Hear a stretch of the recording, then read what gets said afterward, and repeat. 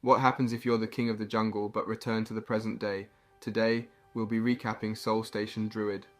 Our story starts with a young man named Suho, who was just your typical guy, busy texting his mum like any responsible son. Normally, he loved hanging out with his friends, but fate had other plans for him that day. As Suho grumbled his way through the event, fate decided to throw another curveball at him. He accidentally bumped into a stranger and received a scolding that made him feel like he'd been dunked in a pool of embarrassment. He quickly apologized, but deep down, he couldn't help feeling a mix of disgust and frustration. Just when Suho thought things couldn't get any worse, chaos struck the city in the form of a lightning storm. One strike after another, the sky turned into a dazzling spectacle of destruction. It was like watching a fireworks display gone horribly wrong. Suho stood there in awe, unable to comprehend the sheer devastation unfolding before his eyes. People were dying left and right, and all he could think about was how to save himself. With panic driving his every move, Suho sprinted through the chaos, desperately trying to escape the wrath of the relentless lightning. But just as he thought his luck had run out, he spotted a truck barreling towards him. In that heart-stopping moment, it felt like his life was flashing before his eyes. And then, a miraculous twist of fate occurred. Suho woke up, drenched in sweat, only to find himself in an unfamiliar place. As his eyes adjusted to the surroundings, he looked up and saw not one but two moons in the night sky. Strange creatures roamed the land, unlike anything he had ever encountered before. To say Suho was bewildered would be an understatement. Now, completely disoriented and naked, yes, naked, Suho found himself in a whole new world. Questions flooded his mind, but there were no answers in sight. Just when he thought things couldn't get any crazier, a life or death encounter with a bear loomed before him. But hold on tight, because this time, Suho witnessed an epic showdown between the bear and a pack of wolves. Talk about a jaw-dropping moment! Reality had taken a vacation, leaving Suho scratching his head in disbelief. How did he end up here? In a world where survival is everything, Suho dashes with all his might, unaware of his destination, but driven by an unstoppable need to run. Suddenly, a mysterious window startles him, announcing that his stamina has increased by 1. Caught off guard, Suho stumbles and falls to the ground. Undeterred by his fall, Suho's body now craves nourishment. Surrounded by an array of fruits, he hesitates, unsure if they are safe to eat. After all, this unfamiliar world offers no guarantees. Filled with trepidation, he resists temptation but eventually succumbs, taking a bite. Just as he's about to consume the fruit, a rustling sound disrupts the silence. In this untamed wilderness, every noise serves as a warning. Concealed in the grass, a lurking figure threatens Suho's life. Without warning, a colossal snake lunges forward, ready to strike.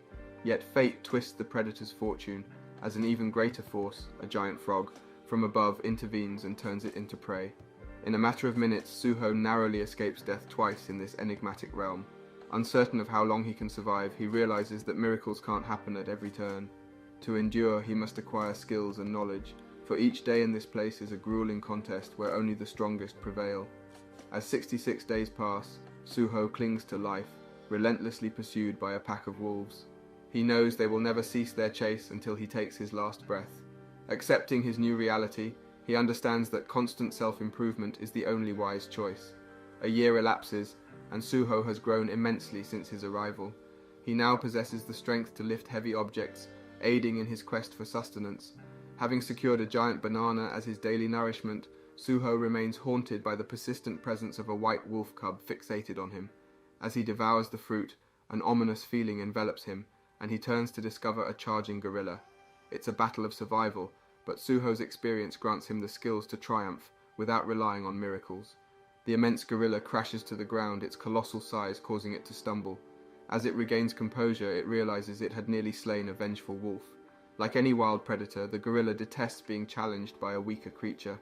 It bellows, attempting to frighten the wolf away, but the determined predator refuses to retreat. The gorilla strikes, but its efforts fall short, leaving it no choice but to strike again. In a courageous act, Suho intervenes, thrusting a blade into the gorilla's eye, intensifying its fury beyond measure. The wolf seizes the opportunity to flee, yet Suho cannot escape. Now, he must confront an enraged gorilla, more determined than ever to claim his life. But just as the climax approaches, we snap back to the present, Suho in the real world, surrounded by doctors. He recounts his extraordinary tale, attempting to explain the unfathomable encounters he endured. Although skeptical, the doctors find something intriguing about his story, prompting one to question why Suho would engage in a battle he knew he couldn't win against the gorilla. With conviction, Suho enlightens them about the essence of fighting and the necessity of overcoming greater adversaries to become stronger and more powerful. He reveals that no matter where one goes, there will always be a ruler. On the other side, tensions reach their peak as Gorilla prepares to deliver the final blow to Suho. But just when all hope seems lost, a surprising turn of events unfolds. Out of nowhere, a majestic white wolf leaps into action, lunging at the gorilla with ferocious determination. Gorilla is taken aback, unable to believe his eyes. The very creature that had once sought Suho's demise is now his fearless protector, willing to sacrifice its own life for him. The entire group seizes this unexpected opportunity, launching a united assault on the gorilla. Suho is left dumbfounded as he watches the wolves, his former adversaries, rallying to save him. Overwhelmed by the intense clash, Suho loses consciousness, but the wolves show restraint. They hold back their aggression because the pup Suho had selflessly saved earlier happens to be the king's son. In a remarkable display of honor, the wolf pack acknowledges Suho's noble act. As time passes, the boundaries between enemies and friends blur. Suho becomes an integral part of the wolf pack, embraced as if he had always been one of them. The once lonely boy discovers a sense of belonging and acceptance among these remarkable animals, who were the first to embrace him in this strange new world. Fast forward to Suho's 31st year, and he is virtually unrecognizable from his former self. What was once a timid, vulnerable boy has transformed into a fearless warrior, fearlessly taking on formidable adversaries, including gigantic snakes. He now stands ready to do anything to protect his newfound family, the wolves.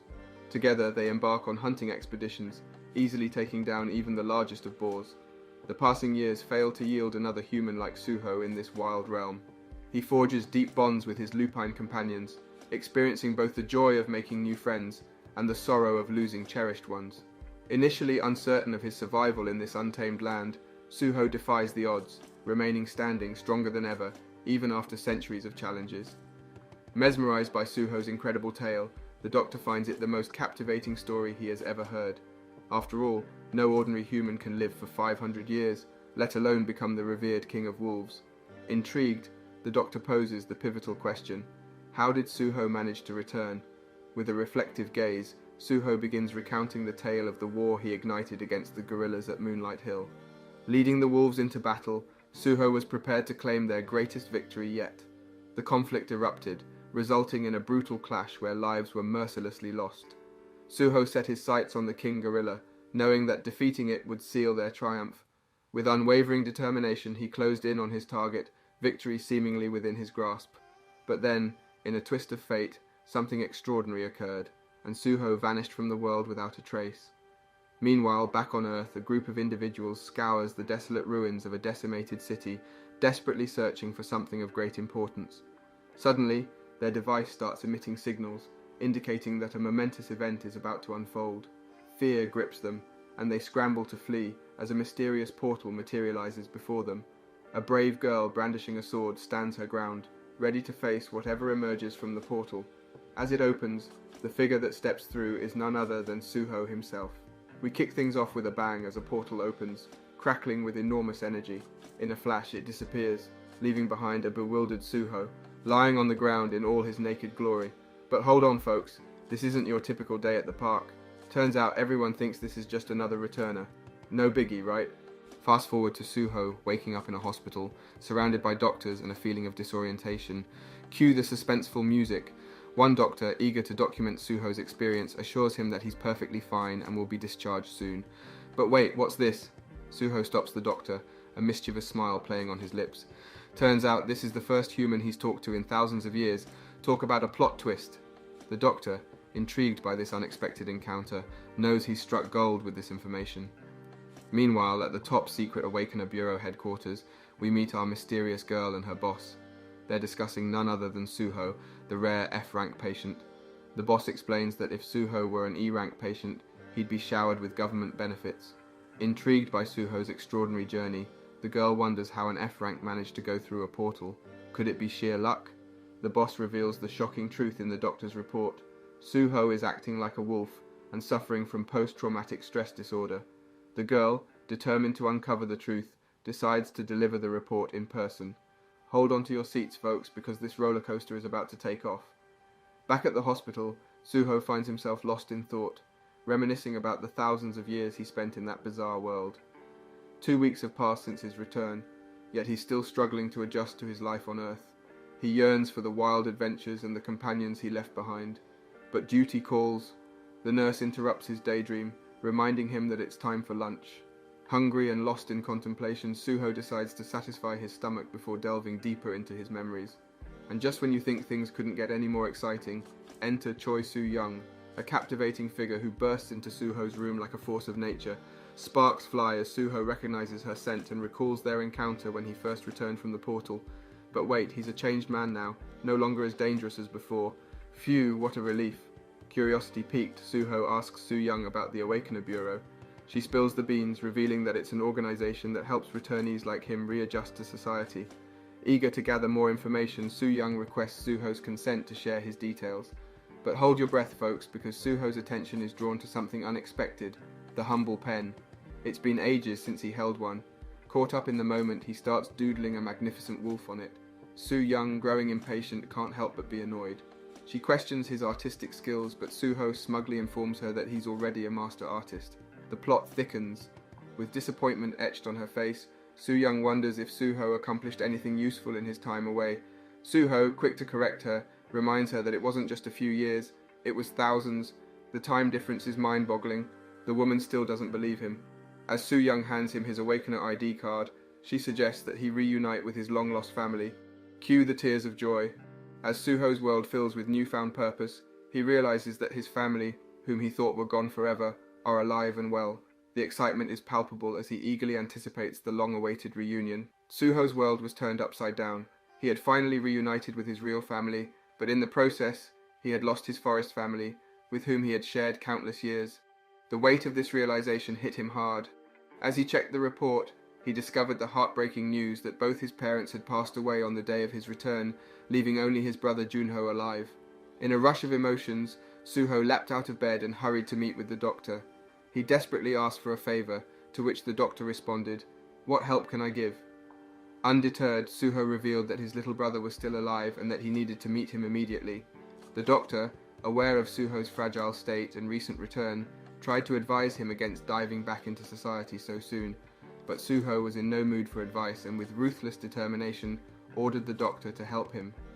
Reluctantly, the doctor agreed to assist, but only under one condition. Later, we find Suho sitting in a taxi, ready to leave the hospital. The doctor, whom Suho affectionately called Dr. Baldy, warned the taxi driver about Suho's condition. As Suho embarked on his journey, the doctor's nurse curiously questioned the doctor's generosity. Why would he go to such lengths for someone like Suho? The doctor responded, explaining that Suho's story, although possibly fantastical, intrigued him like no other.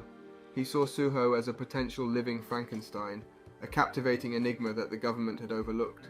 Back in the doctor's office, he asked the nurse to get the broken door handle repaired. Surprised, she asked how it had happened. It turned out that Suho, even in the normal world, possessed an otherworldly strength acquired through his thousands of years of experience. This revelation excited the doctor, as it could serve as evidence of the authenticity of Suho's extraordinary story. After all, it was only the second time the door handle had broken. Meanwhile, Suho found himself stuck in traffic, listening to the radio in his car. Startling news echoed through the speakers. The city was under attack by rampaging monsters. The defense forces had managed to regain control, but not without casualties. As Suho absorbed this information, the radio host also mentioned the SBFC Championship, a tournament among the Awakeners to determine the best. The Russian Bear, ranked 34th, was facing off against Beyond Horizon, ranked 48th, with the winner earning a chance to challenge Japan's current number 1. Suho found the concept intriguing, yet unfamiliar. The excited taxi driver, however, appeared nonchalant, as if such events were commonplace. Suho realized that the world had changed significantly during his absence, and this was just the beginning. Curiosity piqued, Suho questioned the driver about the hunting grounds mentioned on the radio. Confusion filled the air as the driver realized that Suho had been absent for the past 10 years. Eager to enlighten him, the driver agreed to share everything. He revealed that a decade ago, a door to a different world had opened, not just in Korea but worldwide, marking the disastrous Day of the Great Disaster. As a result, Earth became connected to numerous other realms, and hordes of monsters invaded. The devastation was unimaginable, resulting in the loss of 10% of the global population in a single day. Governments across the globe deployed armies, but they quickly discovered that conventional forces stood no chance against the monster onslaught. Those who had disappeared during the Great Disaster became known as awakeners and were granted licenses to become mercenaries. It was their duty to eliminate the monsters in exchange for payment. Over time, mercenary work evolved into a full-fledged industry, with guilds forming and life becoming dependent on their services. They were humanity's only defense against the relentless monsters. Intrigued by the concept of being a mercenary, Suho asked the driver how he could become one. Laughing, the driver explained that it was impossible for an ordinary human. Only awakeners could aspire to become mercenaries, but they had to pass the mercenary examination at the Awakeners Bureau. Suho listened intently, reminiscing about his past life as a mighty warrior, where battles were his way of life rather than a mere occupation. The idea of taking an examination seemed daunting, yet he couldn't deny the stirring excitement within him. The taxi arrived at its destination, a house where Suho was finally going to meet a family member after 10 long years. Nervously, he stood outside, contemplating his next steps. Suddenly, an elderly woman noticed him and stared intently. To break the silence, Suho mustered the courage to ask her if she knew Junho. Little did he know that his question would trigger a wave of anger. The woman unleashed her frustration, vehemently denying the existence of anyone by that name in the building. Confused, Suho began to question whether he had the wrong address. Just as he considered leaving, a voice called out from inside, a kid named Gunwoo. Suho eavesdropped on Gunwoo and the old woman's conversation about relentless moneylenders harassing them daily. Seeking some answers, Suho checked their mailbox, discovering that his brother was drowning in debt. He retreated, deep in thought, contemplating the nature of true power. In the world he had left behind, strength reigned supreme, but now it seemed that money held the true power in the normal world. With these thoughts swirling in his mind, Suho embarked on a new journey, uncertain of what lay ahead. His return to the real world had revealed a vastly changed society, filled with monsters, mercenaries, and the dominance of money. Our hero, Suho, is on a mission to become a legendary mercenary. He heads straight to the prestigious Awakener Bureau, pumped up and ready to prove himself. But alas, his dreams are crushed when his application gets rejected. What? How could they do this to our determined protagonist? Suho objects, expressing his disbelief. After all, he's a total freak who just returned to Earth 2 weeks ago. The receptionist sympathetically explains that most people perish when the portal opens, and they can't just let anyone become a hunter. Harsh, but fair, right? Now here's where things get interesting. Suho finds out that he's 4 Awakener points short of being eligible for the exam. Cue dramatic music. The receptionist suggests he either join Awakener school or manually increase his points. Until then, no exam for Suho. Talk about a setback on his path to mercenary greatness. But wait, what's that? As Suho is leaving, he spots a captivating bounty poster. It catches his eye like a moth to a flame. The poster boasts the name Suwon Field's Goblins, a monster that's just begging to be defeated. Suho's curiosity and determination are piqued. Could this be his chance to prove himself? While riding in a taxi, our hero can't help but ask the driver about the abundance of walls surrounding the city. The driver gladly fills him in on the secret. Seoul is divided into 12 areas, protected by these walls and multiple gates. It's like a whole new world within the city. Finally arriving at Gate 27, Suho's excitement is palpable. He's about to enter the hunting grounds, and not even a smidge of nervousness or fear can be detected. He's a true warrior at heart, but hold on.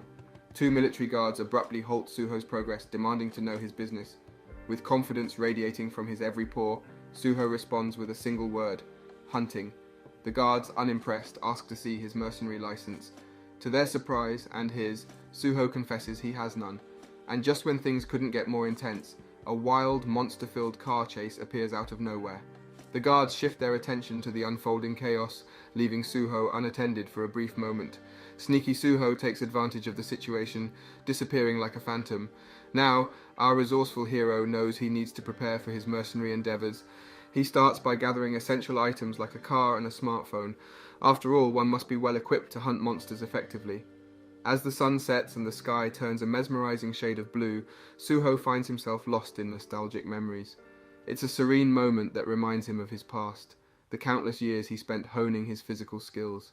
And guess what? He hasn't lost a single one of them. They're as sharp as ever, ready to be unleashed on the world.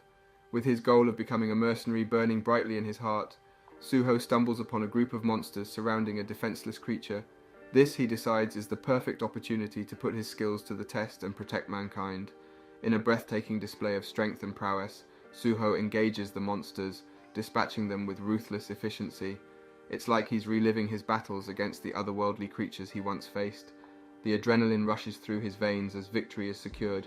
But wait, out of the blue, a mysterious screen pops up before him, displaying the intriguing message, "Searching for your class." Suddenly it feels as if Suho is immersed in a high-tech gaming experience, with screens surrounding him like an immersive virtual world. What could this system error mean? Suho is left puzzled, eager to unravel this enigma. Suho finds himself under attack.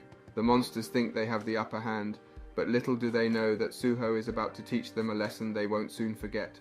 With an effortless display of skill, he swiftly defeats each and every monster that dares to challenge him. Just as Suho revels in his victory, a puzzling message appears, indicating a system error and a failed attempt to reset his stats.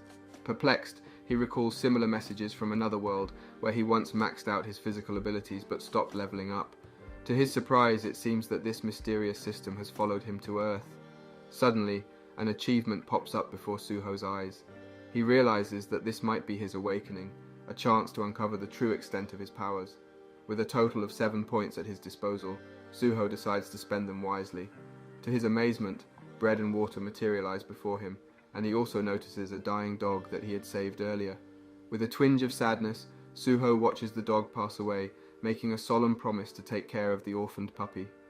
Gazing into the innocent eyes of the puppy, Suho makes a life-changing decision. He chooses the pup as his loyal companion, forging a bond amidst loss and newfound responsibility. As morning breaks, Suho and the puppy bid their final farewell to the fallen mother dog, paying their respects. At Gate 27, a crowd eagerly awaits its opening. To everyone's astonishment, Suho emerges, accompanied by the defeated monsters he had vanquished. The once doubtful guards now stand in utter disbelief. How could someone effortlessly dispatch all these creatures and bring them to this very spot? Unfazed by the shocked onlookers, Suho heads to the counter to claim his well-deserved reward. He is handed a hefty sum of $2,100 in cash, a bounty for his goblin slaying and blood crystal collecting. Although he lacks a bank account, the receptionist suggests he register to make future transactions smoother. Curious about the valuable blood crystals, Suho engages the receptionist in conversation. She reveals that these precious gems were contained within the goblins he had dispatched, fetching a handsome price of $200 each. Realizing the potential for profit, Suho sees an opportunity to earn money doing what he excels at, hunting. As our story unfolds, we find ourselves in a store where a man discusses his new job as a truck driver with the shop owner. To our surprise, this man is none other than Suho's brother, Junho. The shop owner congratulates him, aware that this job will help alleviate his financial troubles. On his way back, Junho encounters Money, a menacing figure demanding payment for borrowed funds. They rough him up, revealing his failure to meet their expectations. In desperation, Junho hands over $2,240, the principal amount and interest for the month. However, this gesture falls short of the lender's demands, leading to further aggression.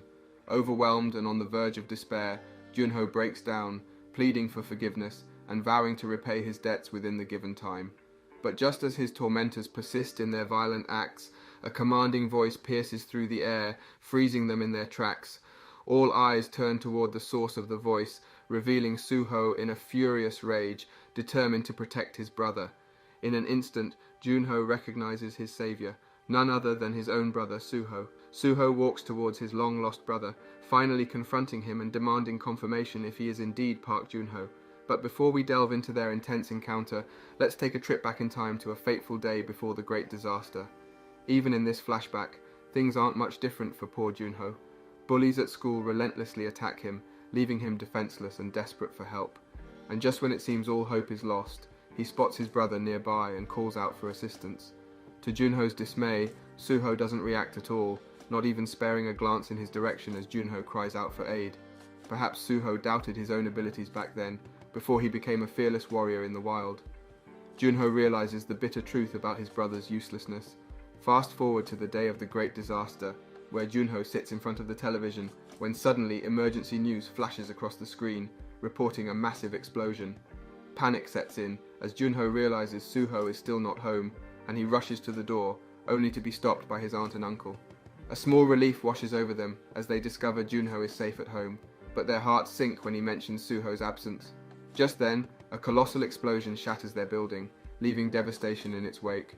As Junho dusts himself off from the rubble, he finds himself face to face with a monstrous eye staring back at him. From that day onward, Junho couldn't care less if his brother was alive or dead. Their relationship had never been strong enough to inspire concern. Now, let's return to the present, where Junho stands in stunned silence after coming face to face with his long-lost brother. Surprisingly, Suho remains calm and cracks a joke about how much older he looks, even though he's the younger sibling. Junho, still reeling from the shock, musters the courage to ask how Suho is alive and well, but before they can continue their conversation, an intrusive moneylender interrupts, believing the brothers to be mentally ill. This infuriates Suho, and he can't bear to see his brother insulted any longer. In an impressive display of strength, Suho swiftly smashes the moneylender's head into the ground. This newfound power shocks Junho, who had never witnessed such a display before. Another individual tries to take on Suho, but he effortlessly stops the attack mid-air, snapping the assailant's leg within seconds. The horrifying scene prompts the third person to beg for mercy, claiming he never laid a finger on Junho. In an act of surprising generosity, Suho hands over all the money he earned from hunting monsters to the moneylender. With the ordeal behind them, the brothers leave the scene together. Upon arriving at Junho's apartment, Suho encounters the same grumpy granny who previously dismissed him, but her attitude has shifted. She now recognizes Suho as Junho's brother and invites them inside. As they enter, Junho proudly introduces his sleeping son Gunwoo to Suho. He emphasizes that his son is now the most important person in his life, and he would do anything for him. Curious about the child's mother, Suho learns that she left the family to live independently. Junho blames himself, believing his financial failures pushed her away.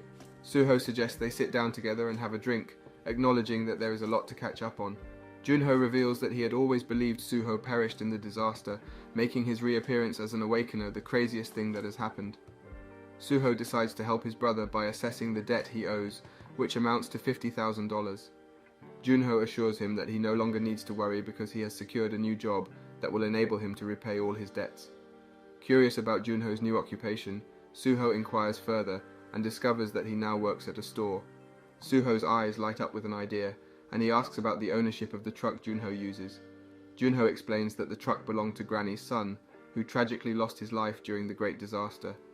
Granny has taken on the responsibility of caring for his son, as she considers him family. Meanwhile, Gunwoo wakes up from his slumber and is delighted to find a furry companion by his side. The sight of his father and uncle together fills him with joy, and he politely requests to play with Suho's dog. With a warm smile, Suho happily agrees, brightening Gunwoo's day, as he had always longed for a dog, but couldn't afford one. Taking a moment to share his plan with Junho, Suho suggests that they work together and make a fortune, leveraging Junho's truck. He introduces the concept of monster hunting. The next day, Suho strides into the Awakener Bureau, surprising them with the news that he's leveled up overnight. The receptionist, intrigued, hands him a sleek smartphone called the X-Phone 50 and suggests he download the Awakener Bureau app for the latest updates and the mercenary exam schedule. She also mentions some problems with the stat screens, piquing Suho's confusion. In a sudden twist, a screen materializes before Suho, displaying his still labeled level 1 stats. It all makes sense now why he felt so weak. Armed with his new smartphone and all the essentials, Suho is determined to power up and embark on a thrilling monster hunting adventure. Unable to contain his excitement, Suho immediately dials his brother to share the news. Junho congratulates him on becoming a full-fledged mercenary and wishes him luck for the upcoming exam. While Junho promises to join him after completing his own job, Suho's eagerness gets the better of him, demanding his brother's immediate presence for a monster hunting spree to pay off their debts. With a gentle reminder that it's too early for such endeavors, Junho tries to reason with Suho, reminding him of his own limitations. However, Suho, unyielding to excuses, abruptly ends the call. Junho realizes his brother has undergone a remarkable transformation, no longer the feeble Junho he once knew. Eager to set off, Suho embarks on a quest to find the nearest hunting ground. A bustling crowd packed with cars awaits entry into the hunting grounds. Some brave souls venture solo, while others form formidable teams, well aware that monster hunting is no easy task. Our attention turns to a team of 5 individuals preparing themselves. 3 of them exhibit signs of nervousness despite being awakeners, while the 2 at the forefront exude an aura of readiness. Attempting to calm their teammates' nerves, they suddenly spot Suho's unexpected arrival. Curiosity piqued, the team approaches Suho. The receptionist asks for his Awakener ID, granting him access, but not before cautioning him against entering dungeons. Observing Suho confidently strolling without any weapons or equipment, seemingly unbothered by the monsters, onlookers whisper amongst themselves. The police guards join the conversation, sharing tales of Suho's previous exploits, such as his impressive feat of slaying 7 goblins at Gate 27. Intrigued by Suho's demeanor, the team decides to chase after him. However, as they enter the hunting grounds, they lose sight of their enigmatic target. Suho, eager to test his newfound abilities, begins by sprinting, pushing his limits to gauge his fighting prowess. Suddenly, a cacophony of voices engulfs Suho's surroundings. Turning his gaze, he witnesses 2 groups engaged in a ferocious sword fight, limbs being severed amidst the chaotic clash. Realizing the sheer numerical disadvantage and the considerable time it would take to eliminate them all, Suho decides to redirect his focus towards a more lucrative target, someone with a higher bounty. Fortuitously, a figure emerges with a staggering bounty of $40,000. The name, Choi Gushik. Suho contemplates leaving, but the allure of such a high bounty compels him to stay. He wonders just how formidable one must be to warrant such a price on their head. Witnessing Choi's arrival, those engaged in combat hastily flee, recognizing him as a C-ranker. Choi, unfazed by their retreat, challenges the 3 remaining combatants to face him in battle. Aware of their powerlessness against Choi, they resort to negotiation, offering anything to secure their escape. Yet Choi dismisses their pleas, finding the proposition tedious. However, just as Choi is about to crush them, Suho unexpectedly interjects, stunning everyone. Fearless and unwavering, Suho stands before Choi, seemingly unperturbed by the impending danger. Questioning Suho's identity and intentions, Choi receives no direct response. Instead, Suho brazenly asks if he is indeed the man with the $40,000 bounty. Frustrated, Choi repeats his query, only to be met with Suho's enigmatic reply, someone in dire need of money. Onlookers begin to worry for Suho, as no one in their right mind would willingly provoke a C-ranker. After all, Suho appears as nothing more than a mere child to them. Choi, disbelieving, asserts that Suho has made the worst decision of his life, insisting that it would have been better for him to stay away. Unfazed by Choi's words, Suho maintains his composure. Suddenly, an icy chill courses through Suho's body, rendering him unable to move. Choi revels in his victory, explaining that he can exert control over those who meet his gaze for more than 5 seconds. Ordering his men to break every bone in Suho's body, Choi's cruel intentions are abruptly interrupted as Suho lands a powerful punch. Baffled by Suho's unexpected retaliation, both Choi and the surrounding spectators fail to comprehend how he managed to break free from Choi's grasp. As Choi gazes upon Suho's face, he glimpses something truly chilling, a sinister and malevolent expression, hinting at Suho's readiness to deliver a brutal demise. Realizing his fatal error, Choi is gripped by profound fear, understanding that his life is now in grave jeopardy. Suho, our fearless protagonist, finds himself facing off against Choi, a formidable opponent. It looks like Suho is in big trouble. Just when Suho's about to get smacked, Choi's plans are foiled by a last-second move from Suho. Using his incredible ability, Choi gets bound up, leaving Suho feeling pretty smug, thinking the danger is over. But wait, hold on to your swords. Suho's victory dance is short-lived because he underestimates his opponent once again. Suho's all like, "You think you can defeat me? Ha! Your bind ability is nothing compared to my skills." With a swift kick, Suho sends Choi flying like a ragdoll. The other 3 characters in the scene are gobsmacked by Suho's display of power. It's like they just witnessed a magic trick that made their jaws drop. Meanwhile, Suho finds himself surrounded by Choi's goons, each carrying swords dripping with the blood of their unfortunate victims. Intense, right? Suho doesn't flinch. He challenges Choi's lackeys, daring them to fight him too. These poor guys, realizing it's mission impossible, start begging for mercy and spilling their guts. They spill the beans on how Choi forced them to work for him, and how they're now seeing a golden opportunity to escape the clutches of their muscle-bound tyrant. Suho, ever the clever one, demands a rope from one of the 3 guys who witnessed the whole spectacle. Choi, in his fury, calls them traitors, but they reveal their true feelings, confessing that they've always despised him. Score 1 for the underdogs. Choi, realizing he can't do it all alone, tries to make a deal with Suho. He promises to use all his influence and power to make Suho the king of the city, if only he lets him go. Suho, not one to fall for empty promises, responds by delivering a knockout kick that leaves Choi unconscious. Now, Suho turns to Choi's men once more, demanding their bounty. But they still claim to be worthless, insisting that killing them won't do any good. But here comes the twist. The three hunters who've been observing the chaos drop a truth bomb on Suho. It turns out every single one of Choi's goons is a criminal with a bounty on their heads. Jackpot! Seeing an opportunity for some extra cash, Suho decides to add these criminals to his hunting list. Cha-ching! Later, the three hunters, grateful for Suho's help, offer him a ride in their car and express their thanks. Little do they know, Suho wasn't there to lend a helping hand in the first place. Classic Suho. Curiosity piqued, Suho asks the hunters about their special powers. The leader spills the beans, revealing that he became a sword fighter after awakening and even learned some badass skills from books. Suho, utterly surprised by this revelation, decides he wants in on this book learning action. The hunters find it odd that Suho, with all his strength, is unaware of skill books. They exchange bewildered glances. Finally, unable to contain his curiosity any longer, Suho asks the hunters about the favor they wanted to ask. He's ready to lend a hand. Meanwhile, on the other side of the story, Captain Kang and his team emerge from a portal, looking worse for wear. Captain Kong, not one to mince words, berates his team for acting like a bunch of crybabies. He even threatens to get them fired because he's had enough of their incompetence. But his partner manages to calm him down, reminding him of the unfair reality of the Awakener Bureau. Rich and privileged parents use their influence to make their kids hunters, hiring pros to do the dirty work while their kids reap the rewards. Captain Kong, fueled by his sense of justice, finds this system incredibly unfair. Just when Captain Kong wonders if anything interesting happened today, he learns that someone delivered 10 Ravagers, including a C-rank boss named Choi.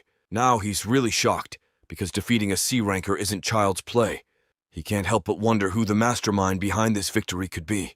The guards spill the beans, revealing that the person responsible for the chaos is none other than a newbie F-ranker. Captain Kang's eyes widen with disbelief.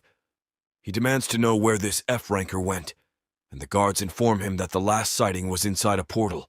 With newfound determination, Captain Kong races towards the portal, eager to witness Suho's unbelievable strength with his own eyes. Captain Kong turned to the operator, curiosity brimming in his eyes, and asked the pivotal question, which door did Suho use to enter the portal?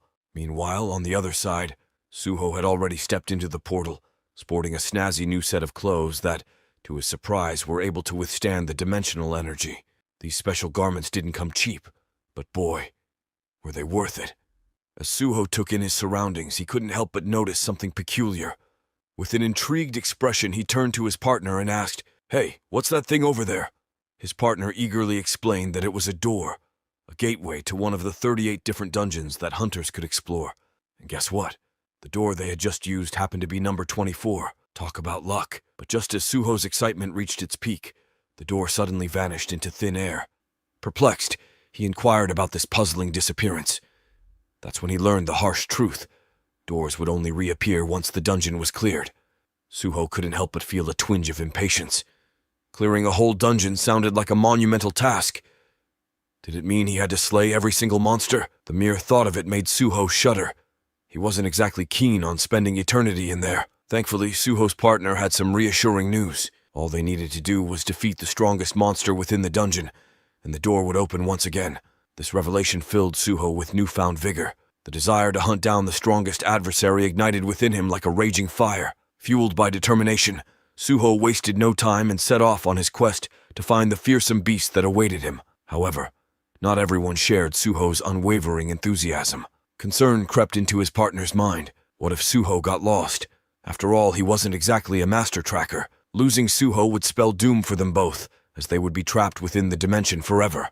Realizing the gravity of the situation, his partner embarked on a frantic search to find his reckless comrade. Meanwhile, the dimension buzzed with monstrous creatures, hungering for a fight. Suddenly, a voice rang out, followed by a swift and deadly kick that dispatched one of the creatures in an instant. Suho had arrived, ready to unleash his merciless wrath upon any foe that crossed his path. With no mercy in his heart, he engaged in a ruthless battle, leaving a trail of defeated monsters in his wake. Amidst the chaos, Suho stumbled upon a valuable blood crystal. A profitable find indeed. Leaving behind the blood-soaked battleground, Suho continued his quest to encounter an even more formidable adversary. However, when his partner finally caught up to him, he was met with a grim scene. A horde of goblin corpses littered the ground, resembling a scene straight out of a gory massacre. Suho had reaped skill points from his relentless slaughter, enough to unlock a plethora of new abilities. Fascinated by the options before him, he chose to summon the ancient tree spirit, a mystical being he had encountered in another world. Commanding the tree spirit to search for more goblins, Suho utilized its unique connection to nature, communicating through trees and grass, to expand his hunting ground. Examining his stat screen, Suho's eyes widened with delight as he discovered he had leveled up. His achievement count now stood at an impressive 345. A new option caught his attention: search and track. Recognizing their significance, he swiftly invested his remaining points into acquiring both skills. Suho's newfound abilities came into play as he marked the entire area using the search skill. Guided by the tracking skill, he finally stumbled upon a presence that surpassed the mere goblin threat. It was something powerful and intimidating, a perfect target for Suho's prowess. Eager for battle, he wasted no time and rushed to confront his formidable opponent, only to find his partner engaged in a desperate struggle against the monster. Frustrated and concerned, Suho shouted at his partner, reminding him of the importance of staying together and not venturing off alone. But amidst the chaos, the monster paid no heed to their conversation. Its sole focus was on unleashing carnage. Suho swiftly intervened, launching a devastating kick that sent the monster reeling. Without giving it a moment's respite, he ruthlessly unleashed blow after blow until the beast lay lifeless, defeated at his feet. In that climactic moment, Suho experienced an instant surge in power, leveling up and gaining an astonishing 120 points. Meanwhile, his partner stood in awe, shock etched across his face. He had never witnessed such a relentless and ruthless hunter in action. Suho, being the fearless and powerful hunter he is, nonchalantly questions whether the door will finally open after this impressive kill. Little did he know, this one takedown was more than enough to unlock the mysterious entrance. With their mission accomplished, they decide to make their grand exit through the portal, leaving everyone around them in utter astonishment.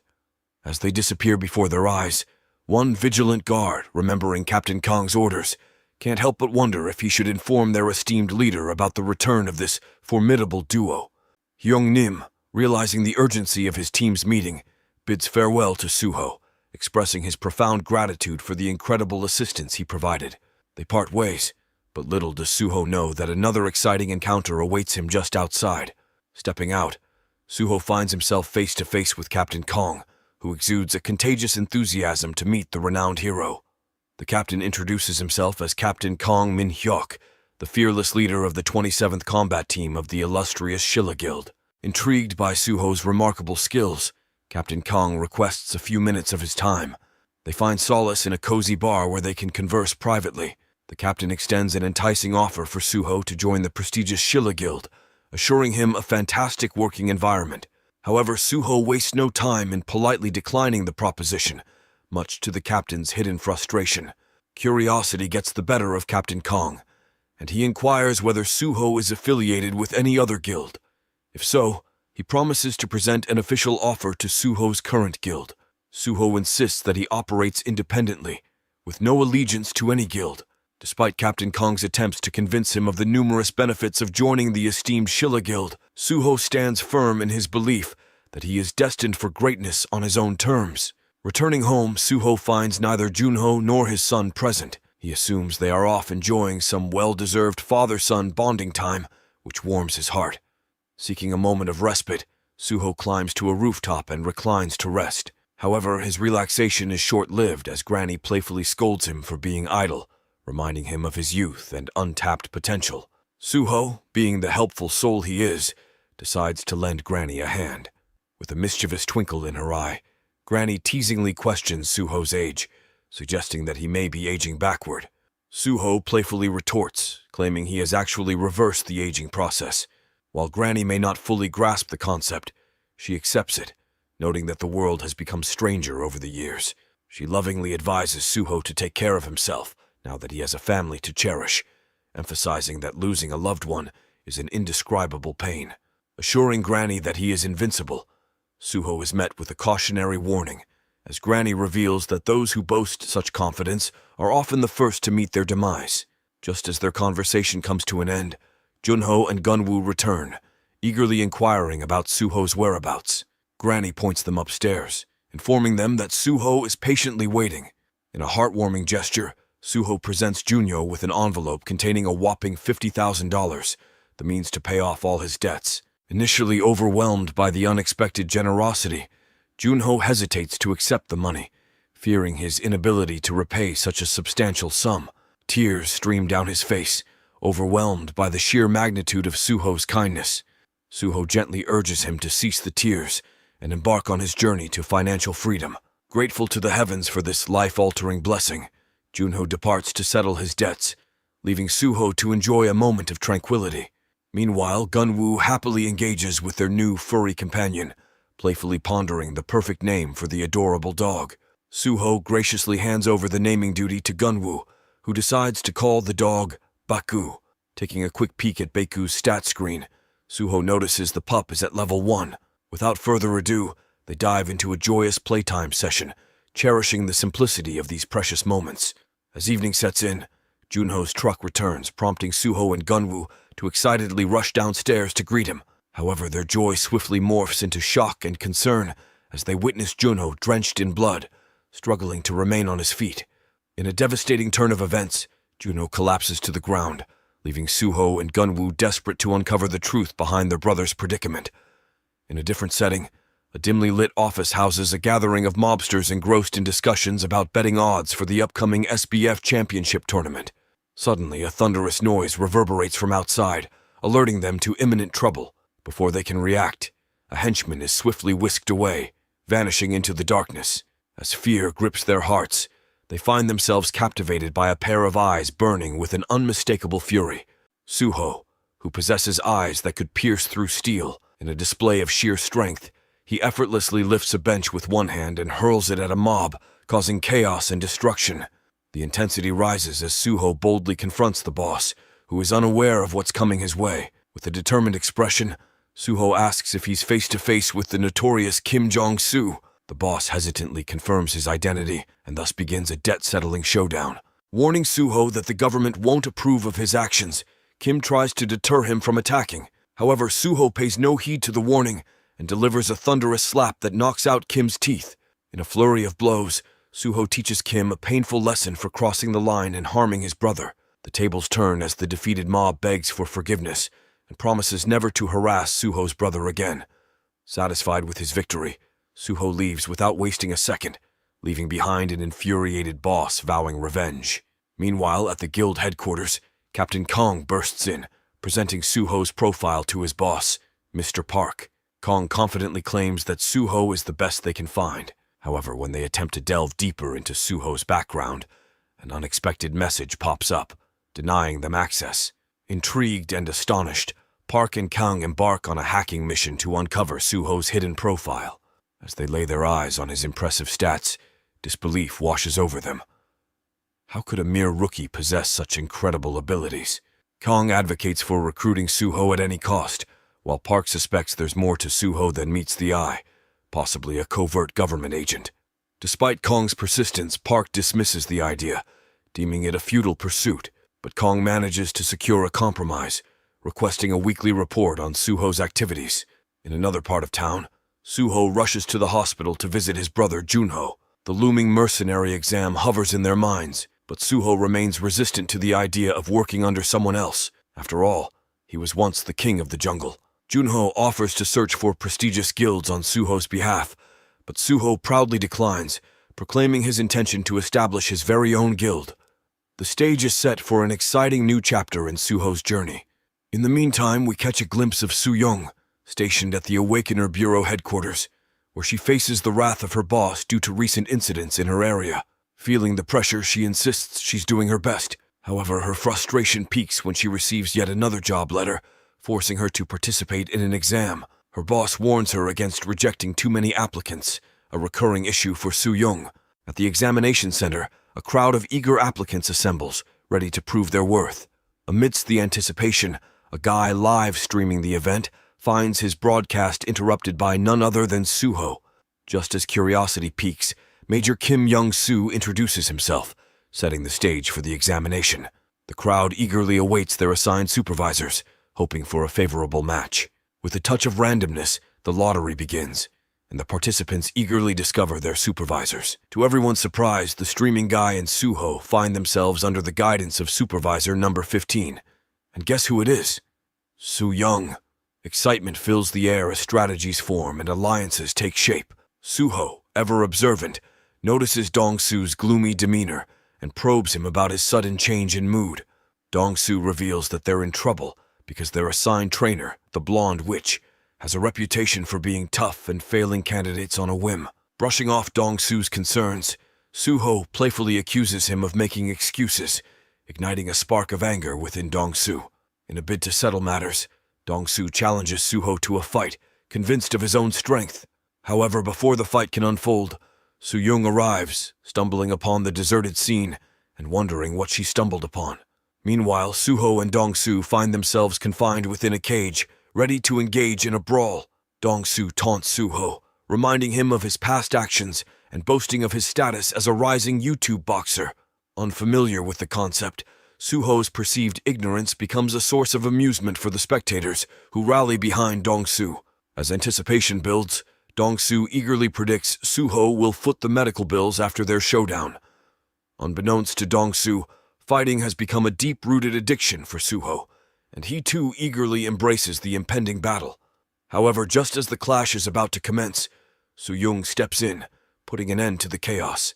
With a commanding presence, she orders everyone to disperse, threatening to fail them on the spot. The crowd hastily retreats, but Suho and Dong-su remain defiantly in the cage.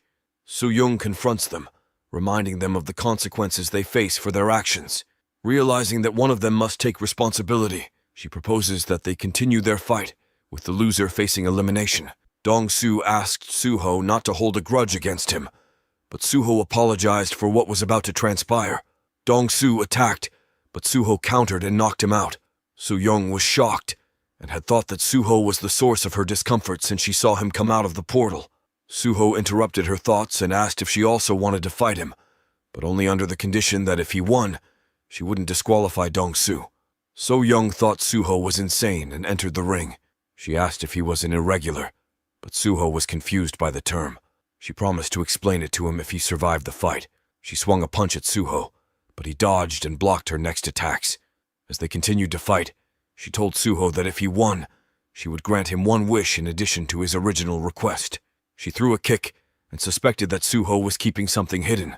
Suho was impressed with her strength and praised it. She continued to attack, but Suho was able to dodge them. She then began throwing punches and kicks, which Suho countered with a punch. However, she used a shield to block it, but the shield shattered and pushed her back. Suho charged at her, enjoying the fight. She believed that Suho was an irregular, and when he was close to her, she raised her hand and surrendered.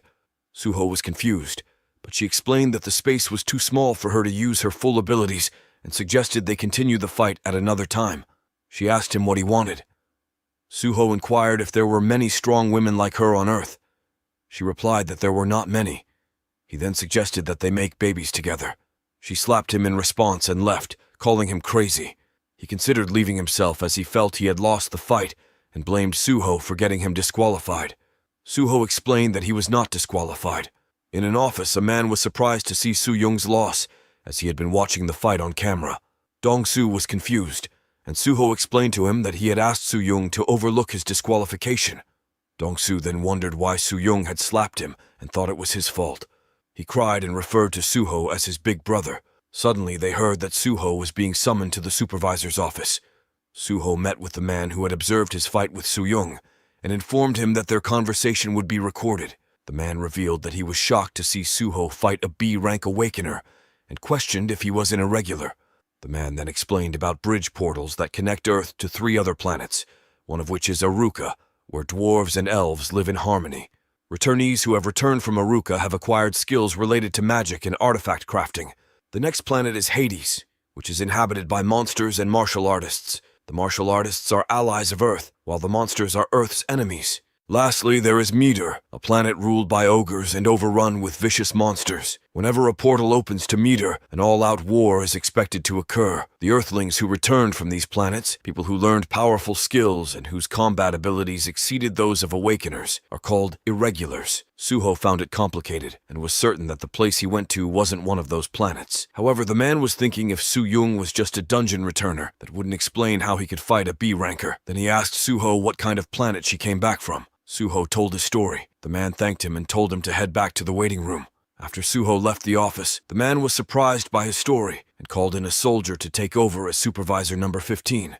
He ordered him to monitor Suho and provide a detailed report. After the exams concluded, Dong-Su excelled in the 100-meter dash, demonstrating remarkable speed. Following closely was Suho, surprising everyone with his swift performance. The major received Suho's exam results and promptly shared a video with Kim Miso from the Returner Bureau, instructing her to watch it without delay. Kim Miso's assistant informed her that the major possessed a unique ability to detect falsehoods, validating the authenticity of Suho's interview with the doctor. As the pieces fell into place, it became evident that Suho hailed from a distant fourth planet. Swift action was taken as Kim Miso ordered the immediate removal of reporters from the training grounds. Unfortunately, time was against them, as the assistant had already stumbled upon an article about Suho. Recognizing the urgency, Kim Miso swiftly issued orders to have the article taken down, but the damage had already been done. Kim Miso was contemplating that Suho was able to maintain his physical condition after passing through the portal without protective gear and was given an F rank. Due to a depletion in dimensional energy, Kim Miso pondered the possibility that Suho might truly hail from a fourth planet. Such a revelation could potentially grant Korea an edge in advancing knowledge about this enigmatic realm. Meanwhile, as the reporters found themselves hindered from reaching Suho and Dong-Su ate food. Observing Suho, Dong-Su discerned a certain aura that set him apart, predicting his rise to popularity. Within the waiting room, only a duo remained. Dong-Su inferred that they were the sole survivors of the exam. Anxiety loomed as they contemplated the upcoming trial involving dungeon raids, a challenge requiring additional members. Suho, however, reassured his companion, dispelling apprehensions. Conjecturing that Suho's proficiency in the impending raid could attract the attention of prestigious guilds, Dong-Su entertained the idea. In a surprising twist, Suho invited Dong-Su to join his clan, announcing his decision to abstain from joining an existing guild. Building upon this notion, Dong-Su conceived a compelling plan, the creation of a video chronicling their clan's inception and their subsequent exploits on raids. Dong-Su readily embraced the proposal, accompanied by heartfelt tears. Their aspirations gained momentum when a monk abruptly entered the scene, identifying himself as Myong-jin. His arrival coincided with an announcement, mandating applicants to assemble in battle attire within the briefing room within half an hour. Myong-jin elaborated on the examiner's tendency to orchestrate impromptu dungeon raids under the shroud of night. Dong-Su's incredulous reaction echoed throughout the room. The group received details about the impending dungeon raid, uncovering that it was safeguarded by the Phoenix Guild. Suho sought clarification regarding the concept of under protection, revealing a knowledge gap. Dong-Su enlightened Suho, disclosing the city's predicament, involving the sudden emergence of interdimensional portals and the government's struggle to manage the crisis. Guilds emerged as a solution, assigned to oversee and safeguard distinct sectors of the city, while harnessing the dimensional energy extracted from controlled dungeons. Suho's realization dawned. His initial intent to establish a clan stemmed from a yearning for the thrill of hunting with his old pack. Suho and Dong-Su were excited to have their own dungeon.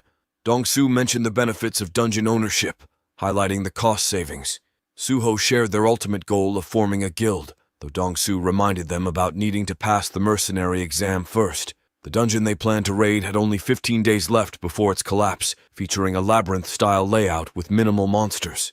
Concerns arose about getting lost, but Suho assured them of his search skill. Questions about the monk's abilities led to a flashback of past experiences. At one point, a monster ambush occurred at the temple, and evacuation advice came too late. After the briefing, the group headed towards the portal, instructed by the supervisor to stay focused. Entering the dungeon, they faced challenges including a skeleton attack. They encountered traps, leading to a lower dungeon level. Monsters closed in, and they got ready to fight. Suho's tactical kicks helped them advance, and he invited the monk to join their clan. Traps were identified, and waves of monsters engaged.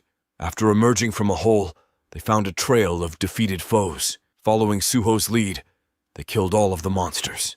Finishing the dungeon within a short span, they amazed observers. They later entered a new dungeon with bats, relying on Myungjin's skills.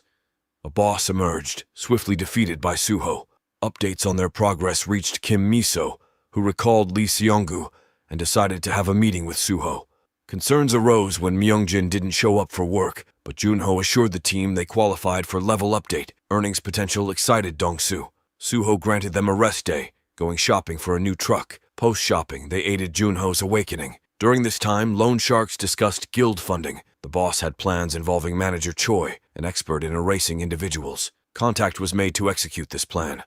Kim Miso joined the Suho clan, meeting Granny. Meanwhile, Junho nervously waited for Suho when a goblin suddenly appeared on their car, prompting Suho's intervention.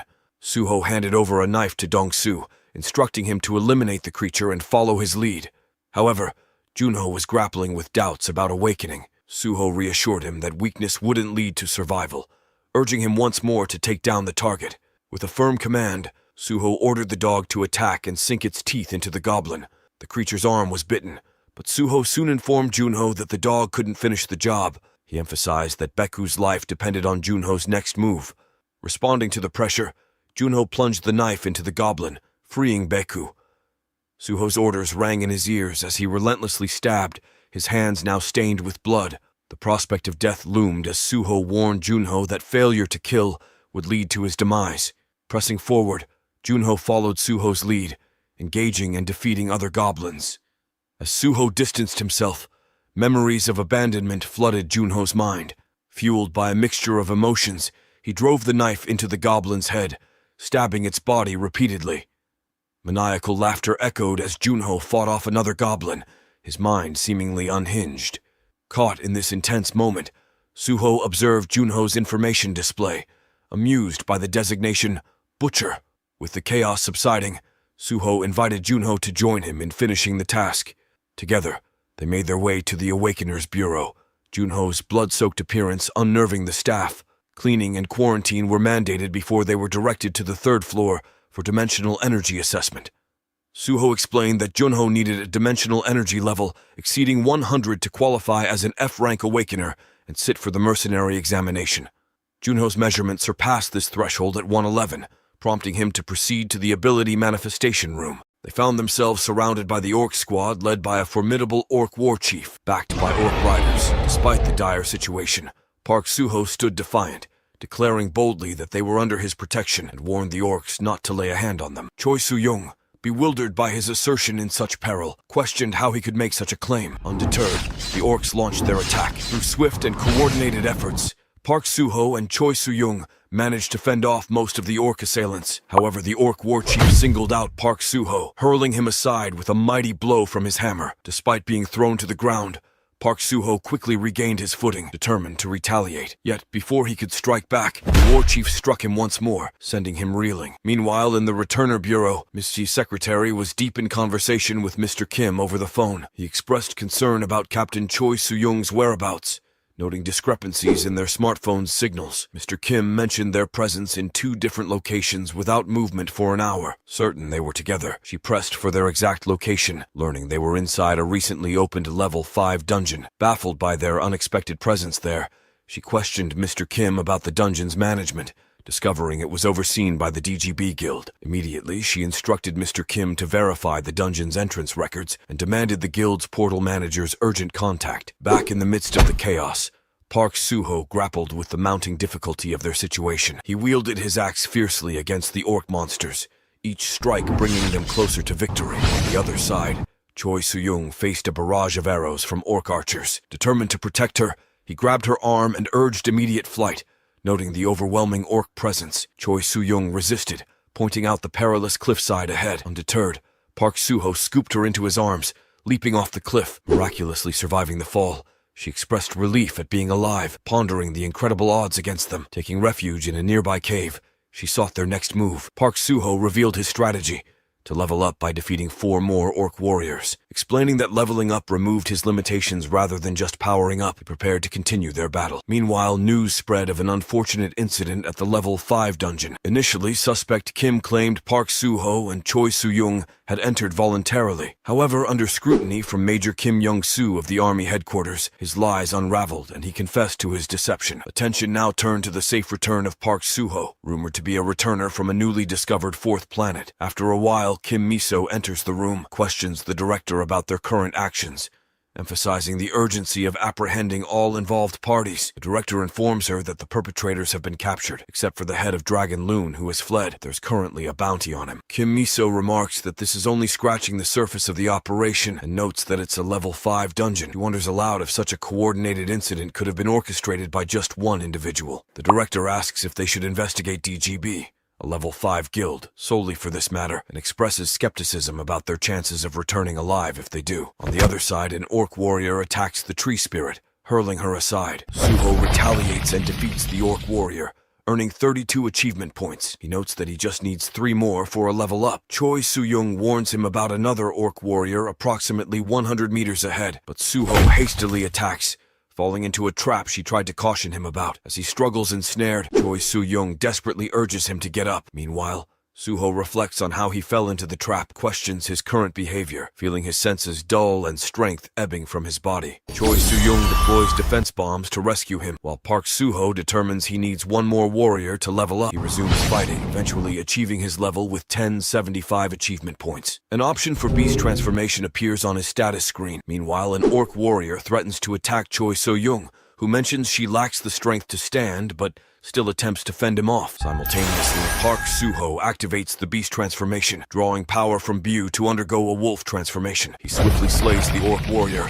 earning 45 achievement points in the process. As days passed without any news of Park Soo-ho and Choi Soo-young, concern grew among the public. Reporters pressed the captain of the Awaken Bureau for details about the dungeon they entered. He revealed it was the Orc Castle, a level 5 dungeon notorious for its difficulty. Typically, it required a party of at least 30 members, either all B-rank adventurers or a mix, including at least 10 A ranks. Frustrated by the prolonged coverage of their disappearance, a reporter dismissed Park Soo-ho's potential, claiming he was likely no higher than an F rank, comparing him unfavorably to Hero. He criticized the attention, suggesting South Korea might lose a future ranker. Meanwhile, inside the dungeon, Park Soo-ho discovered an unexpected ability to communicate with beasts and successfully tamed one. He clarified to Choi Soo-young that it wasn't a transformation, but a fusion of sorts. Amid their predicament, he suggested gathering loot and celebrating with a meal once they escaped. However, Choi Soo-young despondently remarked that such optimism was futile in a place that might become their grave. Despite defeating the orc war chief, the exit remained sealed. Park Soo-ho pressed her about the dungeon's true boss,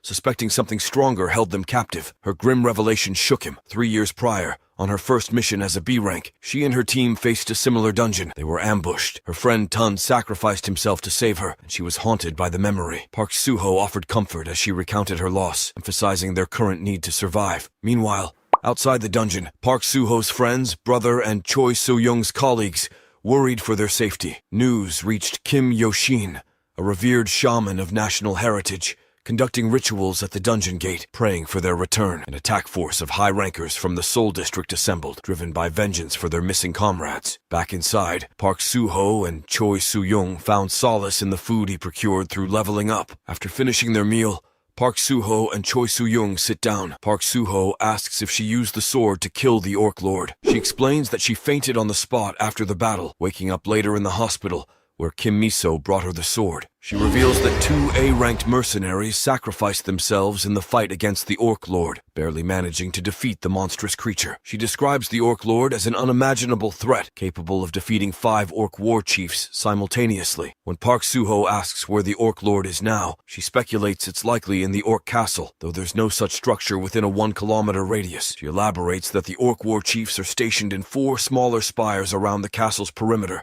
with the Orc Lord situated in the center. Choi Soo-young warns that once they breach the castle walls, thousands of orcs will swarm them in organized groups. Meanwhile, a tree spirit locates the Orc Castle and informs Park Soo-ho. He immediately decides to move out, prompting Choi Soo-young to ask if he has a plan. Park Soo-ho simply states they will find and kill the orcs. Acknowledging her frustration, he activates his beast transformation skill once more and carries her on his back, sprinting towards the castle. Choi Soo-young urges him to hurry, noting that orc riders are pursuing them. As the orc warriors initiate their attack, she constructs a shield to protect them as they enter the castle. She deploys her defense bombs again and directs Park Soo-ho towards the castle center. They face relentless assaults from orc warriors, and despite slipping and falling, Choi Soo-young insists Park Soo-ho continue onward while she deals with 2 warriors confronting her. On the other side, Park Soo-ho reaches the center of the castle where the orc lord is seated. He launches a fierce attack, engaging in a brutal battle until finally stabbing and killing the orc lord. Park Soo-ho levels up immediately after the orc's demise,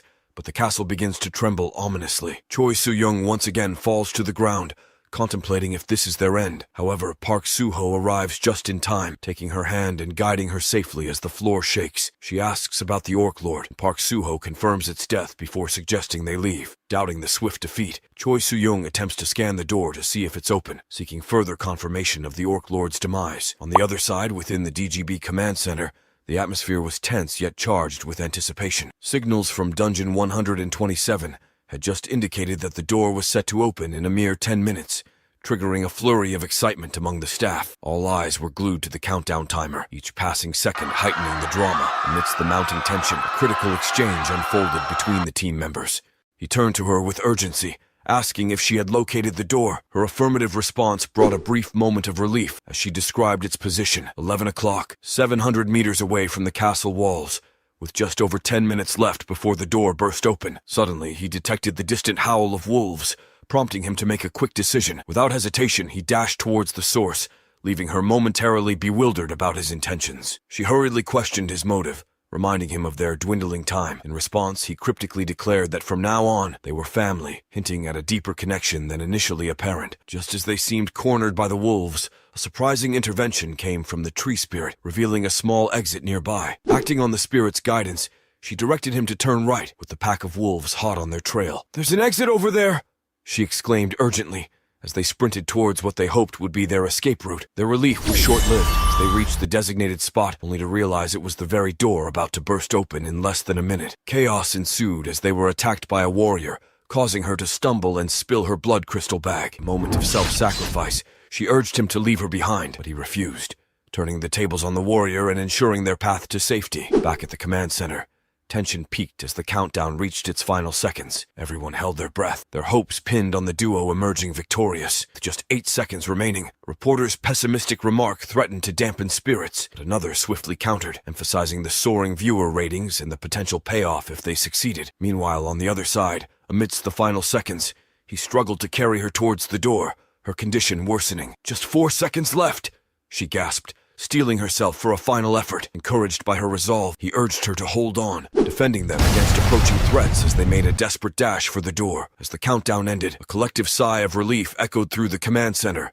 though their heroes had yet to emerge. Concern turned to anxious anticipation, until finally the door swung open, revealing the duo emerging with wolves in tow. DGB staff and reporters rushed forward, relief washing over them as they identified Park Soo-ho and Choi Soo-young, safe but exhausted. As news of Park Soo-ho and Choi Soo-young's miraculous survival spreads, headlines proclaim their successful return from the level 5 dungeon after 4 days, 11 hours, and 28 minutes. In a subsequent meeting, Kim Miso presents a picture taken right after their emergence from the portal, emphasizing that both were immediately hospitalized. When asked about their condition, she explains they insisted on their postures due to the circumstances, attributing it to the gravity of the situation. The major questions why they adopted such positions, to which Kim Miso responds that it was deemed appropriate given the circumstances. She then shares various internet article headlines gathered about Park Soo-ho post-event, prompting a chuckle from him at the overtly provocative tone of the reporters. Kim Miso acknowledges this and attributes it to someone blowing the whistle on the incident. Park Soo-ho redirects the focus to resolving the situation rather than assigning blame, urging Kim Miso to continue with her briefings. She proceeds to report that news of Park Soo-ho has spread widely due to the incident,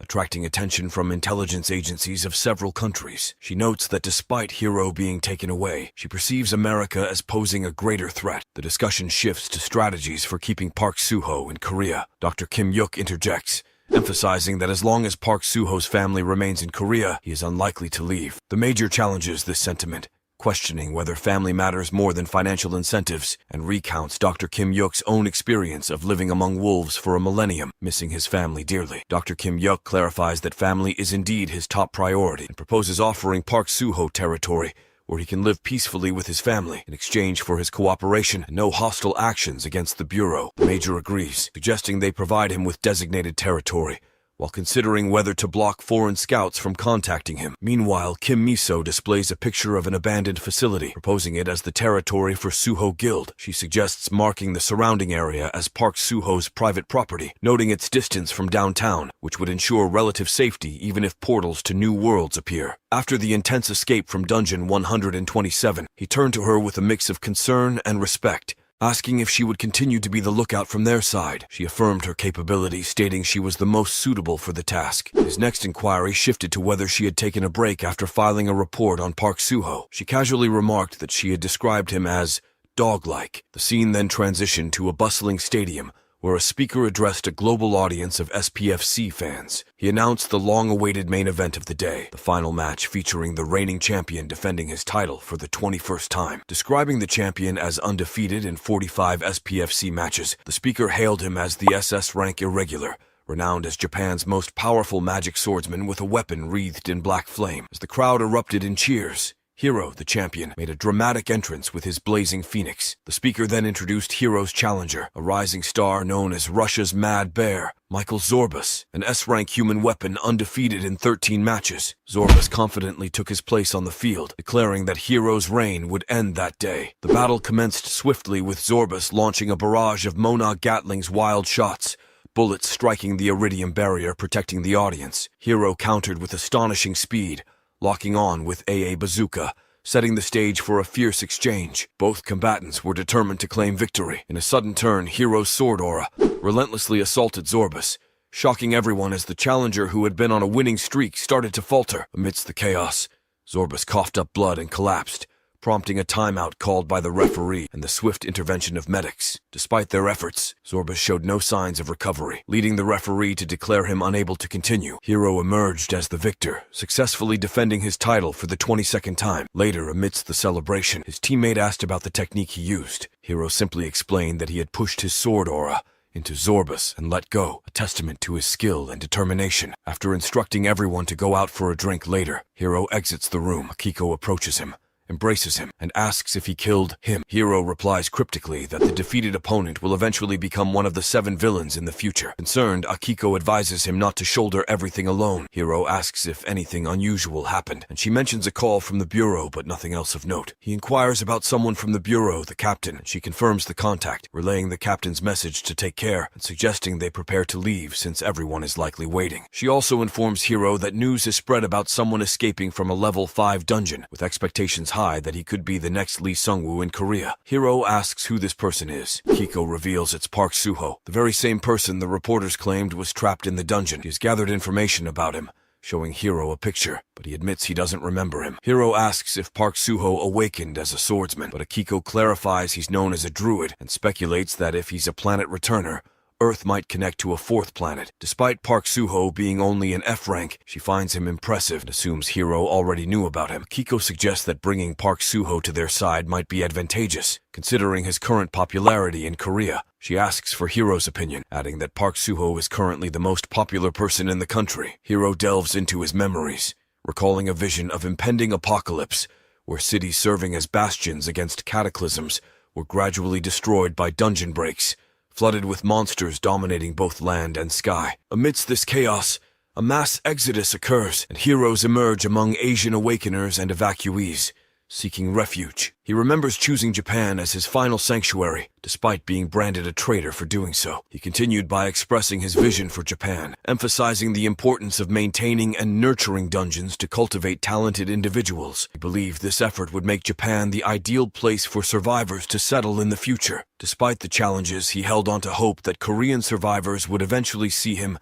not as a traitor, but as a hero, Lee Sung-woo. Meanwhile, at Samsung Hospital, Ms. Kim visited Choi Soo-young, asking about her condition. She confirmed it hurt, and Ms. Kim mentioned a rumor circulating about a masked man who visited every night and departed at dawn, questioning if it was Park Soo-ho. Choi Soo-young shared that she had arranged for someone to come and brought her food. After finishing her meal, she suggested going to work, but she expressed a desire to nap for an hour instead. The scene shifted to the CIA headquarters in the U.S., where news of Hero permanently subduing Michael Zorbas had reached them. The head of the CIA remarked on Zorbas's downfall, noting his surprise that such a formidable opponent was taken down so easily. An employee speculated that Hero's continued growth might lead to an emergence of an SSS rank soon. The head then noticed news about Park Soo-ho's disappearance and inquired about his whereabouts. The employee clarified that Park Soo-ho hadn't gone anywhere. Recent pictures sent by agents showed him frequenting Seoul Station. The head pondered if Park Soo-ho was talking to pigeons or something else, seemingly unaffected by his disappearance. In response, the head suggested introducing Park Soo-ho to beautiful women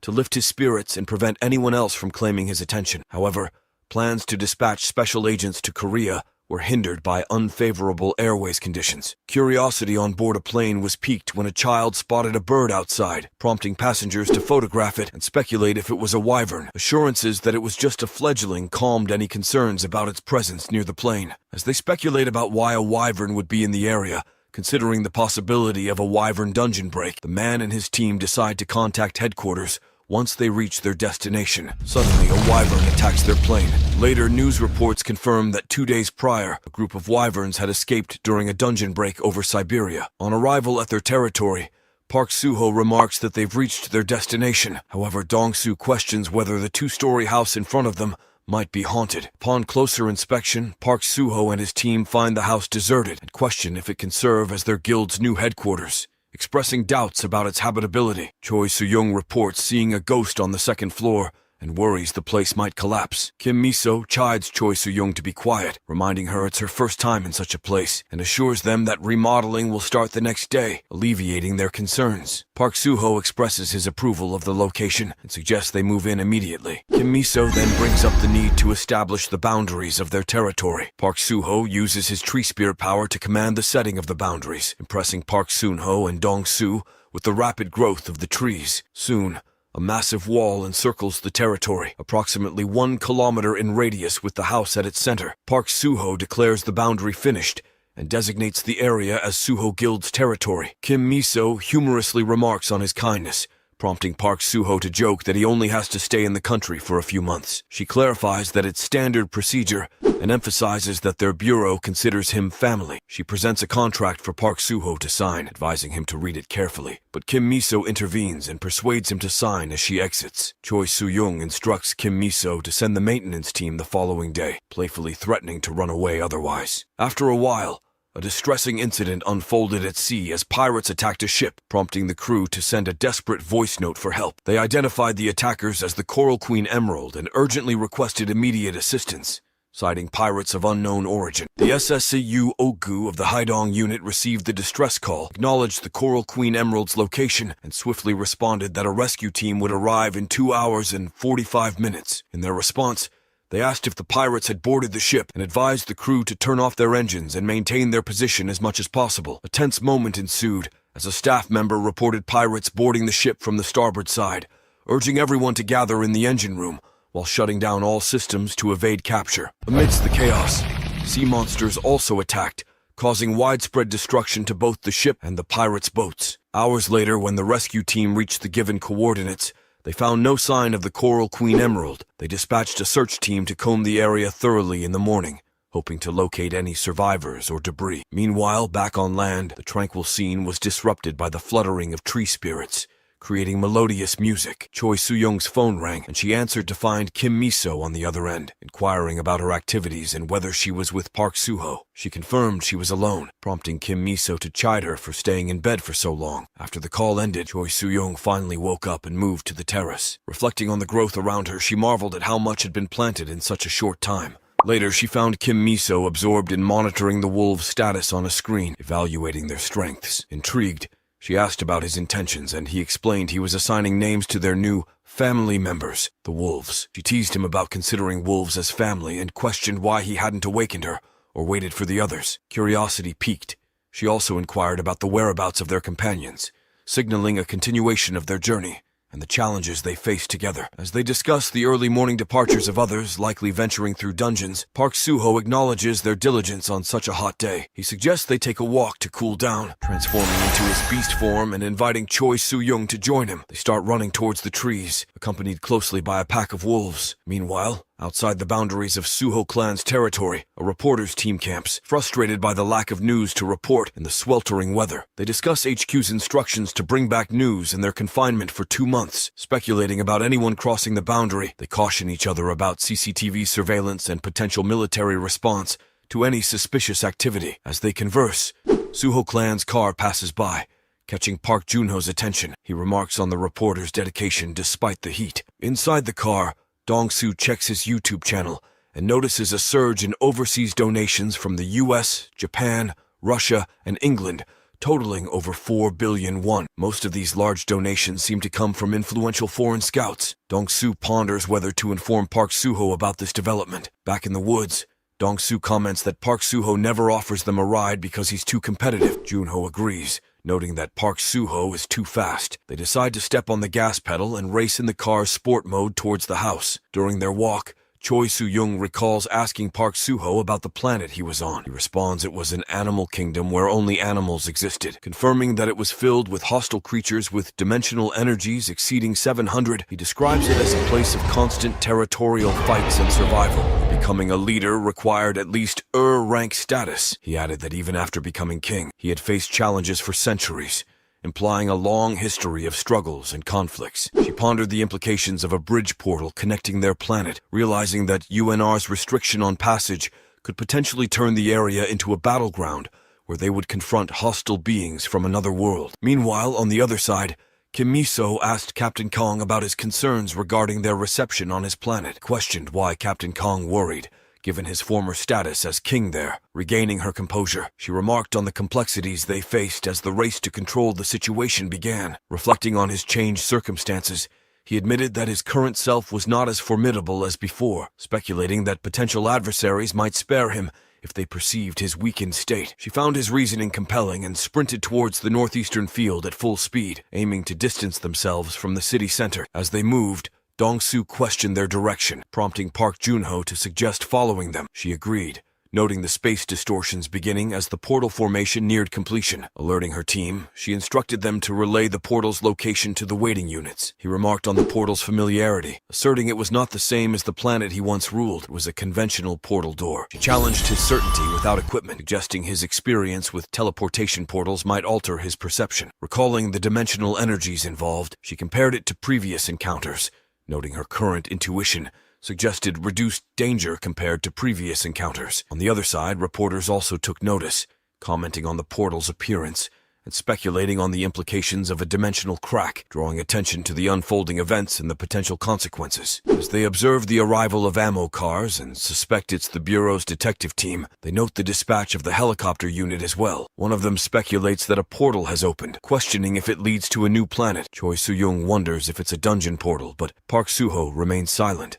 Upon arrival at the scene, Dong-soo exclaims that it's indeed a portal. The detective team identifies themselves as Detective Team 11 and begins installing a measuring device. Park Soo-ho queries their purpose, and they explain it's to calculate the dungeon's level and the time until the dungeon break. The team leader informs them it's a level 4 dungeon, relatively low level. Choi Soo-young contacts the captain again to confirm it's a level 4 dungeon, but Park Soo-ho disagrees, implying it's not where he's from. She suggests they enter and investigate firsthand. She recommends a detection team member with video memory skills accompany them to determine if this dungeon is related to Park Soo-ho. Park Soo-ho becomes agitated, questioning if she understands the amount of money invested. She responds they're uncertain, and Park Soo-ho's demonstrated skills don't align with a level 4 dungeon. He insists that if the appearance of the first portal indicates a dungeon returner, they're dealing with someone significant. He asks if she's aware of the trust and investment placed in them based on this possibility, emphasizing Park Soo-ho's irregular status. He advises her to use the inspection as an excuse to buy time and find a solution, stressing the risk to their investment and potential consequences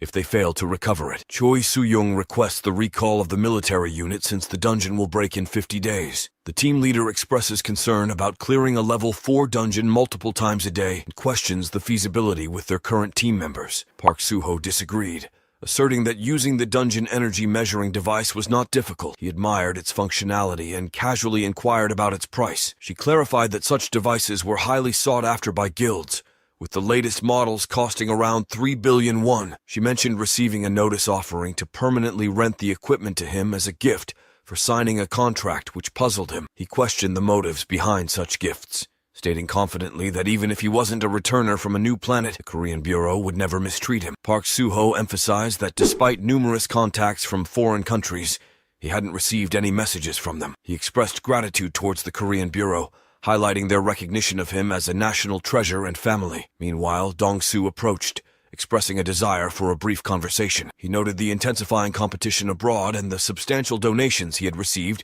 due to limited internet access. Park Soo-ho was asked about the total amount, estimating it to exceed 5 billion won. Han-dong cautioned against being enslaved by money, to which Park Soo-ho assured him he would remember. Dong-soo then presented offers they wanted Park Soo-ho to consider, insisting he at least review them. Park Soo-ho agreed to look at them, but stated he would ignore them in the end. He decided to keep a small portion of the donations for himself and contribute the rest to the guild's treasury. Reflecting on his financial gains, he remarked that money seemed to flow in and out of his pockets effortlessly, having earned 3.6 billion won. Afterward, as they prepared to move, a guard approached, requesting they wait. He informed them that a combat team from the Bureau would be joining them in the dungeon. Park Soo-ho pointed out the contractual limit of mobilizing only 2 people for inspection, and that they wouldn't be allowed to participate in the hunt, despite the additional support. She agrees and urges them to proceed into the level 4 dungeon, emphasizing to the team leader the importance of thorough documentation. He acknowledges her instructions and suggests leveling up a bit before entering. As they enter the portal, someone in the group asks Park Soo-ho for his thoughts. He admits he's unsure but senses something familiar. The team leader raises concerns about their safety and advises caution. Park Soo-ho reassures them that he's leading and they should follow. They all agree, and Choi Soo-young orders a halt when they spot a mob of monsters 70 meters ahead, specifically 3 lizardmen. Park Soo-ho directs everyone to stay back and engages in combat with the monsters, while the team leader diligently records the action. After defeating them, Park Soo-ho earns 84 achievement points. He reminds everyone to collect the loot, and they rush to gather items from the fallen monsters. Park Soo-ho instructs them to remain vigilant, as he plans to lure more monsters with Bu into the forest. When monsters approach, Park Jun-ho charges into battle, initially struggling until Dong-soo joins and assists in defeating them. As a result, Dong-soo reaches level 9, while Park Jun-ho advances to level 11. The team leader again questions if this is truly a level 4 dungeon, expressing concern over their seemingly reckless actions. Choi Soo-young stresses the importance of focusing on their mission and documenting their findings. Meanwhile, Kim Miso arrives outside the boundaries where reporters surround her car, questioning her about the dungeon's level. One of them mentions seeing Captain Lee In-sung's combat team entering, confirming it's a level 4 dungeon. Without saying a word, Kim Miso leaves the scene, prompting the reporter to instruct his team to pack up. Her driver hesitated, concerned about the classified nature of the information being discussed. She urged him to weigh the importance of the higher-ups' financial maneuvers against Park Soo-ho's safety and well-being. Without hesitation, he affirmed that Park Soo-ho's welfare was paramount. She agreed, explaining that revealing Park Soo-ho as a dungeon returner could deter unwanted attention, and they were actively working on a solution. Meanwhile, on the other side, Combat Team 13 stood ready at the portal. Captain Lee Min-sung addressed his team, preparing them for the upcoming confrontation with monsters. However, a guard interrupted, informing them they were instructed to stand by. Kim Miso arrived on the scene, greeted the captain, and delivered the news that they couldn't proceed without Park Soo-ho's consent to cooperate with the combat team. Frustrated by the delay and the sudden change in plans, Captain Lee questioned the logic of entering with only a scouting party when their contract included provisions for exploration with a full combat team. Kim Miso assured him she was there to resolve the issue, and hinted at a matter concerning the captain himself, suggesting there were personal implications tied to their current situation. On the other side of the world, Dr. Kim Jung-guk watched a news report detailing Park Soo-ho's entry into a level 4 dungeon. This triggered memories of Park Soo-ho's claims about discovering fruit trees and a bountiful seafood coast, locations unsuitable for permanent habitation. Dr. Kim reflected on the implications of these discoveries, particularly on how they challenged current theories about dungeon origins. He pondered the possibility that a planet could fracture and transform into a dungeon, a concept stimulated by Park Soo-ho's quest for assistance in locating his brother. Dr. Kim Yuk, another scientist, agreed to aid Park Soo-ho under the condition that Park Soo-ho divulge details about his 500-year reign as the King of Wolves, before encountering the gorilla tribe. This period marked Park Suho's true dominance over the forest. Back in the midst of battle with monsters, Park Suho questioned the creatures' behaviors and instructed his companions to gather the loot from their fallen foes as they continued their journey. She observed the peculiar beauty of their surroundings. He admits that although he's never been here before, certain things feel inexplicably familiar to him. Notably, he recognizes the Hangul writings around them, Korean script. Their exploration leads them to a cave adorned with densely packed Hangul writings. Inside, they discover a note that reads, "Park Suho is here." Choi Soo-young expresses concern, asking if this place is his homeland and checking on his well-being. Inside the cave, he notices unfinished knives made from sharpened rocks, but suddenly bolts from the cave, leaving his companions calling out after him. He reaches the mountain summit with Choi Soo-young closely following. She asks if this place is where he used to live, and he confirms that it seems like it, though something feels amiss. He gestures towards various locations, describing how there used to be a towering, snow-covered mountain, a grove of fruit trees, and the sea in different directions. Choi Soo-young is particularly intrigued by the mention of the sea in a level 4 dungeon. Curious, she asks if he is responsible for the writings on the walls, and he affirms that he wrote them. He explains that these writings were his attempt to preserve knowledge of civilized society when he arrived in this place.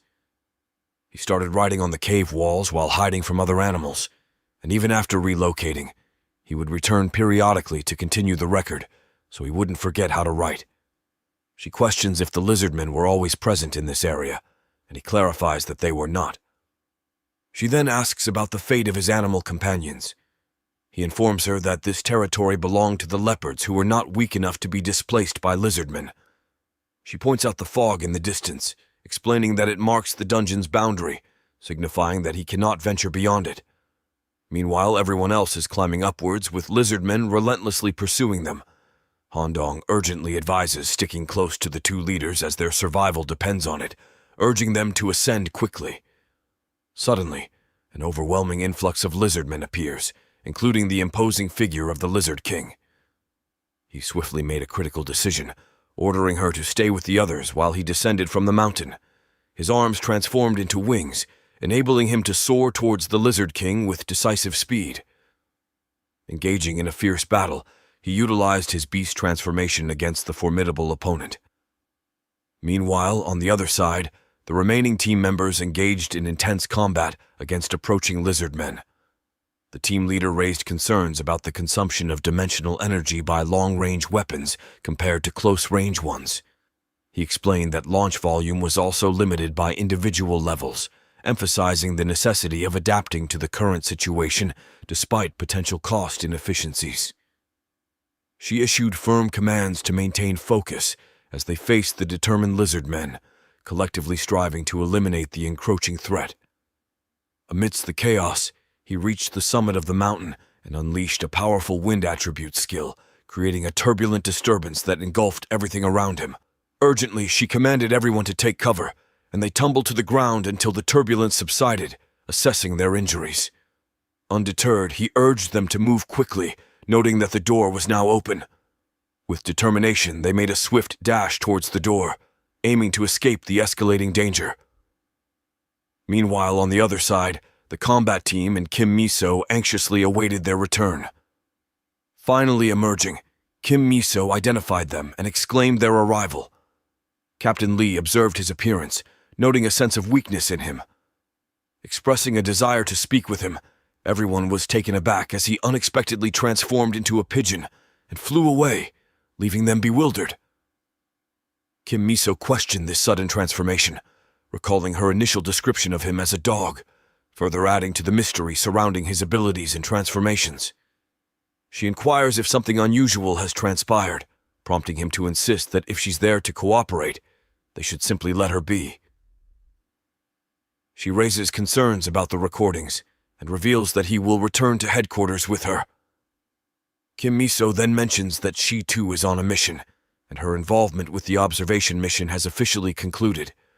She informs them that she's been dispatched for a critical mission supporting the border near Northern Dew, emphasizing the seriousness of the situation.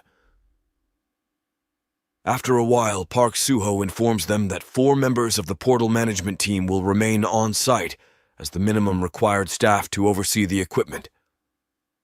Park Juno assures him that they will take good care of the team members as their guests, and he agrees, mentioning plans to try to hire more personnel to manage things more efficiently.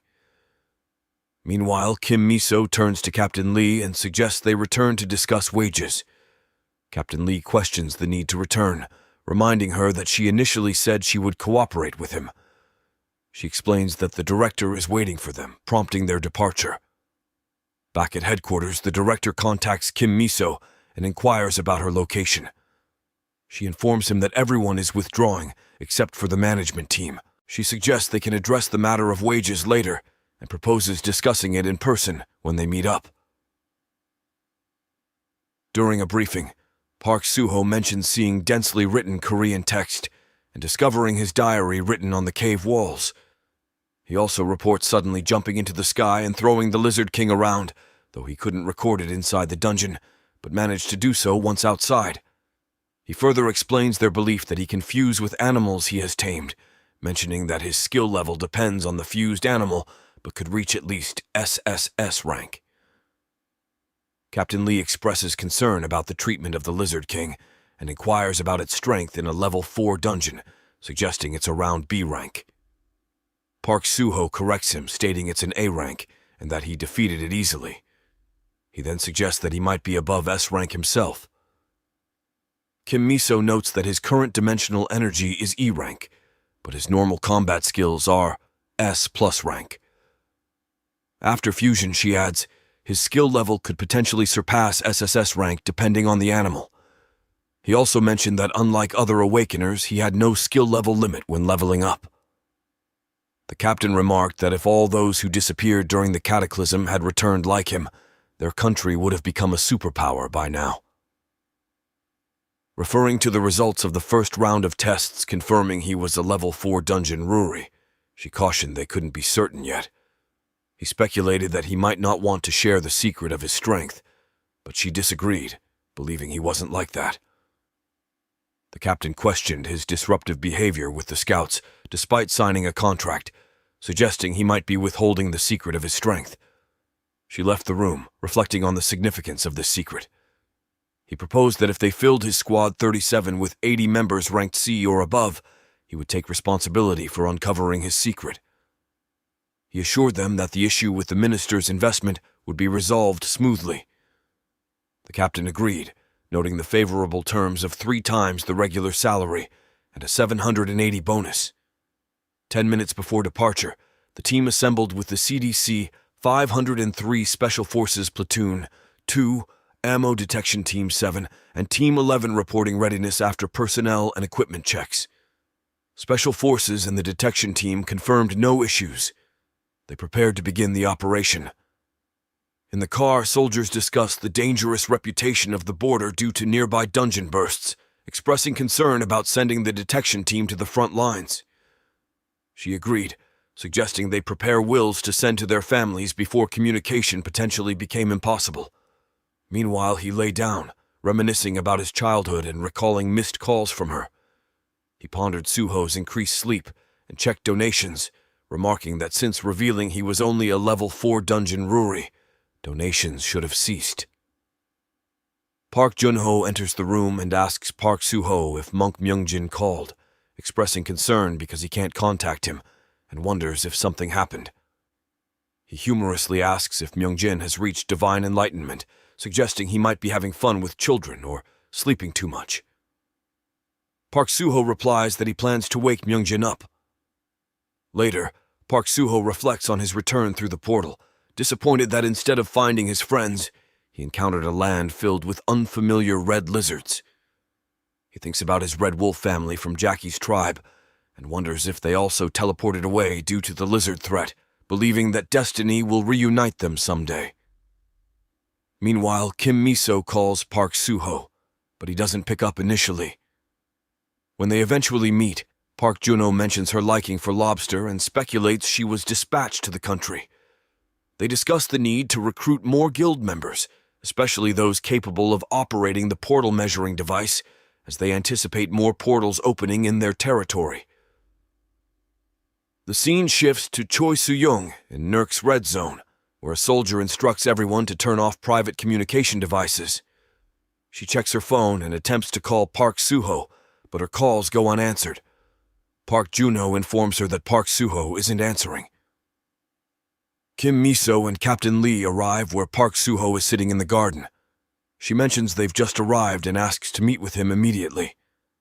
Park Suho asks if it's about inspection, expressing disappointment that it's not related to a new planet.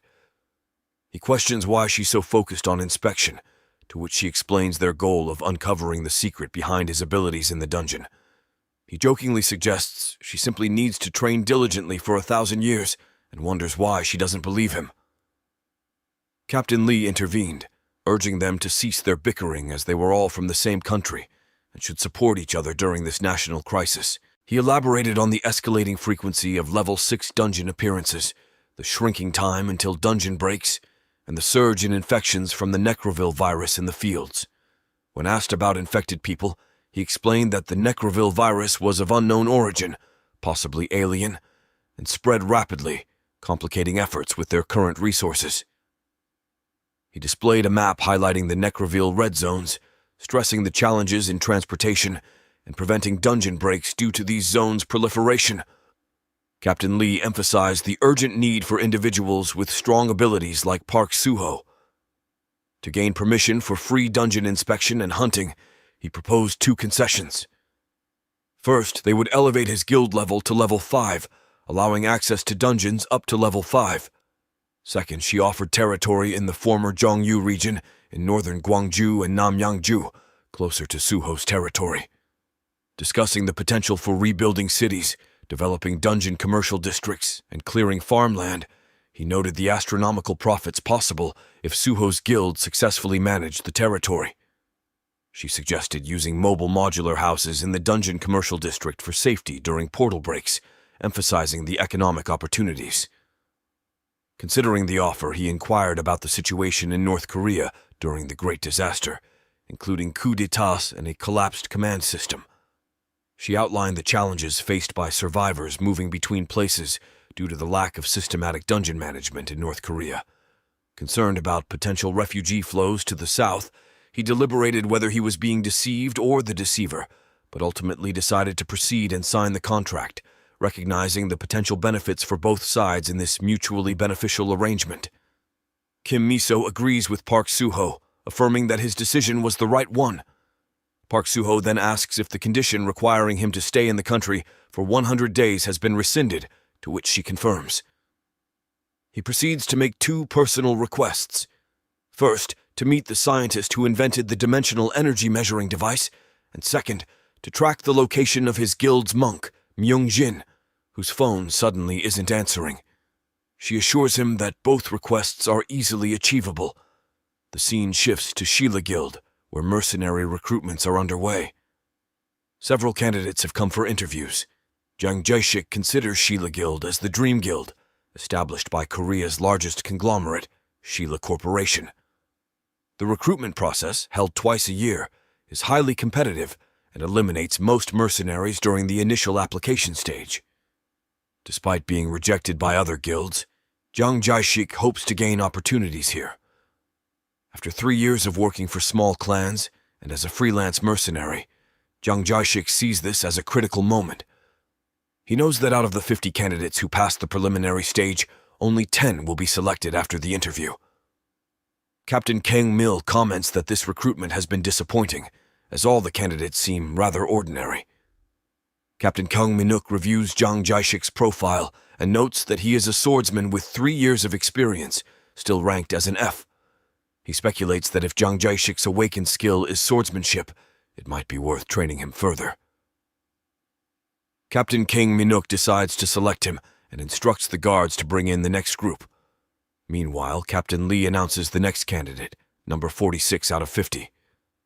Captain Kang Mil inquires about the whereabouts of number 50, Mr. Jang Jae-shik. Number 49 explained that he suddenly left for some reason, recalling the invitation from Park Suho to join his guild. He swiftly departed, discarding his interview slip, convinced that an offer from someone who had saved his life and was the hottest topic in Korea needed no further consideration. Meanwhile, Captain Kim didn't disclose the uncertainty of when they would be ambushed. Sergeant Han wanted him to recount a previous encounter where they were surrounded by 2,000 of them last month. The roads were growing increasingly perilous, prompting thoughts that perhaps they should have stuck to their usual route. During their journey, the Necroville devoured a giant bear, prompting discussion among soldiers. One suggested using anti-tank rockets to turn them to dust, but another cautioned that gunfire might provoke the Necroville. Pressing forward toward the aerial military operations area, they fired anti-tank rockets to clear the road. Although successful in eliminating the creatures and clearing the path, the gunfire alerted more Necroville, prompting them to charge toward the soldiers. On the other side, a monk and Monk Myungjin were heading to Forest Tree Camping. Monk mentioned reaching the camping SES management office shortly. Reflecting on their decision to come here despite the creature's presence, Monk Myungjin expressed a desire to cook a delicious meal with freshly harvested vegetables for the children. They decided to leave quickly and return with the food, knowing the children must be hungry. Approaching the camping SES management office, they noticed the open door on the first floor and quickly planned their next move. Monk instructed the children to run as soon as the car stopped and to not look back, emphasizing their safety. They hurriedly picked up the children, heading back home with the Necroville Jashik in pursuit. Monk commanded the children to keep running and defend themselves during the battle, realizing the overwhelming numbers and the 6-minute cooldown remaining before Dragon Rush could be used again. As he stands atop the house, surveying the chaos around him, he notices the tree spirit spring into action, swiftly dispatching the NEC Rals with precise, powerful strikes. The bystanders look on in awe as he calmly assesses the situation. With a commanding tone, he gestures for everyone to stay back, not wanting to involve them in the escalating conflict. Meanwhile, across the battlefield, soldiers urgently request a connection to the Dabang Aerial Military Operations Area 7. They relay a distress call to Mike Command, reporting that they are under relentless pursuit by NEC Robbles. The creatures relentlessly attack their armored tank, threatening to breach their defenses. In a nearby building, she peers out from a window, strategizing with her team. With a decisive nod, she instructs them to open the door swiftly. They comply, asking how they should navigate past the formidable obstacle ahead. She calmly explains their plan. Once outside, they must make their way towards Team 7's designated vehicle. Any obstruction in their path is to be swiftly neutralized. Stepping out into the fray, she engages the enemy alongside her team, coordinating their efforts flawlessly. She directs the driver to join her in combat, abandoning the vehicle as they push forward. In the midst of the chaos, a rescue team arrives on scene. The captain swiftly assesses the situation, ordering a check on survivors in Car 2. Grim news follows. The driver and front passenger are confirmed deceased. Under siege, they struggle to fend off the relentless attackers. The tide turns as they notice an unfamiliar aircraft descending from above. Their astonishment grows as they identify it as the SOF 778, coming to their aid just in time. Meanwhile, amidst the ongoing battle, he continues to eliminate Necrovilles with calculated precision. The children nearby express their jubilation at the sight of the creatures falling before him. However, a sudden attack catches him off guard as a Necroville bites into Monk's ankle. Undeterred, Monk laughs off the attack, suggesting they retreat homeward. Elsewhere in Osaka, Japan, a portal rips through reality, splitting the road as a monstrous entity emerges. A terrified woman struggles to rescue her baby from the impending danger, narrowly evading disaster. Hiro arrives swiftly and saves a baby in distress, prompting his team to launch an assault on the monster. They engage in a fierce battle, leaving the crowd exhilarated and grateful.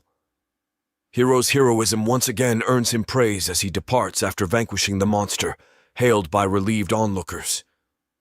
Shortly afterward, news reports emerge from Umeda, Osaka City, detailing a monster incursion through a teleportation portal, causing havoc in the area. The situation could have been far worse if not for Team Hiro, who had just returned from clearing a level 5 dungeon. Alongside the commissioner of the Supernatural Bureau, Hiro's team is credited with preventing further casualties. In the car, the commissioner commends Hiro for a job well done. As they discuss, she shows him a video about him and asks if he remembers the child in the footage. Hiro learns that the child is a dungeon Ruri, but the Bureau holds no disappointment despite the revelation. Reflecting on his earlier concerns, Hiro sees a picture of himself with the child and finds it strange that someone so young is connected to the list of the eighth evils. He contemplates his own notorious reputation as Korea's most villainous figure and wonders about the child's background, speculating that he may have lost his father and now resides in an orphanage. Further perplexed by the presence of other notable individuals like Jang Ishik and Monk Myungjin within Suho Guild, Hiro ponders why such diverse characters have gathered in one place. As he ponders these thoughts, she encourages him to watch a video compilation she compiled, assuring him of its authenticity. She seeks his opinion, noting that someone who returned from an F-rank dungeon seems remarkably powerful. Agreeing with her assessment, he acknowledges that the combat prowess displayed doesn't resemble that of a typical dungeon Ruri. She voices her belief in the rumors about him being irregular, hinting that there might be truth to it. Pondering the existence of an irregular not documented in official records, he wonders if this individual, like himself, is a regressor, someone who has returned to the past with knowledge from the future. Concern sets in as he considers the possibility that this irregular's goal may be to gather notorious villains, potentially disrupting the meticulously crafted plans he's honed over 500 years of regressions. Realizing the urgency, he decides he must travel to Korea soon to confront this druid. Meanwhile, after some time, Park Suho arrives at his territory with the children, eagerly taking in their new surroundings. She reaches out to her team to receive an update on the Suho clan's progress. They report that 37 squads, each comprising 20 members, totaling 4 teams, have been inside for 28 hours. Initially, the Suho clan's 5-member party cleared the dungeon in 2 hours and 30 minutes. Impressively, their 8th clearance took only 11 minutes. Pondering the implications, she calculates that investing 10 hours a day in a level 4 dungeon could potentially allow them to clear it in just 4 days. Reflecting on their swift agreement, she considers that they may have acquiesced too easily and should have imposed special conditions, such as limiting the number of raids. Elsewhere, he presents a sword to Jang Jaishik, who expresses immense joy upon receiving the gift, dubbed the Hellblade, as it surpasses his current dull sword.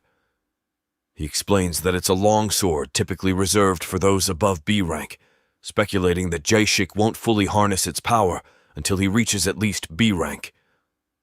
Jaishik responds with determination, vowing to achieve B rank as quickly as possible. In another interaction, Monk approaches and confides in him, explaining that his staff's damage capability is insufficient. He expresses a desire for a wing spear, ideal for delivering critical damage, but admits his current level prevents him from acquiring one. It seems like the situation is escalating with the emergence of a level S dungeon, which surprises everyone involved. Monk confirms his purchase of an item costing 120 million won, ensuring it automatically upgrades to A rank. He then hands it over to Monk, who vows to repay this debt through countless curses and massacres. Ishik then turns to Dong and asks if he also needs such an item, but Dongu reveals he already bought one for himself, which he deems sufficient. Meanwhile, Kiko informs Hiro that they cannot leave immediately due to the suspension of air routes caused by the outbreak of wyvern nests. Perplexed, Hiro asks for clarification, prompting Kiko to show him an article reporting on the widespread wyvern outbreak, affecting both airlines and sea routes. Hiro is puzzled by why such an event is happening now. Amidst this, Hiro receives an urgent call from a minister who explains the urgency of the situation. A level S dungeon has unexpectedly emerged in Hako. Hiro is stunned by this revelation, as a level 7 dungeon was not predicted for another 5 months. He realizes that something significant has changed, given his earlier predictions about the Wyvern dungeon and the subsequent global crisis if a level 7 dungeon were to appear. Hiro reflects on the chaos unfolding and the potential influence of Park Suho and those around him, speculating on the existence of more regression stones and whether Park Suho may have regressed even further into the future than him. He considers the possibility that Park Suho might possess knowledge about his own existence and future. Concerned about differing goals and potential threats to humanity, Hiro concludes that he must meet Park Suho as soon as possible to ascertain their alignment and take action if necessary. He instructs her to head to Hoko immediately, and she agrees, committing to continue gathering information about Park Suho. After a while, Park Suho and his team enter a portal. He instructs Monk to use the area taunt, ringing it loudly as Dong-Su encourages him to increase its force. As they approach, he keenly observes their distance. First 40 meters, then 30 meters, closing in. He alerts the group that 125 lizardmen are approaching from the front. They prepare to attack, and he deploys the Tree Spirit skill, swiftly eliminating all but one, which Dong-Su finishes off, earning him 13 points. Observing more enemies approaching from the other side, he quickly alerts the team to their numbers. They all engage, giving their best to eliminate as many as possible. He skillfully wields his blade, noting its remarkable damage and reflecting on his capabilities, feeling on a different level compared to larger guilds, particularly admiring Suho's guild for their unique approach. As the Lizard King emerges, they attack and manage to dismember it. He questions their strategy for killing the Lizardman King in such a critical moment. Later, realizing they have to leave the valuable blood crystals behind, he apologizes, admitting he got carried away. As they notice the door about to burst in 5 minutes, he suggests they make their way out, expressing regret about abandoning what could have been worth about 400 million won. However, while running toward the exit, he decides to let it go, confident they can return later. During their escape, Monk feels pain in his ankle.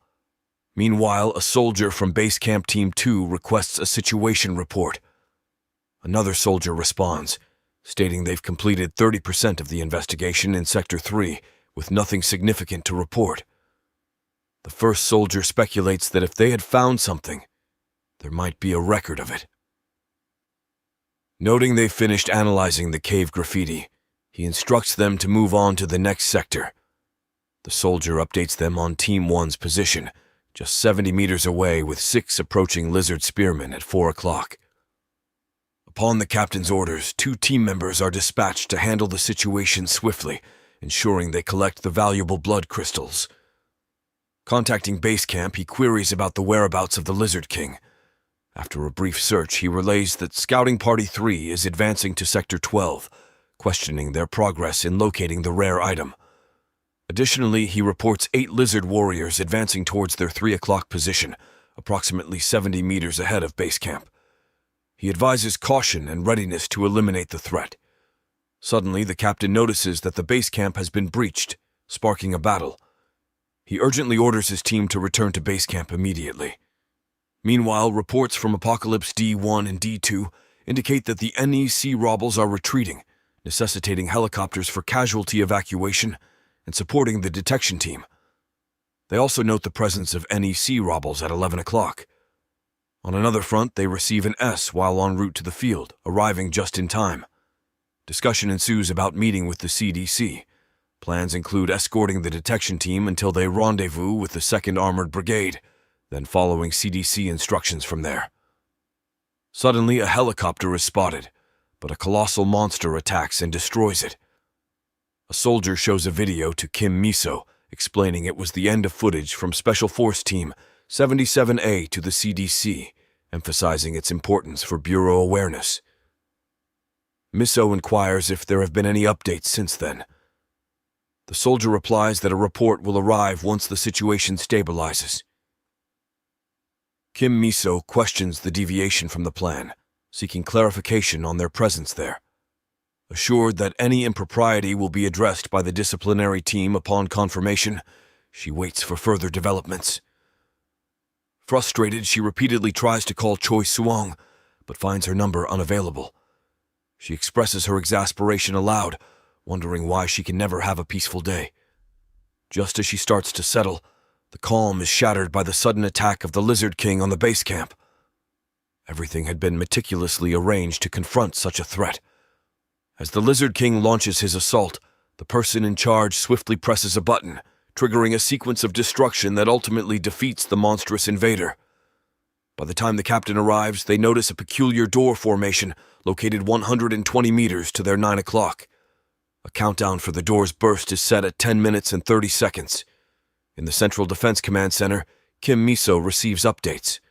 Scouting Team 1 has returned, but the news is grim. 4 members lost their lives, and 2 others are severely injured and recovering.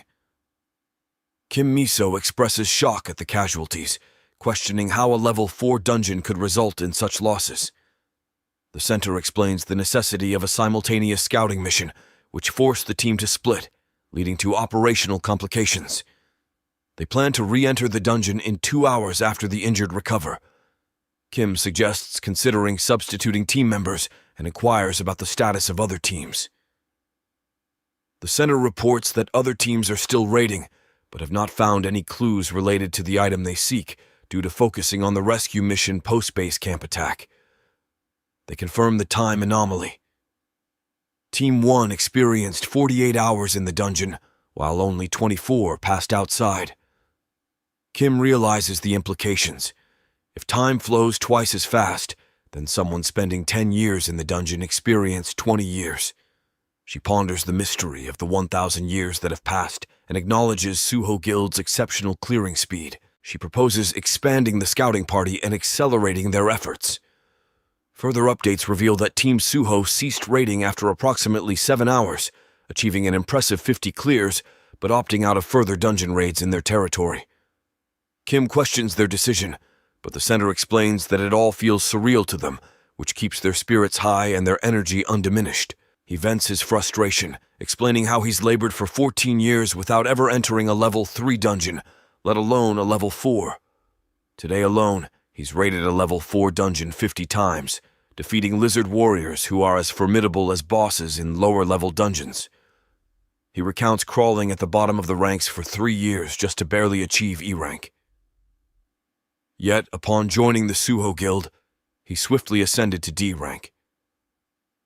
Reflecting on what might have been if he joined the Shilla Guild, he speculates he'd be undergoing rookie training. "This isn't a dream," he declares as they reach their destination. Urging everyone to wake up, he motivates them to finish the task quickly so they can enjoy a meal of lobster. He lies down to check his status window, musing that the higher his level climbs, the more he can sense changes in his abilities. In the conversation, she mentions that Doctor from England created the dimensional energy measuring device. She's requested permission to visit and will update him upon receiving a reply.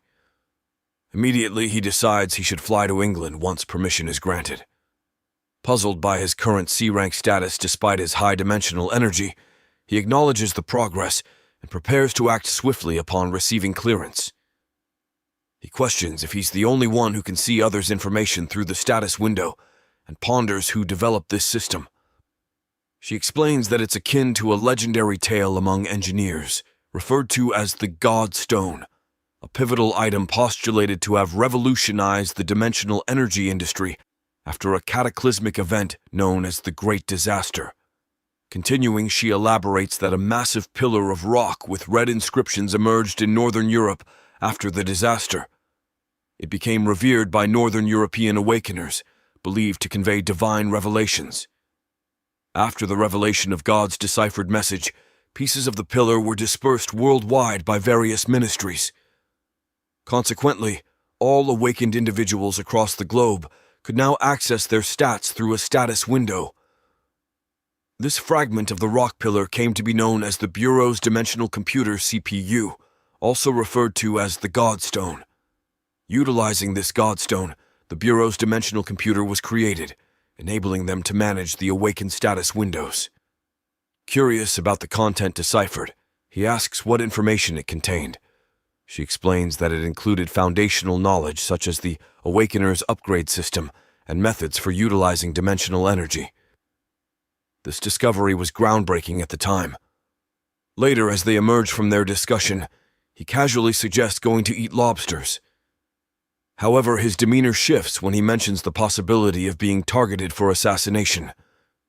He inquires about the substantial sum involved and learns it totals $1.1 billion from the US, $400 million from Russia, $300 million from England, and $1.6 billion from Japan. Perplexed by the intense focus on him despite being a dungeon ruler, he acknowledges the value placed on his unique ability to control plants. He points out the global land shortage and food crisis, hinting at his potential role in addressing these issues. Concerned about the assassination threat, he seeks advice on how to proceed. He explains that he's been summoned with an ultimatum: meet the sponsors within 2 days or face death. Considering his options, he proposes sending a direct message to the sponsors via video. They agree, and the scene shifts. Elsewhere, a director is engaged in a call where Mib informs him of Park Suho's appearance. Park Suho, after dining with Suho Guild members, is en route to the level 5 dungeon where a previous incident occurred. It appears he intends to enter the dungeon soon. A director instructs to keep surveillance on him and holds off further action. Inside the DGB office, a director makes a call to someone seeking assistance. He asks if Vitamin has a member named Song Yi. He points out during their last interview that her ideal type is Park Suho and suggests they capitalize on this for scandal marketing with their upcoming new song. Instructing the driver to turn the car around, they decide to pick up a customer. Meanwhile, the director receives a call from the chairman, who's visibly upset with him. Hone defends his efforts for the DGB group, questioning why he's being treated this way, and probing into the chairman's suspicions about his current activities. Asserting his commitment to benefiting the group, Hone announces his intention to undertake a project that will prove advantageous. The chairman grows angrier upon hearing his plans to recruit Park Sul, warning him not to cause trouble since General Manager Kaon has already been dispatched. After ending the call, Hone receives another call, this time from Songyi, inquiring about the introduction to Park Suho. He directs her to meet him at the main entrance as he heads to the office. Shortly after, a helicopter arrives to scan the building for Kim Jong-gu. DGB's X-team locates him, but before they can reach him, goblins attack. Jong-gu manages to fend them off but slips and falls. Just as the goblins close in, DGB's X-team intervenes, saving him and advising him to surrender. Later, Cheneng receives a call from the X-team members confirming Jong-gu's capture, instructing them to store him safely in the warehouse. On the other side, the director arrives and questions Mi about the situation. Mai explains that Jong-gu attempted to introduce himself to Park Suho, but was ignored, highlighting Suho's swift and dismissive demeanor. Hone remarks on the dangers of approaching Suho alone, likening it to entering a level 5 dungeon recklessly, suggesting that Jong-gu might face serious consequences this time. Meanwhile, in the dungeon, Park Suho continues to eliminate goblins, checking his achievements on the status window as he progresses. Noticing some unfinished business, he discovers a lone goblin still alive. With a swift strike, he eliminates the remaining threat, claiming the blood crystal and boosting his achievement score once more. The status window prompts him, asking if he wishes to open the beast farm. Deciding to proceed, he designates the location as Suho Land. As he sets up, goblins attempt an ambush, but he effortlessly subdues them with his formidable power. Meanwhile, the director sits in a club when he receives a call from Mib, who informs him that Park Suho has emerged. Shocked by this sudden development, the director quickly shifts gears. On the other side, Park Suho finds himself under attack by archers. He commands his wolves to retreat and unleashes his wings, conjuring a powerful tornado that sends the goblins airborne. Amidst the chaos, the boss orc emerges from its castle. Transforming into a gray wolf, Park Suho engages the boss in a fierce battle, ultimately slaying it and earning 238 achievement points. The dungeon door then opens 450 meters southwest, prompting him to sprint towards it and exit the dungeon. Outside, Song-yi approaches Park Suho and questions his identity. Mib informs the director that they have made contact and are heading to a cafe together. He instructs Mib to maintain surveillance as he rushes to intercept them. Arriving at the cafe, the director inquiries about Park Suho's whereabouts from Song-yi. She informs him that Park Suho mentioned disliking her because of her perceived weakness. causing her to leave. The director turns to MIB for an explanation. MIB reveals that Park Soo-ho values strength in his partners and suggests a capable individual among their awakeners, A-ranker Kim Mi-jung. The director then asks for Park Soo-ho's current location, learning that he has returned to the dungeon. Moments later, the director spots Park Soo-ho exiting the dungeon again.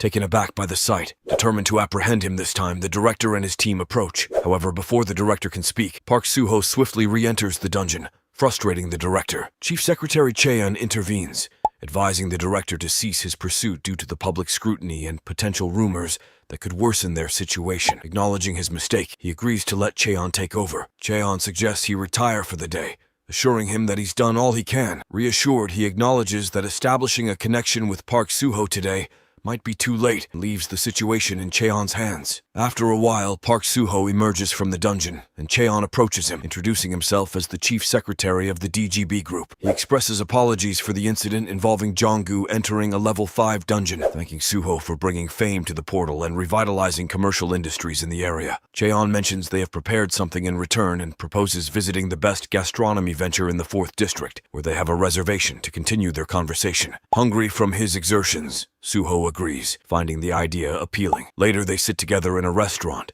Soo-ho finishing his meal and expressing satisfaction. Cheon acknowledges Soo-ho's enjoyment and mentions they still have gifts prepared for him. Soo-ho remarks humorously about using an apology as an excuse to spend money and asks what Cheon wants from him. Cheon then brings up the DGB group's desire to officially partner with the Soo-ho Guild. He explains that despite DGB's prominence in Korea's financial circles, they haven't been able to elevate to a position representing one of Seoul's 12 sectors due to their inability to form a level 6 combat team. He emphasizes that partnering with Soo-ho Guild could help them achieve this goal. Soo-ho, however, states his lack of interest in becoming one of Seoul's 12 representing guilds, clarifying that Seoul's sectors aren't their primary objective. Cheon proposes a different vision, opening Seoul's 13th sector in collaboration with Soo-ho Guild. He elaborates that similar to the 12 sectors of Seoul, establishing a level 6 guild station would naturally lead to the development of a city around it. Currently, the guilds across Seoul's 12 sectors are facing significant challenges due to the emergence of a level 6 dungeon, causing widespread anxiety among citizens. Park Soo-ho predicts that people will start migrating to the 13th sector, leading to a drastic increase in land prices. The citizens pin their hopes on the Soo-ho Guild's ability to alleviate these concerns. However, there's a critical hurdle the Soo-ho Guild must overcome. They lack the capital, manpower, and experience to independently create and manage a city. Expressing his concerns, Park Soo-ho acknowledges that while he possesses financial resources and experience, he lacks the strength needed for such a monumental task. He questions whether the Soo-ho Guild alone can accomplish this feat. He challenges the notion of why the top guilds in Korea receive aid not from the national government, but from major corporations. In response, the director assures Park Soo-ho that the DGB can be the Soo-ho Guild's ideal partner. He suggests a cooperative effort where they could potentially monopolize construction in residential and commercial areas around dungeons. Though Park Soo-ho acknowledges the practicality of this arrangement, he requests time to consider the proposal, noting that the creation of the 13th sector won't be a swift process. As their discussion winds down, the director mentions a forgotten gift, a crucial piece that was challenging to acquire. He reveals that since Park Soo-ho was placed on the wanted list, he had hidden in the fields to evade capture. The DGB Guild's investigation team has now identified the president of Yari Loan Company, who is presumed dead and left for Park Soo-ho to handle as he sees fit. This revelation prompts Park Soo-ho to question why such actions were necessary. Park Soo-ho then contacts Park Jun-ho, who is playing with Ganwoo, and informs him that someone wishes to meet him. He provides the address of the DGB distribution center, instructing him to go there directly and take some medicine beforehand. With that, Park Soo-ho leaves, confident that his younger brother can handle matters independently. Cheon earnestly invites Park Soo-ho to consider the DGB group as family, encouraging him to reach out whenever he wishes. Later, Park Jun-ho arrives at the DGB distribution center and enters a container where he finds Kim Jong-soo tied to a chair in a dire state, severely injured. He questions why Jong-soo is there, to which Jong-soo responds that someone wanted to see him. Jun-ho asks if his brother accompanied him, but Jong-soo explains that his brother didn't come along. Jun-ho presses on, asking why Jong-soo wanted to see him. Jong-soo expresses a sincere apology for the altercation where he hit Junho, citing his anger over his brother's associates attacking him. He denies any involvement in the incident where his brother was lured into a level 5 dungeon, claiming it was orchestrated by the Bureau and DGB to exploit his brother while leaving him as a scapegoat. This betrayal led to his business collapsing, forced him to flee into hiding, fearing for his life. Junho asks if he can leave, but Jong-soo pleads for his help to escape from this dangerous situation. He reminds Junho of the financial assistance he provided in the past and how he helped find employment for Gunwoo's mom, despite her request not to disclose it. Jong-soo recounts a time when he ran the Yari Employment Center and helped Gon's mom find a job when she was in dire straits. The scene flashes back to when Kim Jong-soo visited Junho's house and threatened his wife, concerned about their mounting debts due to Junho's inability to handle the situation. Pleads for her life, and Jong-soo asks if there's food at home if she wants help finding a job. He assures her that with his assistance, she could repay their debts in less than 3 months, offering her money and a contract for organ sales, suggesting her life could change instantly. He leaves with a warning that if they return and don't find her husband, will take her instead. Park Soo-ho sat in the back of his car. The city lights blurred through the tinted windows as he received a message from Kim Miso. The words flashed across his screen, bringing news that Dr. Toddler had finally responded. They were to meet in England. As he read the message, memories flooded back to when Miso had praised his inventions, the dimensional energy measuring device and the blood crystal generator. She had credited him with initiating the dimensional industrial era. Suo's thoughts raced. Dr. Toddler might hold the key to unraveling the mystery behind the time mix-up, the dimensional crack, and the planet where he had been stranded. Perhaps through Toddler, there was a chance, a slim hope, to reunite with his long-lost brothers. Frustration pricked him as he tried to call Park Junho, but there was no answer. Determined, he instructed his driver to head towards the DGB container on the outskirts of the city. Park Junho, known for his resourcefulness, was their best chance at finding answers. At the DGB container, Park Junho emerged with Kim Jong-gu in tow, swiftly transporting him into Suho's waiting car. The journey to their destination was tense, Suho's mind occupied with thoughts of Gunwoo's mom. Finally arriving, he questioned Junho about her whereabouts. Junho gestured to his men who had arrived to escort them. Their faces lit up with relief and joy at seeing their boss alive, teasing Junho in good-natured banter. Amidst the camaraderie, Junho directed them to a building where grim scenes awaited. Blood stained the floors, remnants of a once thriving grinder lending company. Kim Jong-soo, grim-faced, explained the grim reality. Over 200 lives had met a gruesome end here. Junho's heart sank as he pressed further about Gunwoo's mom. The answer came in a cruel blow. She had met her end in the same grisly manner. Anguish and rage surged through him, directed at the man before him who dared to speak ill of her. In a flash of fury, Junho struck out, the force of his blow landing harshly on Jong-soo. Words spilled out amidst the violence, accusations of how their business had collapsed because of Junho's actions. Memories of his wife flooded Junho's mind. He had failed to protect her from a fate so horrific. Through the pain and haze, Junho's thoughts turned to Mang, the only person who had understood him. He regretted how little he had given her in return, only the erratic struggles of someone fighting against poverty and harsh realities. If only he could see her again, he would plead for forgiveness, beg for another chance to make things right.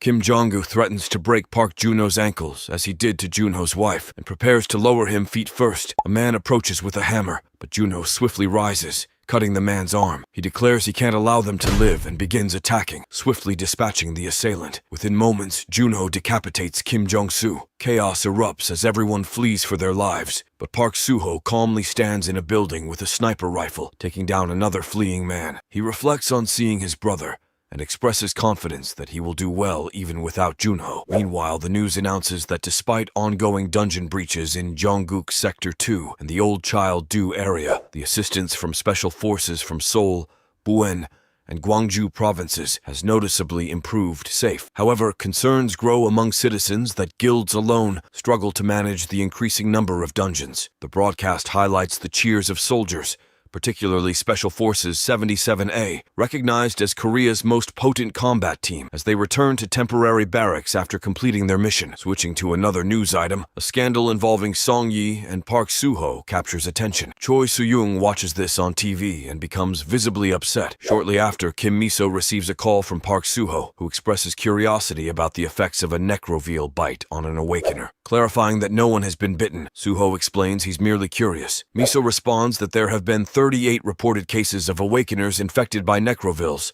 detailing various side effects. In one case, 2 individuals died suddenly from leukemia, while 26 experienced baldness and 7 reported sporadic pain in the bitten area. Additionally, 3 F-rank awakeners transformed into necrovilles, suffering from symptoms like high fever, body pain, redness at the site of the bite. The data indicates a higher likelihood of transformation into a necroville among lower-ranked awakeners. Park Soo-ho, now in Australia, voiced his concern about potential experimentation after being bitten. Kim Miso reassured him, explaining they would be quarantined at the International Disease Control Center, where accommodations and a vaccine clinical trial were available. Despite her assurances, Suho remained wary of being treated as a test subject. In a different encounter, Suho met a man cloaked in black who greeted him warmly. They discussed medication for Suho's brother, mentioning a recent case of a bite wound. The man offered a versatile medicine, previously effective on various animals, promising it would heal the wound within a week with regular application. Negotiating a deal,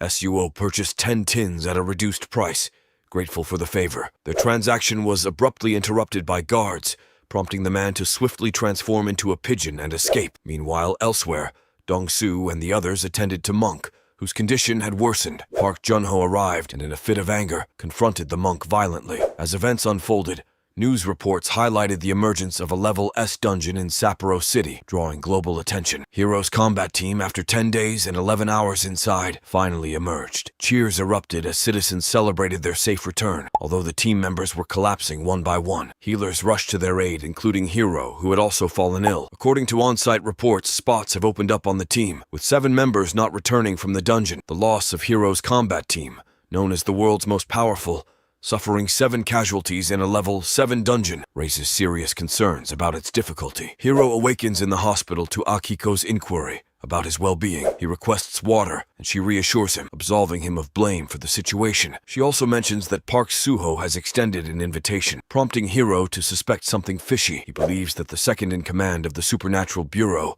responsible for national defense, holds more prestige than the Awakened Federation that brought him there. This hints at governmental attempts to establish contact with Park Soo-ho. Hero is convinced that he's being used as a benchmark to shape a better future, making further delays unacceptable. The unexpected appearance of a Level 7 dungeon resulted in the unnecessary loss of 7 comrades, which he blames himself for. He concludes that someone who gathers criminals cannot have good intentions. For the sake of humanity's future, he resolves to eliminate Park Soo-ho. He instructs Akiko to immediately locate all boats capable of traveling from Tsushima to Busan. If none are available, she's to arrange for one to be commissioned so they can depart swiftly. Meanwhile, Park Jun-ho wakes up at home and notices his card on the table, realizing he's now registered as mercenary Handong.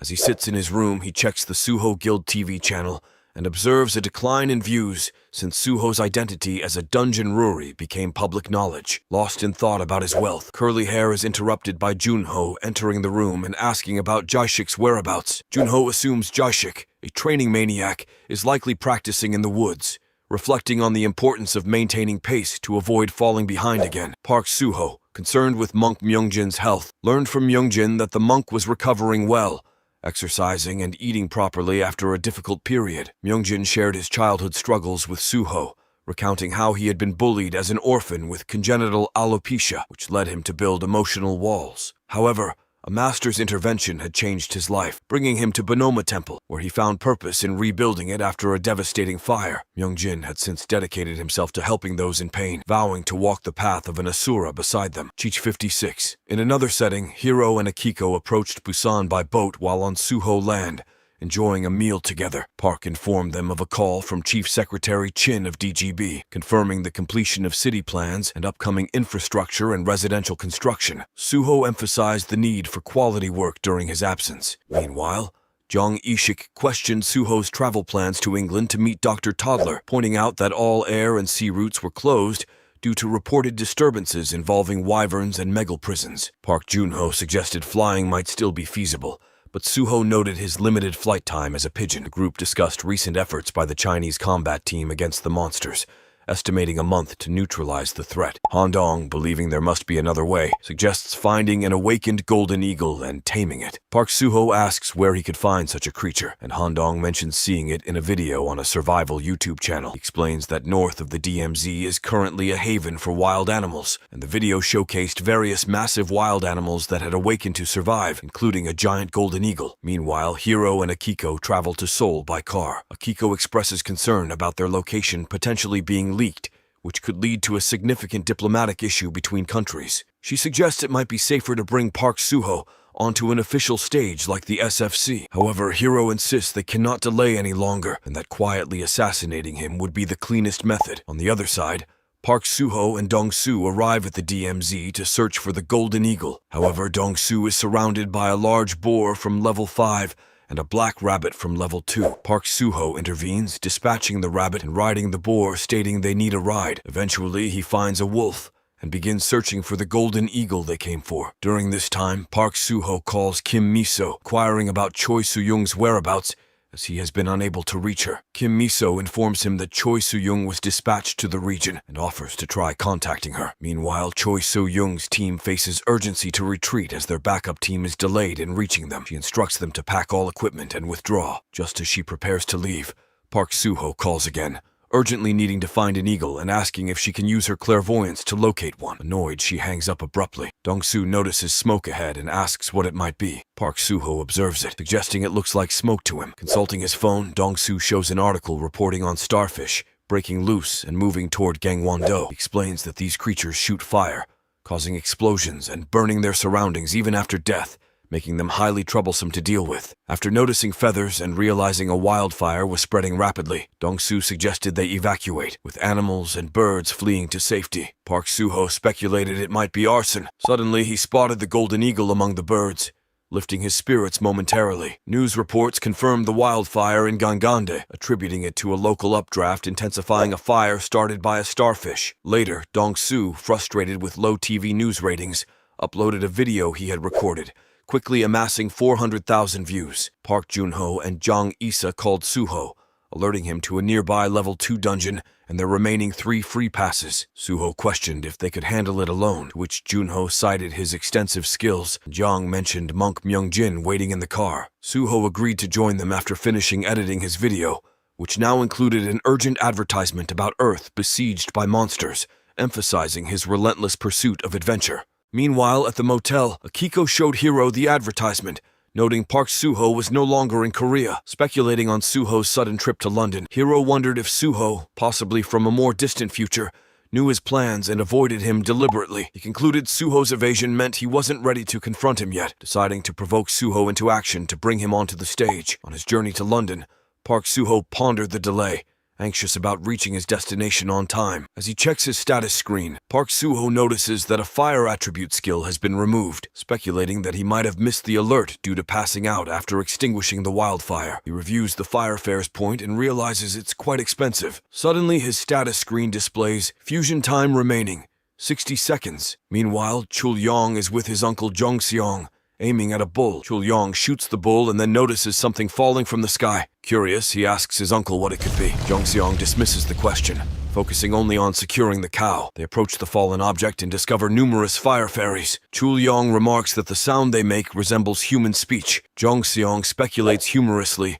that they might be alien creatures mimicking human sounds. At the same time, Park Suho climbs a mountain and expresses relief at surviving his recent ordeal, remarking on his brush with death. Upon encountering Chul-yong and Jong-seong, he introduces himself and inquires about their whereabouts. Chul-yong introduces himself and marvels at Park Suho's resilience after such a fall. Park Suho explains he was flying and then suddenly fell. Park Suho checks his phone to verify his location, but realizes he has dropped it somewhere along the way. Using his powers, he locates the phone but finds it broken. Frustrated, he contemplates his next steps. Back with Chul-yong and Jong-seong, they discuss their plans to move the bull. Jong-seong suggests they might need to butcher it to transport it effectively, considering the presence of wild animals that could pose a threat. Park Suho asks if he could borrow a blood crystal phone from them. Chul-yong mentions they have one in their village, but Jong-seong cautions him to be discreet, as bringing an awakened individual like Park Suho back to the village might concern the women and children there. As he hoisted the bull effortlessly, Cho-young urged caution, suggesting they should not return directly to the village. Jong-seong reminded them of the past treachery by the roaming awakeners, who had deceived them into bringing their companions to plunder their village. Sitting atop their bikes, they motioned for him to follow. They were astonished by his agility as they sped towards their village. Arriving, they were dismayed to find it in disrepair. Jong-seong demanded to know what had happened. Noticing the broken gate, he explained that a winged beast had attacked spewing fire and causing chaos. In the midst of the mayhem, Zhonggong had led survivors to shelters, but Heian had been abducted. Zhonggong had pursued the beast with a few followers towards a rocky mountain. Cho Young approached Park Suho, pleading for help, promising to repay the favor. Suho agreed, instructing Cho Young to borrow his phone upon his return. Transforming into an eagle, Suho soared towards the mountain. Meanwhile, Kongchul fled from a pursuing bear, narrowly avoiding its grasp until he stumbled over a stone and fell. Zhongyong rushed to his aid, but the bear retaliated, leaving them both wounded. Realizing their dire situation, they feared they might not survive long enough to rescue Heian. In the midst of despair, one among them despaired that Heian was likely already lost to the winged creature. However, before they could succumb to hopelessness, Park Suho appeared, swiftly dispatching the bear with a powerful kick. As they gaped in astonishment, Suho revealed he had come at Cho Young's request. Eagerly, they asked about Heian's whereabouts, hoping Suho's arrival heralded a chance to save her. Park Suho responds that it seems she was taken to a nest of winged creatures somewhere on the mountain. However, due to the sudden bear attack, they are currently stuck. He asks if this means they don't know her exact location. As the bear attempts another attack, Park Suho retaliates and defeats it. He instructs the bear not to pretend to be dead, but to open its eyes, bow down, and follow him. Park Suho questions the bear if it knows where the winged creature is, suggesting they go seek revenge. Jong Sung arrives and inquires about her location. Park Suho informs him that he will retrieve the child, so Jong Sung should keep his promise with the bear. With the bear by his side, Park Suho runs and transforms himself into an eagle, flying away.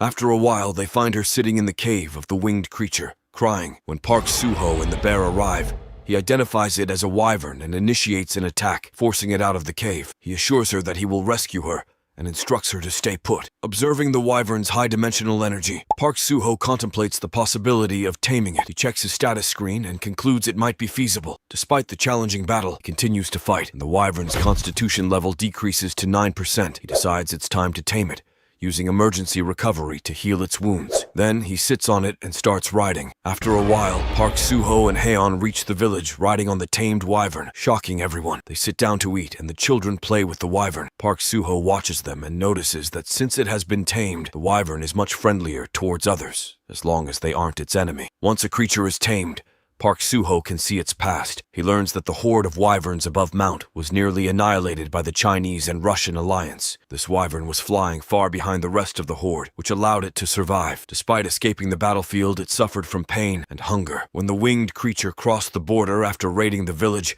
and kidnapping the child, it stumbled upon Ilgom's cave, which housed abundant food reserves for the bears. Gratefully, Jungmong thanked Park Suho, marveling at how he magically provided them with food, repaired their houses, and healed their injuries. He reminisced about happier times before the government's collapse in the wake of the Great Disaster, when warlords seized power and internal strife tore communities apart. Despite past hardships, they had once thrived as a close-knit family, neighbors supporting one another in times of need. Reflecting on the current challenges, Jungmong pondered how they could defend themselves against relentless creature attacks, which had forced many to flee to the mainland in search of safety. Initially, over 400 settlers had joined them, seeking refuge from the turmoil. Their numbers had dwindled to just 60 over the 2 years since their arrival. The latest incident had occurred just as they prepared to relocate, pushing them to their limits. Park Suho queried about safety on the mainland, wondering if it offered a viable refuge. Jungmong acknowledged the vastness and potential dangers of the continent, with its hordes of creatures and marauders far outnumbering those on their isolated island. He mentioned rumors of protective barriers shielding Beijing, offering some hope, albeit at the cost of being far from home, language barriers, and lack of connections. As they deliberated their options, Zhonggong pointed out a cleaned-out room on the second floor, suggesting it as a temporary refuge for Park Suho. Grateful for the hospitality, Suho instructed Cho Yong to retrieve a redstone handphone from the room. Taking the phone, Suho assured them he would put it to good use before his departure. Before leaving, he conjured numerous blood crystal stones with his magic, advising them to use these artifacts in times of dire need. The newscast reports that the horde of wyverns, which had been blocking airways and causing fear, was annihilated over Mount by the Russian and Chinese alliance this morning. Another battle occurred between the surviving wyvern and the Russian Air Force. Video footage of the wyvern being controlled by an awakener is spreading rapidly among witnesses, people cheering the appearance of a dragon knight. Meanwhile, a portal breach on a bridge unexpectedly released 2 fire ants, plunging the entire bridge into chaos. Hiro arrives at the bridge with the Shilla Guild and eliminates the monsters within 10 minutes. In other news, it's announced that the Dragon Knight fighting on the Wyvern is surprisingly Korean, identified as Park Suho. The report mentions controversy sparked by an interview with the Japanese hero Hiro, who received attention for his appearance at Banpo Bridge. Hiro claims Park Suho, known for his taming skill and dubbed the Tornado God, came to prove his skills are a scam. He alleges Park Suho fled upon learning of his arrival in Korea, fearing exposure as a fraud manipulated by the government for profit. Hiro challenges Park Suho to abandon the circus and prove himself on the SFC stage if he's watching. Park Junho watches the news about Park Suho's activities in Russia, questioning his whereabouts after previously claiming to be headed to England. The director contacts Park Junho, asking about Park Suho, but they too are unable to reach him. Dong-soo remarks that just a few months ago, Park Suho wouldn't dare bother them, yet now he pesters them almost daily. He also notes that Park Suho's current worth is exceedingly high, highlighting that many people are eager to relocate to the area once it's designated as the 13th district of Seoul. The world's anticipation of having Park Suho in their midst resonates with him, affirming that people should aspire to live in such a way. He further adds that the director has proposed constructing a protective wall around Park Suho's land upon its designation as Seoul's 13th district, along with suggesting tax exemptions and the Bureau taking responsibility for managing easier dungeons. Moreover, he mentions their hopes for Park Suho's guild to join as the advanced team when a level 7 dungeon emerges. However, he acknowledges his inability to make such decisions in Park Suho's absence. He also expresses doubts about whether their guild can handle the responsibilities of becoming the 13th district and managing S-rated dungeons concurrently. He emphasizes that being the advanced team for level 7 dungeons would entail the best treatment, but would also involve significant risk, suggesting it's a decision not to be rushed into. Reflecting on the turmoil in Korea sparked by Hiro's provocations regarding the 13th district, he observes that Park Suho seems steadfast in pursuing his agenda. Shortly after, Dr. Toddler contacts Park Suho by phone, requesting a meeting as he's en route to their designated location. Dr. Toddler also mentions spotting 3 stone golems behind his car. Park Suho calmly assures him that he'll handle them, swiftly dispatching the golems with his fire fairy powers. He remarks that despite their imposing appearance, they were surprisingly weak, perhaps due to their low level. Dr. Toddler expresses admiration, affirming that Park Suho is every bit as excellent as rumored. He takes note of a wyvern nearby, identifying it as the famous Tattoo Wyvern, cautioning about potential confusion in artistic depictions by Russians, mistaking it for other wyverns. Seeking more details from the artist, Dr. Toddler learns about its status as a legendary creature in artistic circles, concludes by mentioning that despite their brief encounter, he could sense the aura of the Dragon Knight in Park Suho and expresses gratitude for his timely intervention. He remarks on the smooth translation and assumes it must be using a high-quality Korean translator, possibly the Blood Crystal translator from the neighboring region, speculating if they're in London due to the chaotic situation. He notes the dire conditions there, especially after sunset when the area becomes more hazardous. He suggests they proceed with their plans. Park Suho orders the wyvern to return home and opens what he calls a beast summoning portal. Seeing such a large creature enter implies it's at least level 3. Dr. Toddler acknowledges Park Suho's knowledge and mentions he's currently a hot topic worldwide, expressing his desire to meet him. He asks about Dr. Toddler's lab, which he reveals is in Nudover. Park Suho questions why they're meeting in the current location instead of at the lab. Dr. Toddler explains he came to gather materials for his research, citing a recent large-scale bombing in London that provided tissue samples and blood crystals from deceased monsters. He's researching the possibility of creating a permanent teleportation portal akin to the Beast Farm portal. He suggests that monster teleportation portals could enable rapid worldwide travel, even if skies and seas are overrun by monsters. Park Suho finds the idea convenient and emphasizes the urgency of preparing for a future where airlines and sea routes might be blocked. He believes humanity must prepare adequately to avoid isolation and survival challenges. Suddenly, he asks Dr. Toddler why he suddenly wanted to meet. A humpback whale appears in front of their car, nearly causing a collision. A tentacle shark approaches to attack, threatening to break the bridge. A helicopter arrives and announces a crash involving a small vehicle crossing the bridge, with rescue efforts underway. David asks if the car that fell belonged to Professor Toddler. She instructs them to handle the tentacle shark while she dives underwater to check the empty car and observe the shark chasing the whale. As the humpback whale emerged from the water, the rescue team noticed people on its back. Dr. Toddler, positioned on the whale's fin, expressed concern that they might be in danger of being consumed. Park Suho swiftly intervened, using his powers to conjure a tornado and summon his fire fairy, successfully rescuing both Dr. Toddler and the whale. After some time, they found themselves sitting in a house on a mountain, enjoying tea. Park Soo-ho admired the beauty of their surroundings, remarking on the picturesque location. Dr. Toddler, reflecting on their encounter with the whale, mentioned that such creatures had likely become extinct due to sea monster attacks. He expressed gratitude for encountering this particular whale. He described their location as a town at the edge of the world, explaining that England had been pushed to the continent's end, leaving them no place to retreat. He mentioned a large-scale construction project underway to erect protective walls. Still shaken by the previous night's terrifying events, Dr. Toddler found it surprising that he could communicate with the tamed animal and witness firsthand the fire tornado, a phenomenon previously only seen on YouTube. He marveled at Park Soo-ho's ability to tame beasts and wield skills across all 4 attributes: earth, wind, fire, and water, feat unprecedented among awakeners. Curious about Park Soo-ho's life before awakening, Dr. Toddler inquired about his ordinary existence and how he transitioned to his unique role in the animal kingdom. Park Soo-ho confirmed inventing the dimension energy measuring device and explained its principles. Dr. Toddler mentioned feeling observed whenever his dimensional energy was measured, linking it to the fragmented planet from which he originated. Once a thriving world, it had inexplicably transformed into scattered dungeons filled with unfamiliar creatures, replacing his animal friends. Dr. Toddler sought answers about his friend's fate, his immortality over a millennium without aging, and the identity of those constantly monitoring his dimensional energy. He states that the reason he traveled all this way is to seek answers to these questions from someone who is an expert on the topic. He suggests that he believes his recent interest in the Korean language are related. Dr. Toddler takes him underground into the basement, explaining that it has been constructed to withstand even a nuclear bomb. He adds that it serves as his lab, but also functions as a government facility, and Park Soo-ho is the first outsider to enter this place. Dr. Toddler apologizes for the messiness, which Park Soo-ho agrees with. Despite its appearance, Dr. Toddler explains that the facilities are fully equipped, including lab equipment for analysis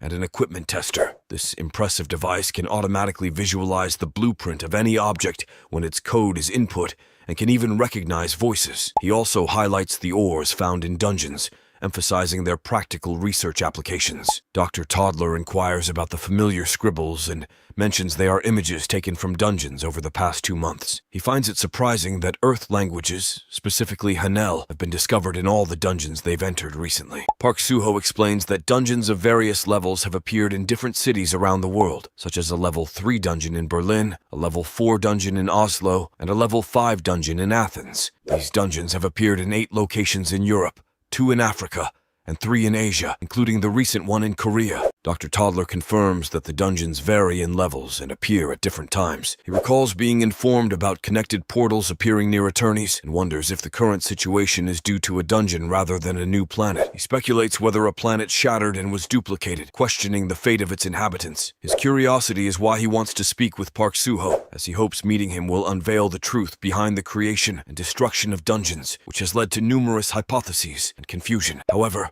one day, the creator of the Hangul writing system, whom he had longed to meet, finally contacted him. Reflecting on their encounter, he initially wondered if this person possessed any pertinent information. The creator, aware of his curiosity about the dimensional energy measuring device, quickly assured him that there was something he needed to see. Leading him to a hidden corner, he revealed an object, a stone unlike any other, explaining that it was called a memory stone. Park Soo-ho's curiosity piqued. He inquired about its significance. The creator explained that thanks to the information stored in these memory stones, they have been able to develop numerous revolutionary devices. One of these was the stone case, a device designed to process and connect with the memory stones, extracting the vast knowledge etched within them. He further detailed that the memory stone had a unique capability. Upon contact with any entity, it would exchange and integrate information, albeit with some limitations. Eager to demonstrate, the creator invited Park Soo-ho to touch the screen of the stone case. As he did so, Park Soo-ho was astounded to discover that his dimensional energy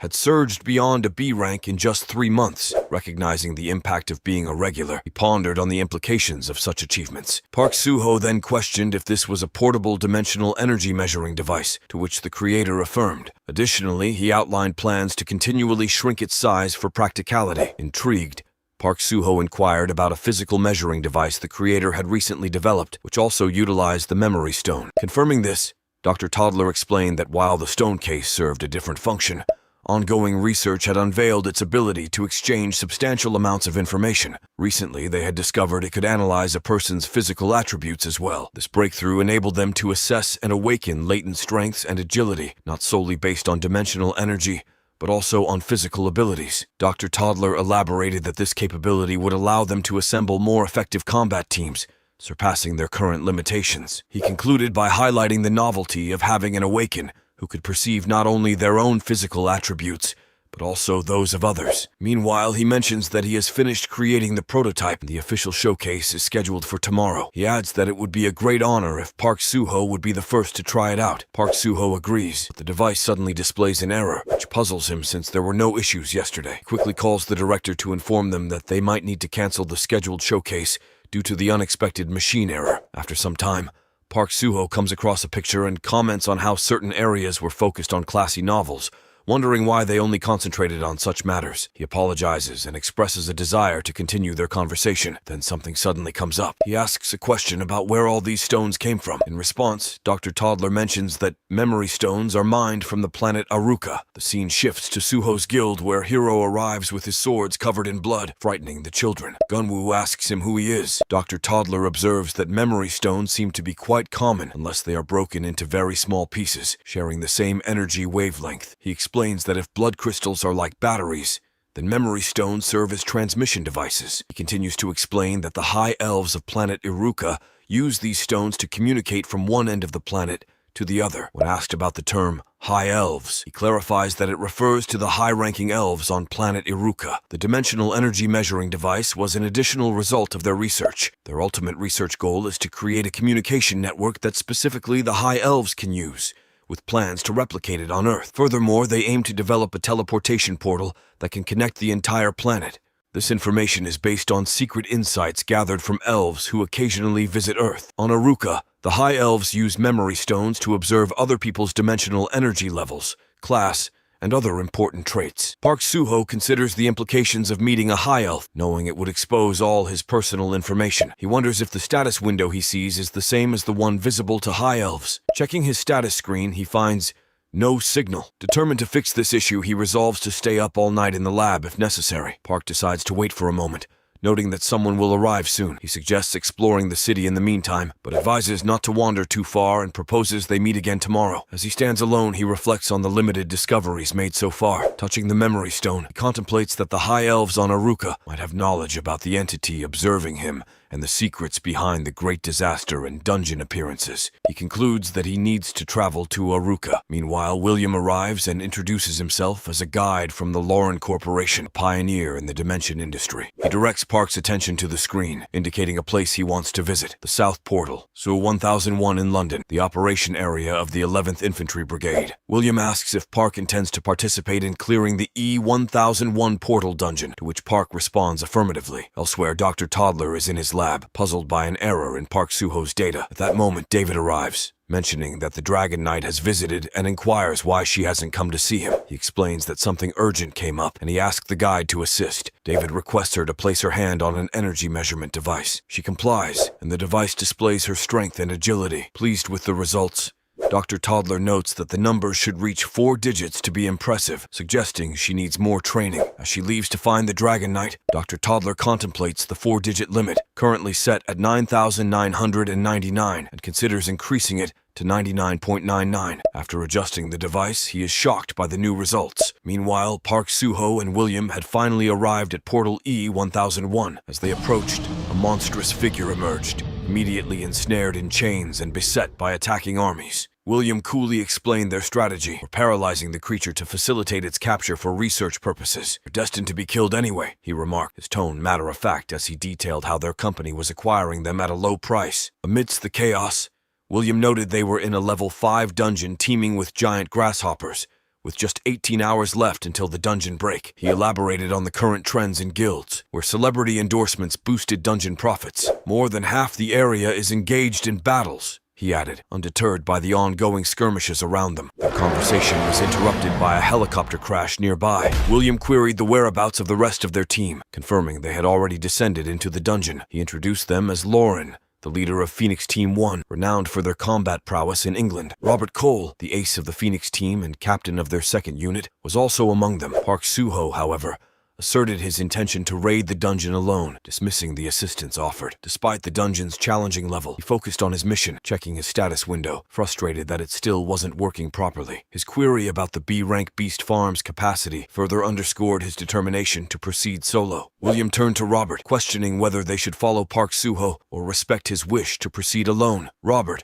pragmatic and understanding, saw no reason to intervene against Park Suho's wishes. As the scene unfolded, David joined them, questioning Robert's presence in such a remote location instead of his usual heroics. Robert calmly explained they were preparing for a quest, emphasizing the seriousness of their mission. David then turned to William, noticing his apparent solitude amidst the chaos, and casually mentioned the Dragon Knight, drawing a brief but intriguing reaction from William. He explains that the Dragon Knight went into the dungeon by himself a moment ago. He couldn't stop him. Expressing concern, he asks what they should do if something goes wrong. She remarks that he doesn't seem to know much about the Dragon Knight and mentions she will wait at the Pink Ice Cream Cafe, asking him to let her know when the Dragon Knight returns. Before heading to the cafe, she notices the Dragon Knight emerging from the dungeon. Excited, she approaches him. Before they can greet properly, a firebar escapes and starts wreaking havoc, destroying her favorite restaurant. Furious, she steps forward and delivers a powerful punch, knocking the firebar down. She then introduces herself to Park Suho, expressing that she has wanted to meet him ever since she saw him turn the Megaloposaladin into fish food. She adds that she recognized they were similar in nature at that moment, expresses her desire to see him fight a monster in close combat, using only his strength. Park Suho agrees, and they both enter the portal together. The news broadcasts that the Dragon Knight, Park Suho, and England's top-ranked fighter David are clearing a level 5 dungeon, having done so 15 times in just 40 minutes. All awakened associations in England, including the Lawrence Company's Phoenix Guild, are expressing their gratitude to Park Suho. Meanwhile, Captain Kim Miso inquires if there has been any news from Park Suho, implies that she can't contact him either. He asks if the Suho dungeon has been cleared, if anything noteworthy was found, informs him that there wasn't anything significant. She questions why he's so concerned, pointing out that as long as they repay all the money, it should be fine. Counters that a level 7 dungeon is about to appear, and she doubts he would be preoccupied with money at this moment. She presses further, asking what's really bothering him, if there's something she doesn't know. He urges her to find a way to bring Park Suho back to Korea quickly. She reassures him, saying he doesn't need to worry too much as Park Suho will return once he checks the internet. She mentions that a video was uploaded to the Suho channel on YouTube an hour ago and shows him the video. The video reveals that Hiro has caused a significant incident, leaving them both concerned about the potential fallout. An announcement filled the air, expressing gratitude to all present for their participation in celebrating the successful dungeon clear. The atmosphere was festive, with hopes expressed that everyone would enjoy the party. Amidst the cheer, David remarked to Park Suho that today seemed to be his best day yet. Suho nodded, recalling with a grin that it felt even better than when he caught that giant tentacle shark. "My fists are among the best I've seen from the Awakened," he added confidently. Curiosity piqued. David asked if Suho had met Sylvia in Russia. Perplexed, Suho inquired about Sylvia. David explained that Sylvia was well known among tamers and had flown to Russia upon hearing about Suho. She speculated that many tamers had journeyed to meet him. Suho, intrigued, asked why Sylvia would want to meet him. As the Dragon Knight, David responded, "There isn't a single tamer in the world who can tame a wyvern like you." Suho casually sipped his drink, remarking that taming wyverns was easy. David cautioned him against rising to the challenge of a champion, prompting Suho to inquire further. She revealed the news about Lee Sunwell, currently ranked first in the world. Originally Korean, his real name was Lee Sunwell, known globally for his heroic achievements. However, David cautioned that Sunwell was also infamous as a murderer. She advised Suho to avoid him if possible, noting Sunwell's prowess and global recognition. She confessed she had once hoped to befriend Sunwell and had even spoken to him once in a friendly setting, but she had lost to him. Despite her defeat, she praised Suho's strength, recalling their match as the best of her life. David mentioned she had seen something unsettling in Sunwell's eyes that day. She extended her arm, showing Suho the result of 8 major surgeries on her left arm, a consequence of her encounter with Sunwell. David explained that many challengers had perished in matches against Sunwell, even in seemingly one-sided contests. Suho was taken aback,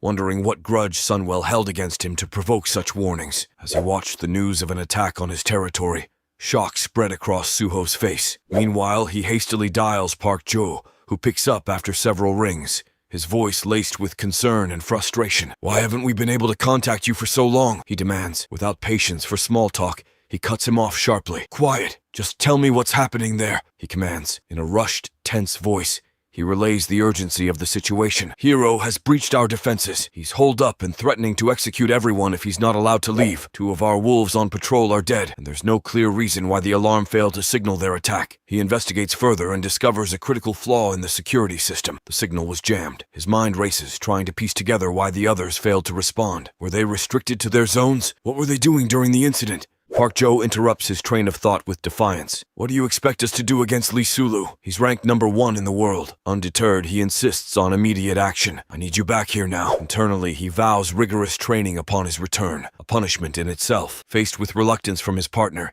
he listens as she pleads desperately. "Don't go. Lunga's motives are clear. Why are you fixated on him?" She questions the champion's taunting of the unranked awakener, warning of potential catastrophe during their impending match. Despite her concerns, he reassures her, brushing off the dangers with confidence. He asks her to pass on his farewells to Toddler and William, a fleeting moment of tenderness before he leaves. Dr. Toddler watches him with a mixture of regret and pride, wishing he could detain him longer. They exchange a few words, acknowledging the upcoming wyvern summoning. As the beast materializes precisely on schedule, he reflects on the intricate components of its summoning ritual, including the rare combination of memory stone and atacamite. He ponders the elemental aspects of his craft: earth, wind, fire, and water, elements yet to be fully harnessed. Reflecting on Park Suho's renowned abilities with dimensional energy, which closely resembled those of the High Elves, David speculated that Suho's malfunctioning status window was likely due to his recent contact with Eremite. According to David, contact with a large Eremite caused an error in the status window, halting all dimensional energy skills for about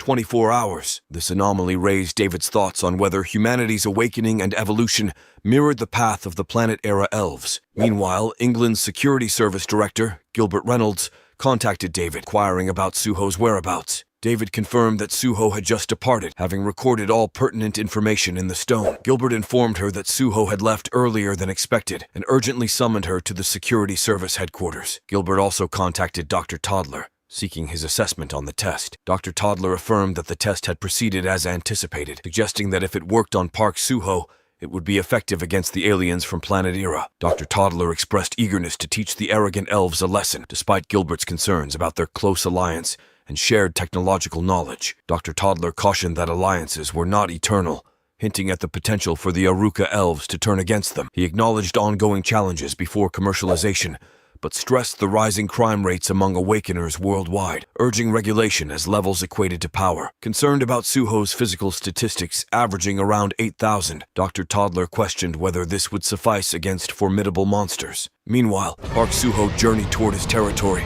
seething with anger at the audacity of the invasion. Determined to retaliate against those who dared encroach upon his land, he plotted their destruction. Dong-su inquired about Suho's intentions. Park Junho revealed Suho's message, instructing them to endure special training till they felt like they were at death's door. They all erupt in frustration and disbelief, their voices blending in a cacophony of anger and despair. "What are we supposed to do against the world's #1, who even took down an S-ranker?" Park Junho's bitter acknowledgement hangs heavy in the air. They know they have no allies in this fight. They huddle together watching the news unfold, each comment and criticism cutting deeper than the last. When Hero appears on screen, the comment section erupts with mockery, labeling them as weaklings. Jang Jae-shik can't contain his frustration, demanding to know why that video was ever uploaded. Dong-su tries to maintain composure, urging them to remain calm despite the disgraceful accusations. Park Junho's warning is sharp and foreboding. "When he returns, know that none of us will be safe. I'm furious." Yongin proposes a drastic measure, suggesting they temporarily withdraw from the guild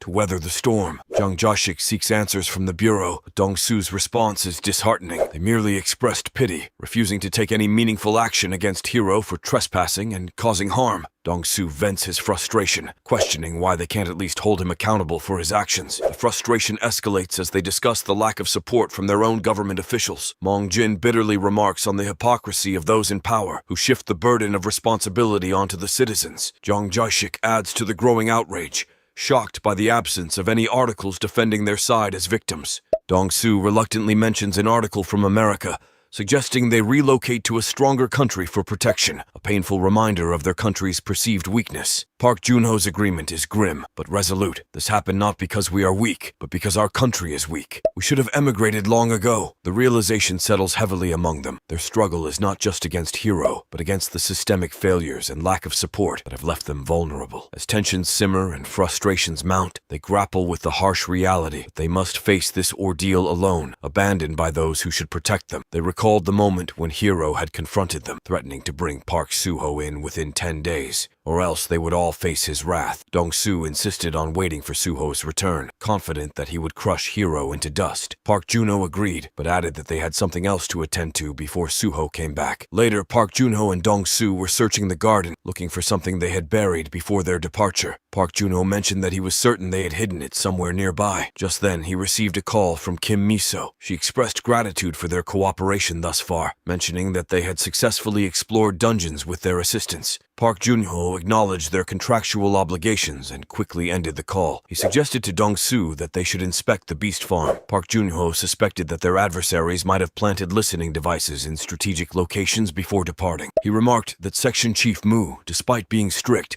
had always watched out for them. Dong-soo agreed, though he mused about the proverbial warning that one's enemy is often close to home. They arrived at the beast farm and observed the animals playing contentedly. Park Junho commented on their growing family in an ownerless house, wondering aloud where Suho might be. Dong-soo then mentioned a news article from the previous day reporting sightings of Suho riding a humpback whale in the South China Sea and defeating 4 megaloprolodons with an ice vortex. He speculated that if Suho was in the South China Sea, he would soon return home. Dong-soo marveled at Suho's apparent leveling up during his travels, recalling how he had frozen the sea to combat sea monsters. Their conversation was abruptly interrupted by breaking news reporting that Park Suho was attacking Tokyo. Shocked, they watched the news unfold, reporting that Suho was demanding Hero to come out. A breaking news broadcast announced that the Dragon Knight had suddenly appeared in the heart of Tokyo, causing chaos and disrupting traffic. Meanwhile, amidst the escalating tensions, reports indicate that there has been no major damage thus far. The Awakener Federation's criminal task force has arrived on the scene, joined by the world's number 15 and Lieutenant Sei's Tokyo team, one en route. Additionally, news arrives that the Type 10 Tank Battalion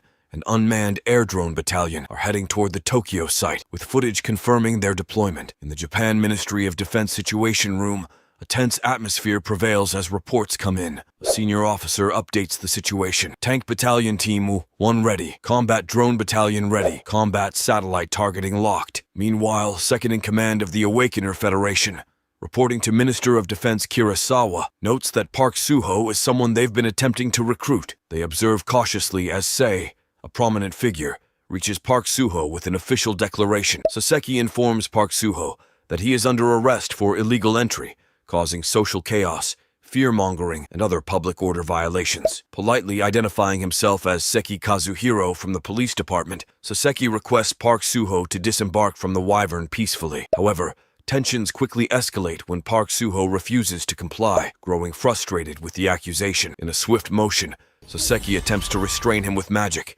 warning him not to resist. Park Suho retaliates forcefully, delivering a solid punch that sends Saseki flying. Unfazed, Park Suho asserts his determination to defend his territory at any cost, acknowledging his fear, but praising Saseki's strength. Saseki admits that Park Suho's reaction could have been fatal had he not reacted swiftly with a protective spell. Despite the clash, Saseki persists in his demand for Lee Sulu to surrender, warning against sending any more minions into the fray. Meanwhile, Kurosawa watched the live feed from his office with fascination. He remarked aloud that Park Suho was even more impressive than he had anticipated, considering him to be a potentially more valuable asset than Lee Sungwoo.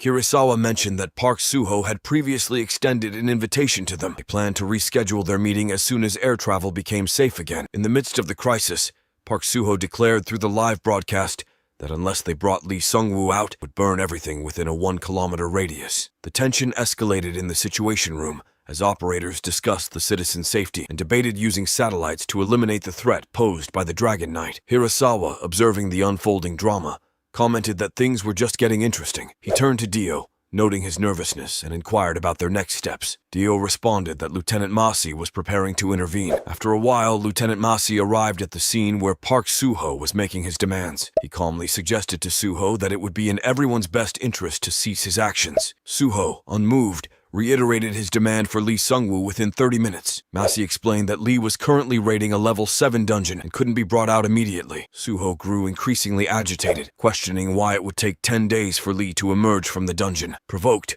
Suho declared he would return later and ensure accountability for the day's events. He accused them of stealing the youth or eggs of a Nyx, a serious accusation among awakened beings. With that, Suho mounted his wyvern and flew off. Elsewhere, Dio asserted that they couldn't simply allow Park Suho to act with impunity, as it would lead to international humiliation. Hirasawa agreed, but argued that deploying the full force of the defense army against a single awakener would be equally humiliating. He proposed a different approach. Since Suho had indicated he would return, they should request Arumakis to escort him to the air defense identification zone using FF-35S. Meanwhile, Park Suho's attention is drawn to a mysterious black portal, wondering if it might be a gateway to the planet Kshen on the other side. In Suho's homeland, jubilation erupts upon hearing the news of Park Suho declaring war against Hiro. Media reports highlight Lieutenant Saseki's incapacitation from a single strike during an attempted arrest, now hospitalized with a concussion. The Japanese government categorizes the incident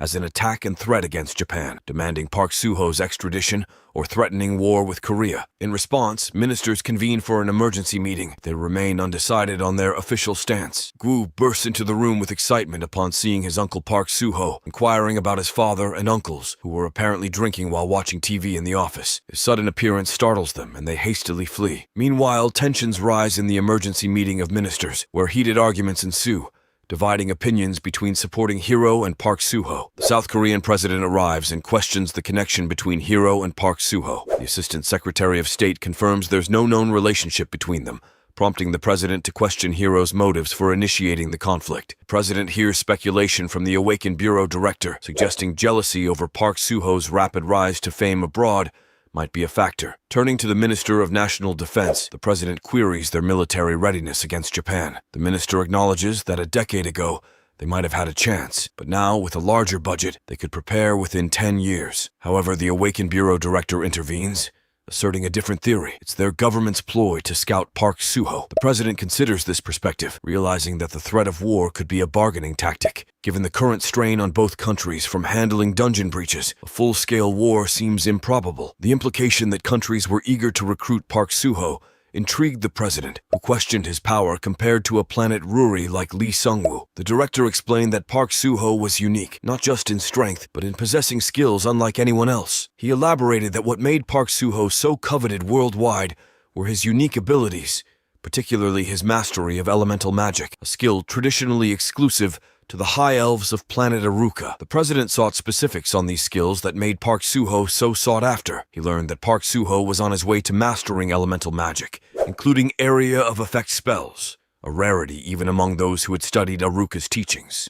The director likened Park Suho to a lucrative lottery ticket, potentially bringing immense wealth and strategic advantage to any nation that secured his allegiance. Agreeing that such potential warranted protection, the president instructed the Minister of Justice to designate Park Suho as a VIP and prevent him from leaving the country. Meanwhile, news reports confirmed the government's refusal of Japan's extradition request for Park Suho. In a car, Kim Miso and the director discussed the decision, with Kim Miso suggesting that money had influenced the outcome. The director questioned her cynicism, hinting that he had intervened to prevent Park Suho's deportation. He directed Kim Miso to convey to Park Suho their plans to level up the Suho Guild to level 6 soon, and expand their farmlands to cover all of the Jonki regions. This, he believed, would position Korea as the world's granary, surpassing even Era. Kim Miso mentioned they had also agreed to meet Mr. Max on Suho's land the following day. Meanwhile, deep within SE Area 2's Grasshopper Dungeon Level 3, Park Suho puts his 4 trainees through rigorous training sessions, pushing them to their limits. Sweating and struggling, they endure as Park Suho informs them they still have 10 rounds to go. His focus is interrupted by a call from Granny Swaka. Concerned, she asks if he's allowing the trainees to eat while training. Park Suho reassures her that they had a substantial meal earlier and don't need to eat at the moment. Granny Swaka passes the phone to Miss Miso, who gets straight to the point. She mentions the intense training Park Suho has undertaken in the dungeon, without rest, since returning to Korea 3 days ago. He brings up Japan's strong reaction to recent events and hints at a potential solution. Reflecting privately, Park Suho contemplates the complexities of human rules and their consequences. He agrees to meet Kim Miso at home. Later, Park Suho arrives and meets Mr. Max, the Asian branch manager of SPFC. Curious about SPFC's interest, Park Soo-ho asks directly what they want from him. Mr. Max explains that recently, Champion Hyro publicly challenged Park Soo-ho to a match, dismissing him as inconsequential and boasting he could win with one hand tied. Park Soo-ho vaguely recalls the challenge but wonders about Hiro's motives. Mr. Max elaborates that the match could generate an astronomical amount of money, suggesting it as a means to prevent war and earn a substantial sum simultaneously. He advises Park Soo-ho not to overthink it and simply agree. Mr. Max emphasizes the financial benefits and the opportunity to diffuse tensions diplomatically. Park Soo-ho reflects on David's warning about Hiro's dangerous reputation as a psychopathic murderer, cautioning him against any dealings with him. As the weight of the decision hangs in the air, Park Soo-ho considers the potential consequences of accepting the challenge, both personally and politically. The allure of financial gain and diplomatic resolution battles against his instincts to avoid entanglements with someone as unpredictable as Hiro. The president, discussing with his team, mentioned that legally he can kill Hiro if he agrees, requesting a clear explanation of the SPFC rules and emphasizing that they won't hold him accountable for any accidental deaths, although they do not condone murder. Kim Miso assured Mr. Max that she would discuss these terms with Park Soo-ho and contact him again soon. Mr. Max expressed his hope that they would make the correct choice. Kim Miso reassured Park Soo-ho that agreeing to the match was his choice and that war would not break out over this issue. However, Park Soo-ho expressed a strong desire to proceed. Kim Miso pointed out Japan's straightforward intentions, either appease him or eliminate him. Park Soo-ho asserted that he didn't care about Japan's reasons. He simply wanted to defeat Hiro, especially since it wasn't against the law. She then proposed the idea of donating the proceeds from the match to Japan, emphasizing the importance of appeasing them before the match. Park Soo-ho agreed to this suggestion. Kim Miso informed Mr. Max of their decision. Turning to another matter, Kim Miso produced documents revealing an official order from the government. She handed Park Soo-ho a document announcing a general assembly of all level 6 guilds annually, where large guilds gather. She expressed her intention to invite Park Soo-ho to this event. Park Soo-ho questioned why he was being invited when his guild hadn't yet reached level 6. Kim Miso disclosed that the Suho Guild had officially achieved level 6 status and presented him with a level 6 shield as certification from the Bureau. She explained that this conferred autonomous rights over the entire Uijeongbu region, including territorial management. Furthermore, Kim Miso elaborated that once infrastructure was established and people began settling, the government would designate all managed land under their control. Park Junho, upon seeing the document, questioned why they were being entrusted with land they had previously relinquished and tasked with guarding the country. The monk chimed in, noting their lack of military training and questioning their ability to fulfill such a responsibility. Park Soo-ho responded that the decision had been made, emphasizing that the government's priority was to establish the city first. He speculated that they might be exploited by the government for their newfound responsibilities. Adding to the discussion, Park Soo-ho contemplates that expanding the beast's farm might be more lucrative than the current offer on the table. Dong-soo interjects, suggesting that accepting the substantial sum of money and immigrating elsewhere could be 100 times better, proposes keeping Namyangju as their headquarters, and reveals his plan to divide the new region into sub-districts. Dong-soo questions if they will become branch managers with powers akin to mayors, but Soo-ho envisions a larger role. He sees himself more as a provincial governor than a mere mayor of Area 13, asserting that he will appoint branch managers, likening them to lords and castellans rather than traditional mayors or governors. Meanwhile, the monk, observing the news, notes the agricultural potential of Suho land, predicting Korea could become the world's grain hub, leading to significant income. However, he raises concerns about Era's agricultural dominance with multiple trading gates globally and high-cost products. He suggests targeting a niche market where Suho land can thrive. Highlighting the stakes, he emphasizes that if their venture succeeds, Suho will become a lord with a territory generating substantial income, and they will act as castellans safeguarding that land. Reminding them of the signed contract, he advises keeping duplicate copies to prevent future disputes. He asserts that decisions have been made, pointing out their inability to protect their own homes challenges the notion of becoming castellans. Concluding the discussion, he urges them to finish their meal and proceed with today's training regimen, focusing on preparing themselves for the challenges ahead in this new chapter of their lives. Meanwhile, Park Junho watched the news, eagerly reporting Lee Sung-woo's emergence from the dungeon. He exclaimed with enthusiasm, "Welcome back. He's in trouble now." An event was promptly organized, setting up a highly anticipated match between Lee and Park Soo-ho. Bright, commenting on the upcoming one-on-one battle between Awakeners, noted that it was a completely different challenge from hunting in confined spaces. He predicted that Lee, with his extensive experience, would likely triumph over Park Suho. Meanwhile, an SPFC commentator emphasized that Park Suho lacked prior experience in such high-profile one-on-one combat and hinted at the stark differences between the SPFC arena and street fights. Back at their base, Dong-soo checked the Suho channel and read excited comments from viewers anticipating the match. Initially upbeat about the potential earnings, his mood soured upon discovering that Park Suho had donated the entire 240 billion fight money to Japan. Frustrated, Dong-soo questioned why Park Suho would give away hard-earned money to another country. As they discussed the matter, Park Suho suddenly arrived, questioning their activities and expressing his concern over the risks he faced. He urged them to finish their meal quickly and head indoors, as he intended to inspect the land in Uijeongbu. The scene then shifted to the Awakeners Bureau Director,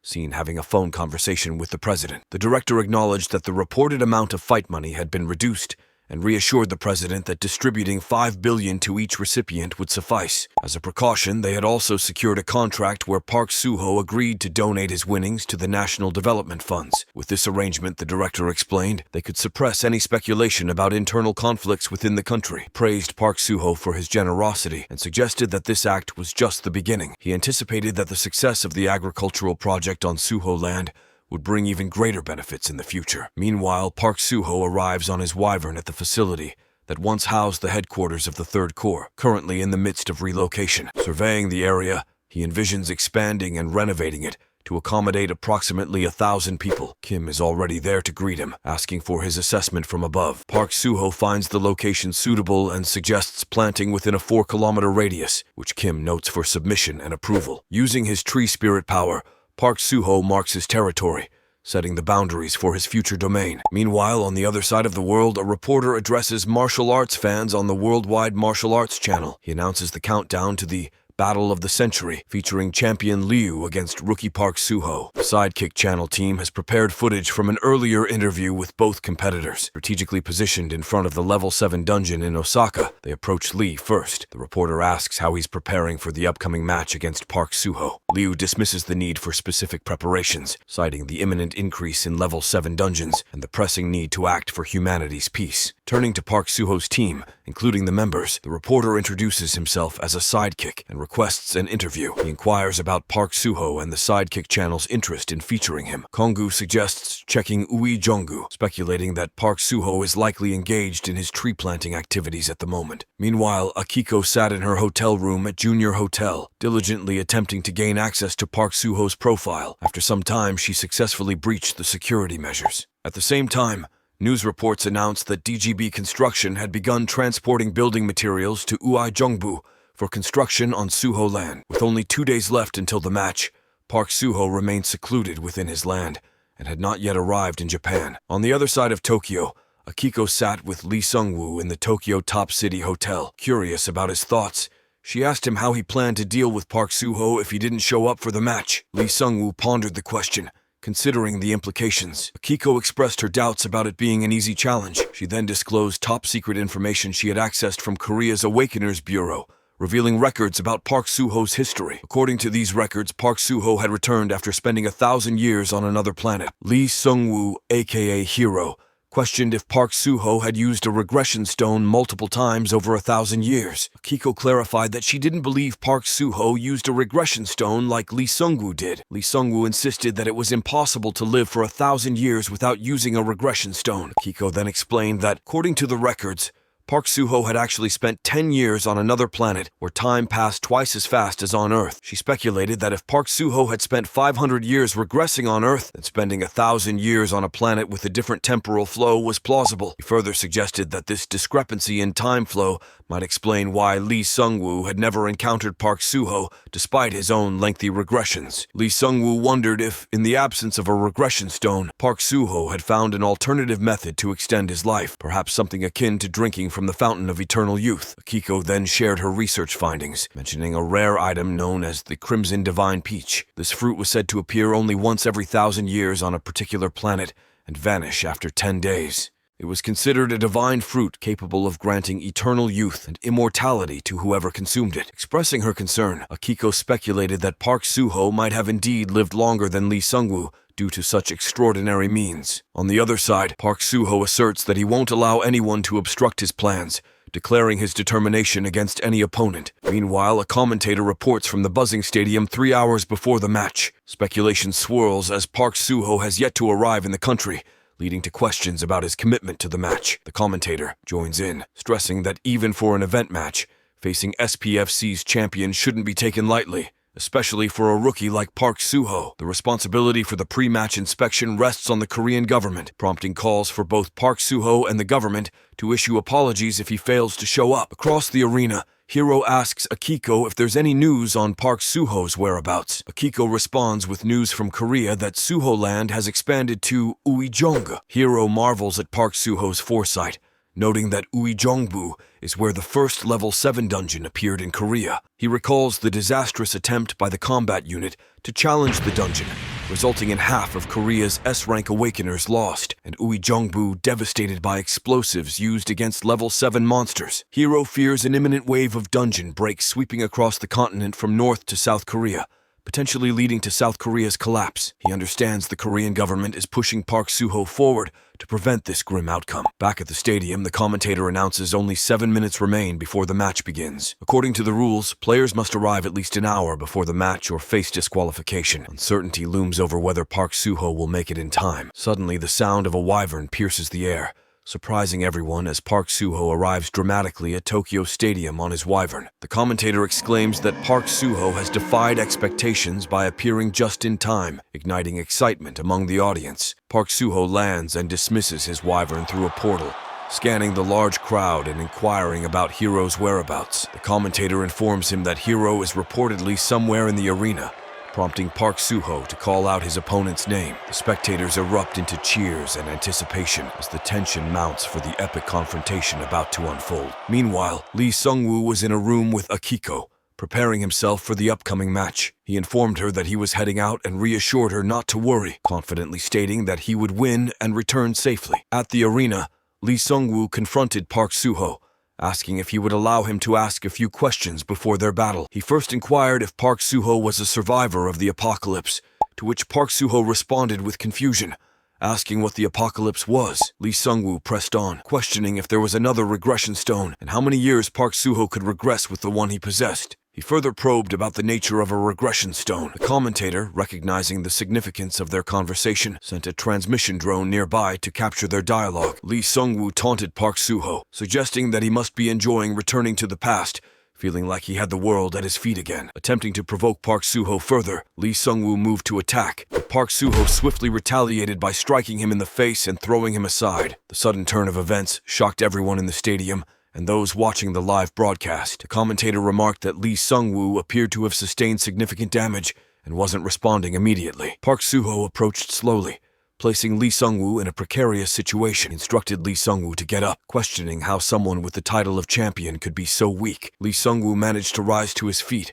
his nose bleeding, and wondered if he had been struck by magic. Park Soo-ho commented on the necessity of humility, using a proverb about ants having queens and frogs in wells. Lee Sung-woo attempted another attack out of frustration, but Park Soo-ho effortlessly countered, employing tornado power to launch Lee Sung-woo into the air. He followed up with a shower of fire fairies. The commentator, witnessing this one-sided beating, expressed disbelief at the unexpected turn of events, reflecting the shock among the spectators. Park Soo-ho firmly grasped Lee Sung-woo by the neck, insisting that he not feign death because he knew Lee Sung-woo was still conscious. The status window displayed Lee Sung-woo's HP at 25%. Park Soo-ho decided to inquire further, asking Lee Sung-woo why he sought him out. Lee Sung-woo responded bluntly that he wanted to kill Park Soo-ho. Park Soo-ho pressed on, questioning why Lee Sung-woo believed he deserved to die. Lee Sung-woo asserted that it was because of Park Soo-ho that his meticulously crafted plan, developed over 500 years of hard work and dedication, had been ruined. Park Soo-ho was intrigued and asked Lee Sung-woo about this plan he had been working on for centuries. In response, Lee Sung-woo consumed a potion, transforming into the monstrous entity known as the Fury of God. Meanwhile, a man watches the events unfolding in the stadium on the screen, reflecting on the potion he took to recover his stamina. He notes that it seems he's learned some intriguing insights from planet Gushion. Suddenly, Hiro transforms, unleashing the devastating power of his god's fury. The stadium is ravaged, with spectators badly injured, and even some people taking a hit. Hiro employs a skill so lethal and powerful that it strains the limits of human endurance, forcing him to tap into the resilience of a monster's physique. Astoundingly, Hiro utilizes a skill he had reserved for a level 8 boss, the Toad Monarch, against a human opponent. Park Suho, despite sustaining head injuries, manages to rise again, expressing astonishment at surviving such an ultimate attack. Queries Hiro about the item enhancing his strength and the technique used to unleash such power. Hiro clarifies that there's no item involved. Instead, it's a skill known as Forest Blessing. He dismisses the notion of regression, explaining that Forest Blessing is an elixir-grade skill capable of completely restoring lost stamina and mana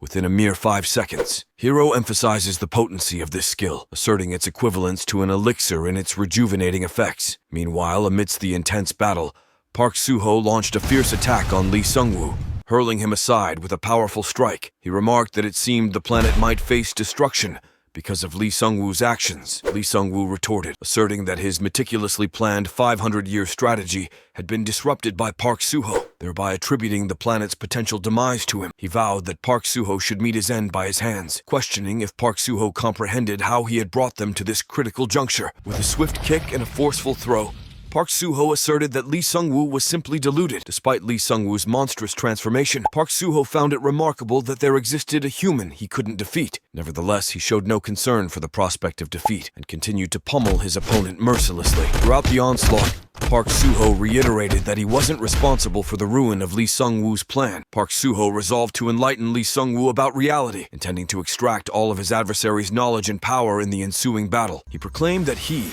as the world's savior, must prevail. Transforming himself into a black wolf, Park Suho delivered a powerful punch that reverted Lee Sungwoo back to his human form, shattering his stone replica in the process. Transforming again, this time into an eagle, Park Suho approached Lee Sungwoo, questioning his thoughts and asking if he could now perceive the real world. He warned Lee Sungwoo that his inability to save Earth over centuries was due to his own weakness. Park Suho issued a stern warning, advising Lee Sungwoo never to trespass into his territory again, threatening to end his life if he did. He emphasized the impending apocalypse, predicting that 95% of humankind would perish, including Lee Sungwoo, if they didn't change their ways soon. His adversary retorts, questioning why his past should dictate his future. Privately, he reflects that there seems to be no future for someone like him who remains mired in the past. Meanwhile, Choi Soo-young watches a match unfold. The commentator notes how Park Suho, transformed into an eagle, flies towards Hiro, who has collapsed. She recalls the hospital incident where Park Suho told her they couldn't be together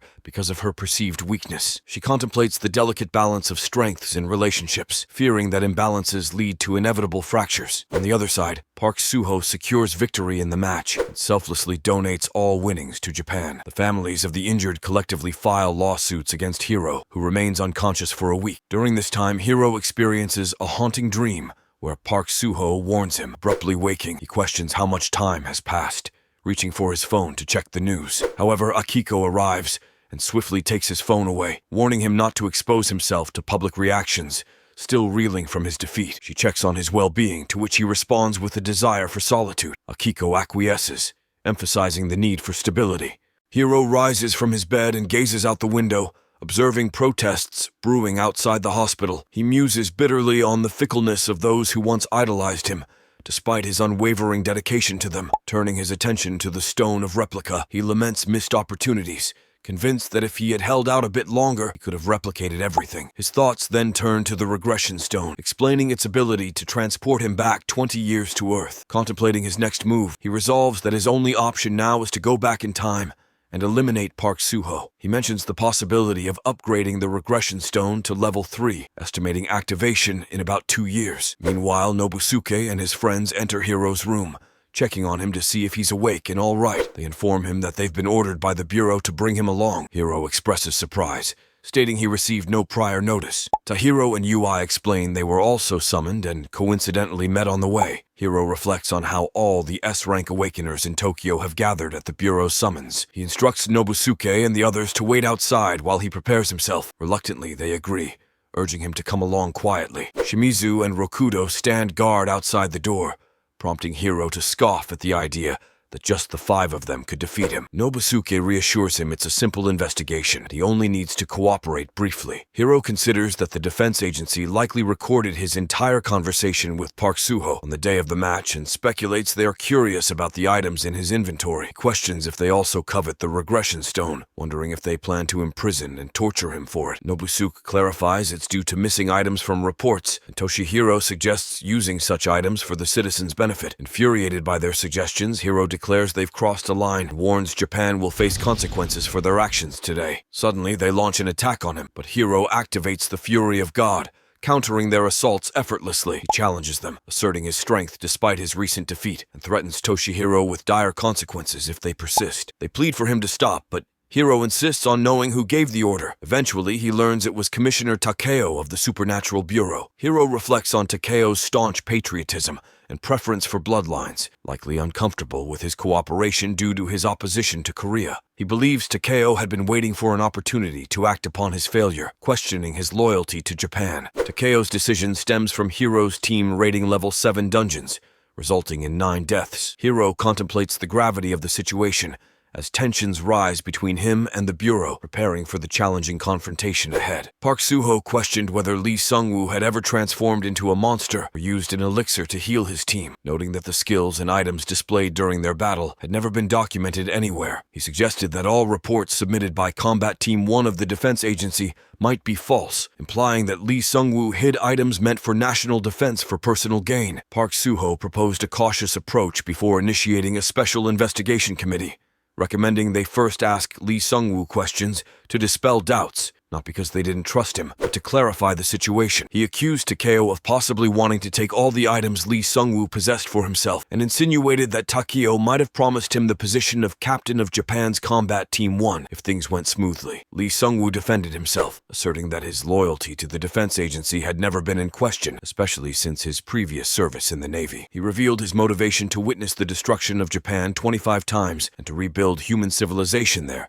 due to its geographical advantages. However, he lamented that these plans were now in ruins due to what he perceived as the insatiable greed of the country. Inquiring about Akiko's awareness of these events, Park Suho was informed that she was indeed knowledgeable about them. In a fit of anger, he killed Toshiro, a member of Combat Team 1. The news subsequently reported that Lee Sungwoo had killed 2 Awakeners and injured 3 others before making his escape. Meanwhile, in Japan's Supernatural Bureau, Commissioner Takeo expresses his deep-seated distrust, particularly in helping outsiders, citing the recent incident involving Lee Suo. He voices his belief that they took in a man abandoned by Korea and elevated him to hero status, only for him to betray them at the first opportunity. Takeo suspects that Lee Suo may have been a spy planted by Korea from the very beginning.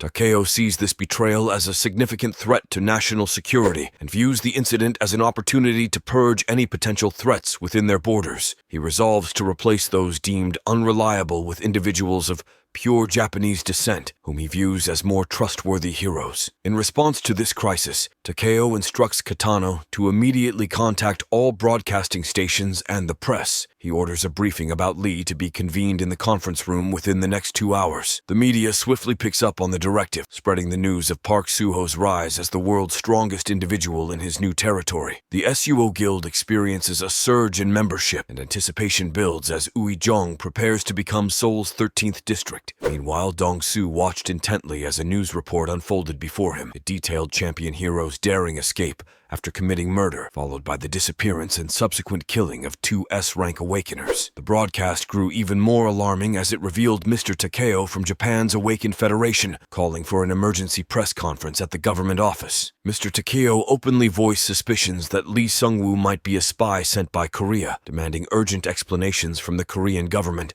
regarding the recent terrorist activities linked to Lee Sun-woo. In swift response, a spokesperson from the Blue House held a briefing at the archives, vehemently rejecting Commissioner Takeo's allegations as unfounded and expressing deep resentment towards Japan's perceived provocation. Dong-soo mulled over the news, skeptical that someone as severely beaten by Suho as hero would dare to approach their location again. He made a decision. He would search for Suho, especially since Suho had been absent during crucial moments before. After a while, Dong-su noticed something familiar in the sky. A new member of the Suho guild screamed and bolted from the side, signaling that Hiro might indeed have arrived. Dong-su wasted no time and began running towards the commotion. Just then, Jaishik appeared and questioned their sudden rush. Dong-su explained his suspicion that Hiro had arrived, having received a report from the detection team about a nearby portal. They hurriedly moved towards the scene where a new portal was opening, its energy signature indicating it was a level 7 dungeon with dimension energy, measuring a staggering 7,530, with a potential break in just 42 days. The gravity of the situation hit them hard. Park Junho voiced concern over admitting individuals to their guild without fully assessing their capabilities, fearing the catastrophic consequences if the dungeon were to break open. Uncertainty loomed over their next steps. Myungjin suggested relocating before the dungeon's potential breach, but Park Junho hesitated, unsure if Suho would allow them to leave. The absence of Suho during such a critical moment puzzled Jang Jaishik, prompting them to decide to split up and search for Suho in different directions before making any further decisions. As tensions mounted, a weasel suddenly materialized in the center of their group, questioning their motives for being there. Park Junho, feeling the weight of their ambition to become the 13th District Branch managers, candidly admitted that they were driven by their desire for prestige. The weasel acknowledged their honesty, explaining they were chosen by the government for this larger hunting ground and encouraged them to embrace the wilderness. Highlighting a significant opportunity, the weasel asked if they were willing to hunt with gratitude. Handong expressed gratitude but pointed out their current E-rank levels. Unperturbed, the weasel countered that their prey practically offered itself to be caught, warning that running away would only return them to their pasts. He challenged their resolve, questioning if they desired to regress, which they vehemently denied, reaffirming their dedication to progress. Deciding to move forward, the group suddenly witnessed the weasel transform into Park Suho himself. Impressed by the newcomer's improvement, Park Suho stressed the importance of managing construction efforts. He designated 2 people for the first raid, instructing them to follow closely. Dong-su, feeling regretful about missing out on the opportunity to join the first raid of a level 7 dungeon in Korea, resolved to participate this time. They entered the level 7 dungeon, encountering an undeveloped land fraught with attacks. Meanwhile, news broadcasts reported that following the recent events in Japan, a level S dungeon had finally emerged in Korea. This marked the 8th level S dungeon globally and the 2nd in Asia. Major foreign media outlets anticipated this development, causing chaos at the international airport as people sought to escape. The Awakened Bureau convened a meeting to strategize their response amidst the escalating crisis. The reporter concluded the news flash by confirming that a team of 3 from Suho Land, including Park Suho himself, had already entered the dungeon, poised to confront the challenges within. Meanwhile, at the Awakened Bureau, the director acknowledged the exceptional performance of broadcasting stations, likening it to having a listening device within their own building, questioned whether they promptly reported the appearance of the dungeon, and noted that Park Suho,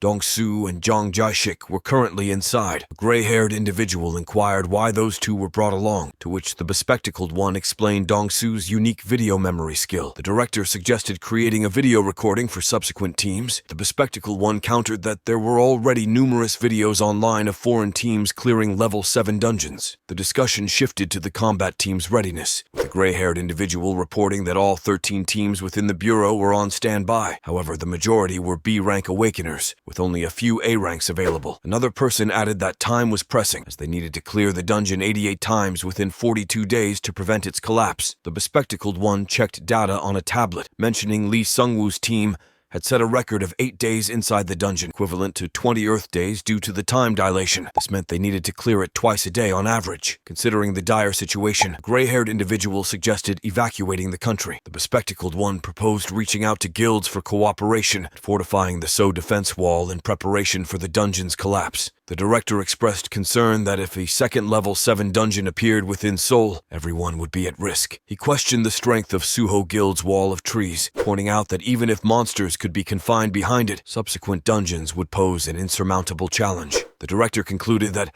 as long as the level 7 dungeon in Suho Land was managed, it would be the safest place on the planet. He asked if Section Chief Kim Miso was present at Suho Land and suggested they call her to assess the situation on site. After a while, they observed Suho Land with a drone to locate Kim Miso. They commented that it was quieter than expected and noted that construction was still underway. DGB construction was visibly involved in infrastructure development, while workers appeared peaceful, some even engaging in activities like a child riding a wolf, prompting them to wonder if it was some kind of war game, or if they were still in Korea, as it seemed like another world entirely. The director questioned if the drone had indeed reached Suho land in Uijeonggu and confirmed Kim Miso's location through it. He observed her sunbathing near what looked like the soldiers' dormitory building, approached her. Upon his greeting, she promptly asked who he was, to which the director identified himself and asked if she was Choi Seong. Kim Miso clarified that it was lunchtime and apologized for any inconvenience, prompting the director to ask for a brief update on the situation on site. Kim Miso explained that initially, there was some unrest when the Level S dungeon first appeared, mainly due to the evacuation procedures. However, after Park Suho's team ventured into the dungeon for a raid, the situation had stabilized. She reported that 3 hours after the dungeon's emergence, infrastructure construction was proceeding as planned. Park Junho, the vice guild master of Suho Guild, was overseeing operations, while Monk Myungjin from the guild was involved in training recruits. Satisfied with the report, the director pondered aloud that while the entire country of Korea seemed to be in a panic, Suho land felt like an entirely different world. Just then, General Manager Choi entered the room and informed them that the Ministry of Defense had deployed Sun Jin-woo's 77A Special Forces unit to Uijeonggu. The director approved of this decision, emphasizing the importance of preventing a dungeon break at all costs. He expressed confidence in Park Suho's abilities and declared that he would now assume the role of on-site commander for the Level S dungeon. The scene shifts abruptly to a darkened room where Akiko, tied to a chair,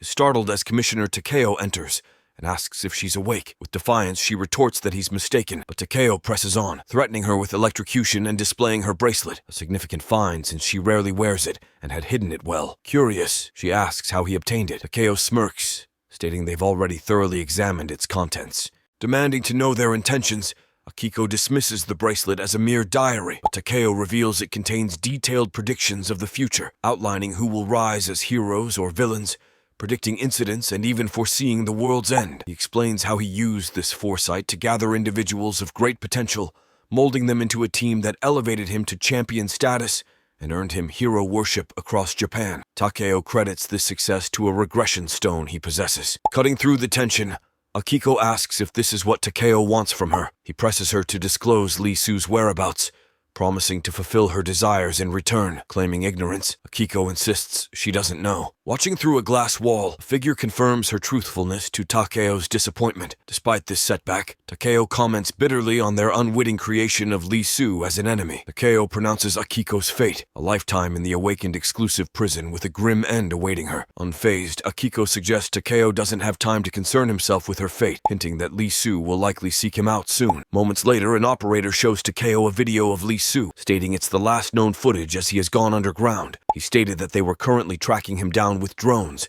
emphasizing that Hero was a villain attempting to overthrow them by luring Korean awakeners and citizens to his country. He urged using all possible means to locate him and hold him accountable for his crimes, convinced that Hero certainly possessed a regression stone in his inventory. Meanwhile, on a beach, Hero sat watching the news on his phone. The broadcast revealed the list of guild members who had joined Park Suho in his raid of the Level 7 dungeon. He noted it was a 3-man team with Jang Jae-shik at D rank and Dong Su at I rank. Musing about how much Park Suho could change the world with his strength, he made notes in a notebook, planning to gather more information about Park Suho for his next regression. The news further reported that Korea's best combat team, Special Forces Unit 77A, was en route to Uijeonggu. Hero commented on Korea's destruction starting in earnest after the annihilation of the combat team led by Korea's top-ranked awakener. Despite the appearance of a Level 7 dungeon, Buos remained peaceful. He grimly reflected that when the end of the world arrived, those bright faces would be stained with blood and tears, resolving that if he survived, it would help them smile again. Meanwhile, members of F-Unit 77A arrived at the Suho Guild. The director also arrived, meeting Park Junho and Kim Miso. Kim Miso questioned why he was there, to which he replied, expressing his inability to sit calmly in the office while the country faced a crisis. He informed Park Junho that the Awakened Bureau and the Ministry of Defense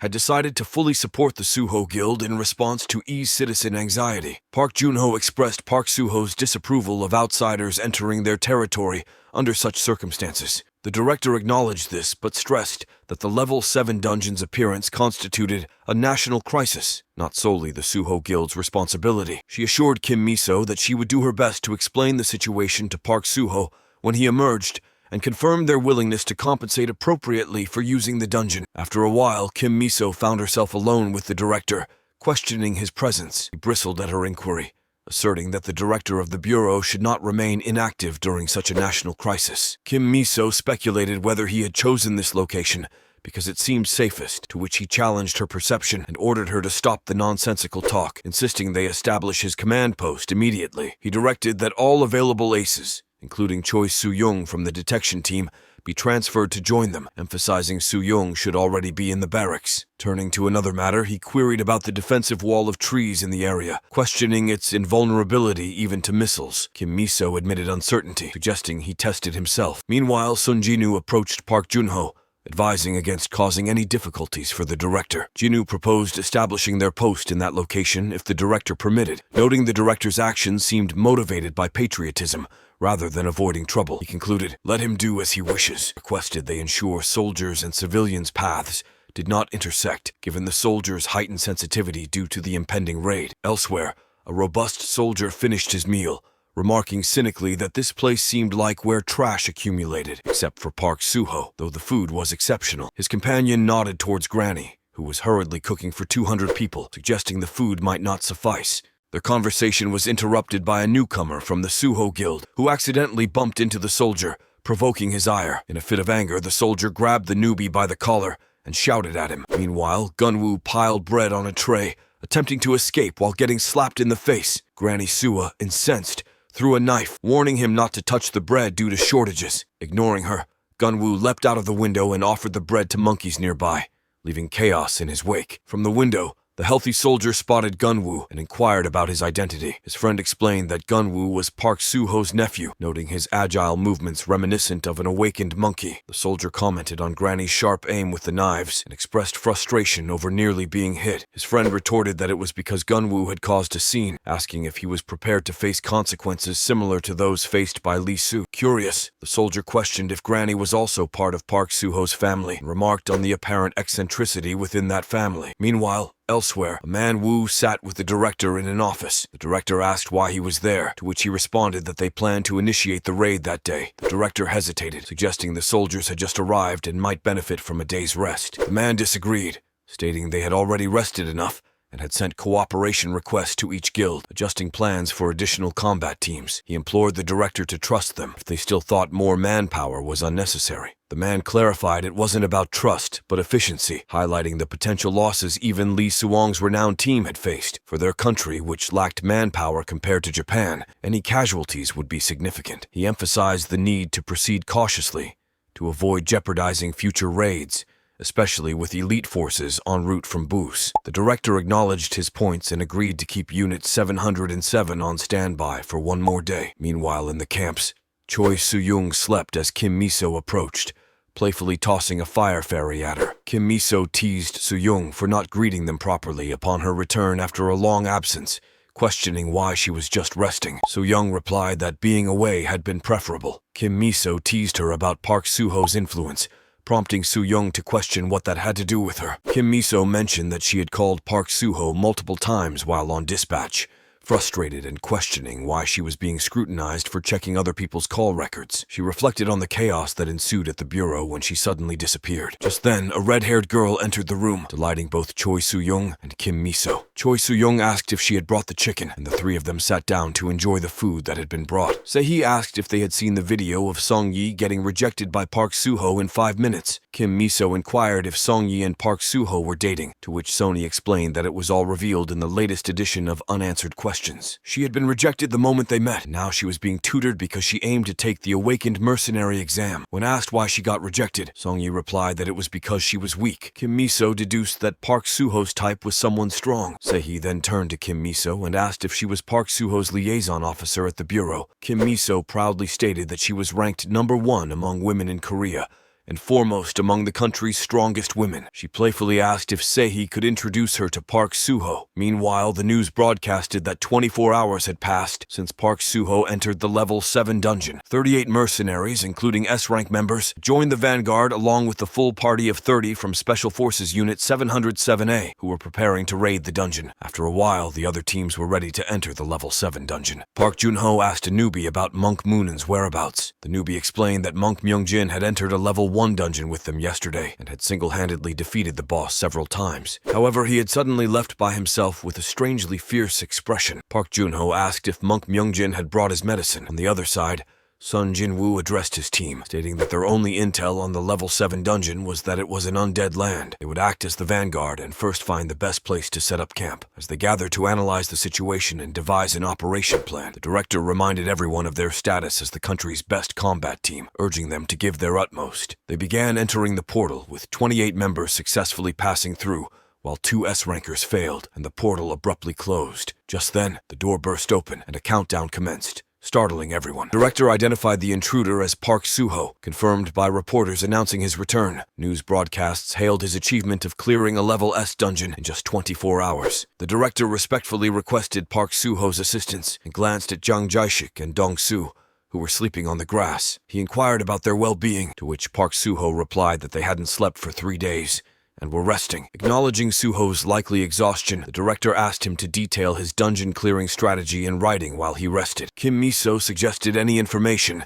even a map or monster details, would greatly aid the teams preparing for the next raid. Park Suho questioned if they planned to hastily assemble another combat team for his hunting grounds. He refused, citing the national emergency to prevent a dungeon break and asserting his capability to handle it alone. He viewed their proposed team as an attempt to stake claim on what he saw as his personal challenge rather than genuine assistance. Kim Miso understood his perspective and assured him they wouldn't send additional teams. However, she mentioned a special forces unit from the Ministry of Defense currently involved in a raid. Park Suho requested permission for them to enter his hunting grounds. Kim Miso agreed after consulting with the director. Park Suho then confronted Park Junho, questioning the whereabouts of Monk Myungjin. Meanwhile, Monk Myungjin was on the verge of attacking a reporter when he spotted him. He quickly ordered the guards to bring the reporter over. The director questioned their actions as guards apprehended the reporter and escorted him to the portal door. They all entered the portal once again. Reporters speculated that they were entering the dungeon right away without resting, assuming Park Suho was determined to prevent a dungeon break by himself. They speculated that the Suho Guild might become the first level 7 guild, but it was too early to determine as one would need to clear the dungeon twice a day to prevent a break. They mentioned that they would at least have to wait and see if they could reduce the clear time to 7 hours. The guards tossed Monk Myungjin into the portal, while reporters observed that Monk didn't appear to be in good health. After a while, the director announced that he would take a short break and gather information from them once they awakened. He reminded them that he was still the unseen commander and needed something to appease the higher-ups. He brought in the first aid van where the doctor checked if the machines were working properly. He confirmed that both machines were currently at B rank. Another person pointed out that they were at E rank and D rank when they entered. The doctor examined their status screens and expressed amazement at the significant level up they had achieved from going through a level 7 dungeon just once,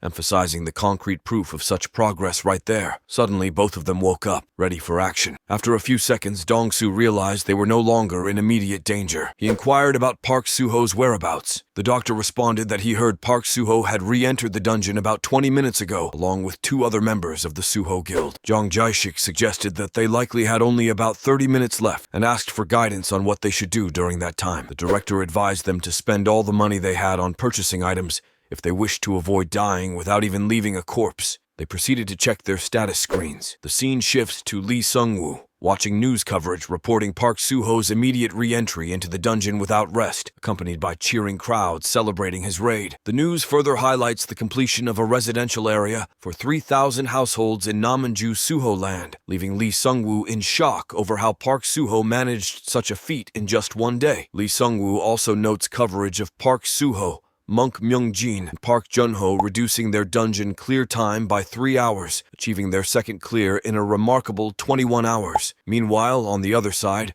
a medical team arrives to provide healing support. Dong-su, despite having no injuries, finds his stamina at 30%. Monk Myungjin requires 1 hour and 20 minutes of healing. Dong-gu questions the Bureau's actions, prompting Kim Miso to explain that it's their healing service aimed at assisting them. She requests they allow them to take care of Monk Myungjin, despite Dong's skepticism about its necessity given their accelerated recovery pace in the dungeon. Under Park Suho's orders, they prepare to pick up Monk Myungjin and Dong-su to re-enter the portal. Kim Miso assures them she'll monitor the construction's progress ensuring they can focus all their efforts on dungeon raids. Park Suho agrees, suggesting she consult Aunt Sukya if she has further questions, then directs them to proceed through the portal. Park Junho wakes up, questioning why the dungeon hasn't been cleared yet. Dong-soo informs him it had been cleared once, and they returned. Park Junho advocates for humanity, suggesting they acknowledge their differences. Park Suho remarks they've only been resting for 30 minutes, emphasizing it's sufficient given their respective ranks. Junho at C rank,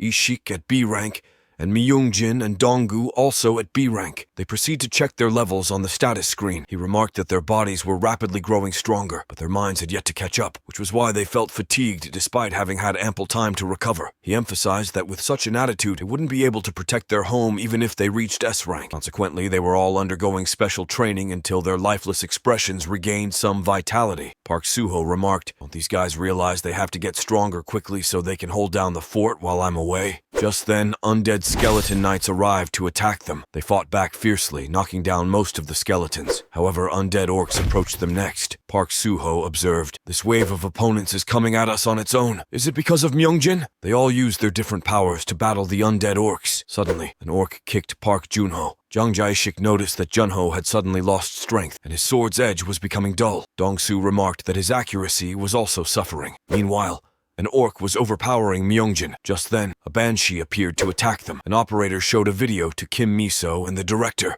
where Jang Jae-shik was seen battling the banshee. He described the banshee as an undead-type monster, equivalent to a mid-boss, estimated to be S rank. Its specialty lay in a debuff that reduced its opponent's physical damage, accuracy, and speed. It could also transform its arm into an arrow for ranged attacks. The director questioned why they didn't have the rest of the video.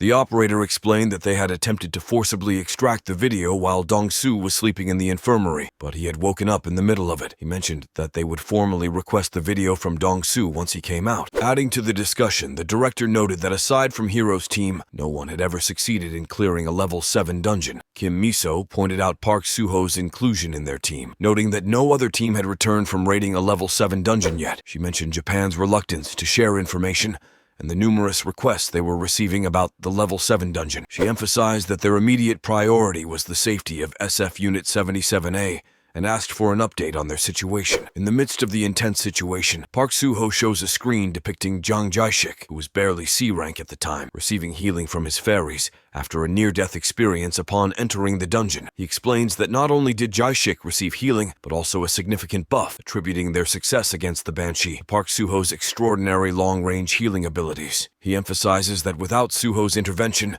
no team on the planet could defeat such formidable foes like the Banshee without suffering casualties. The director queries how long it's been since the Special Forces unit entered the dungeon. Park Suho replies that 9 Earth days have passed, noting they still have some time left compared to Hero's team in Sorrow's level S dungeon. However, he expresses concern that the SF unit's composition is weaker, making them vulnerable to collapse if they encounter a Banshee early and sustain casualties. He insists they must act to save them. Kim Miso questions what they can do from the outside. At that moment, the director receives a call informing him that Park Suho's team is emerging from the dungeon, having achieved their 3rd clear with a reduced time of 13 hours. Shocked by this news, the director declares Suho will arrive soon and instructs them to hold on to Park Suho. Kim Miso analyzes Park Suho's past dungeon clear times up to level 6, noting he completed solo raids in half the time compared to team efforts. Based on this data, she predicts Suho's 4th level S dungeon raid should take approximately 6 hours. Reflecting on Suho's exceptional skills,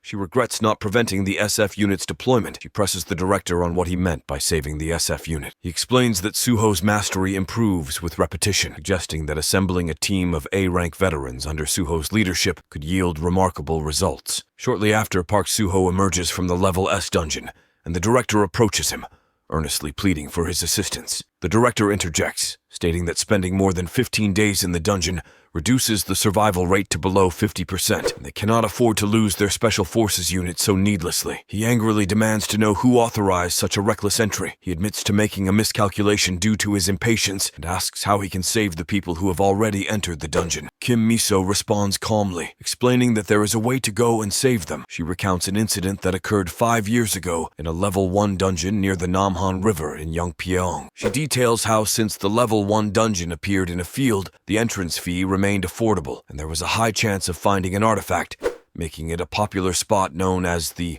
lottery, and treasure dungeon. As more people came to try their luck, the number of available doors quickly decreased. The problem arose with the last door that was raided. 5 C-ranked mercenaries entered a dungeon with a capacity limit of 15. Upon entering, they discovered the corpses of those who had entered earlier, killed by spiders. Park Suho questions why there were already corpses everywhere if they hadn't even started hunting and the door had just opened. Kim continues, explaining that the door's countdown began suddenly. By the end of their desperate attempt to exit, only one mercenary had managed to escape alive. This particular mercenary happened to be a track and field athlete, enabling him to make it through the door within the countdown. The director mentions that an investigation was initiated, and the inquiry concluded that 2 teams had entered the dungeon simultaneously. Shortly after a computing error, the director explains that it revealed the final dungeon could accommodate more people, but he stresses the importance of not exceeding capacity limits while soldiers remain in the dungeon before its potential collapse. Kim Miso summarizes that additional individuals can enter under strict adherence to these limits. Park Suho requests they ask him to clear the remaining dungeons swiftly to rescue the SF unit trapped inside. The director affirms that Suho is the only one capable of saving them, questioning if maximum capacity was reached upon entry. Kim Miso informs him there were 2 available spots, and calculates if Suho clears it 4 to 5 times a day, he could reach them before the break, crucial as survival rates diminish over time. If it takes a month in dungeon time, survival rates could plummet to 2%.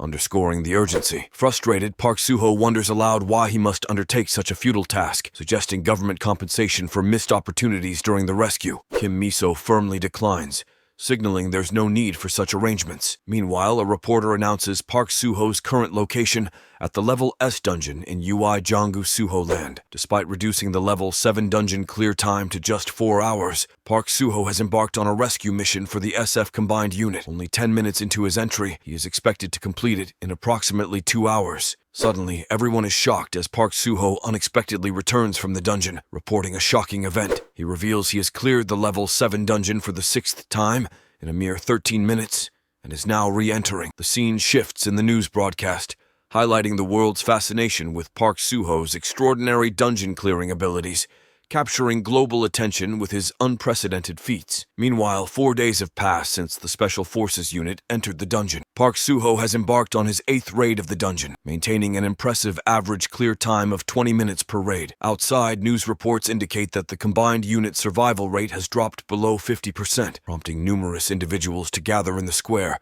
anxiously awaiting updates. Inside the Level S dungeon, the SF unit continues its perilous journey toward their base camp. Suddenly, Choi Soo-young halts them all and alerts them to a wraith located 140 meters ahead. Banshees attack the team, and despite their attempts to conceal themselves, Choi Soo-young manages to locate them again. A soldier engages and eliminates one of the Banshees. The girl with red hair insists that they need to relocate, but Choi Soo-young asserts that it's too late. A soldier from the base attempts to establish contact with the main squad, reports a substantial group of monsters advancing toward their position. 40 orcs from 6 o'clock, 20 ogres from 7 o'clock, and 200 goblins from 3 o'clock. He instructs the main squad to proceed to the intersection point 200 meters ahead at 11 o'clock and prepare for battle. The girl with red hair issues orders for them to prepare for battle and launch a counterattack. Park Suho notices something flying overhead at an impressive speed and inquires about it. She explains that she's analyzing the Undead Monster Field Guide from ERA for analysis and suggests they simply go and eliminate it. However, a goblin attacks her,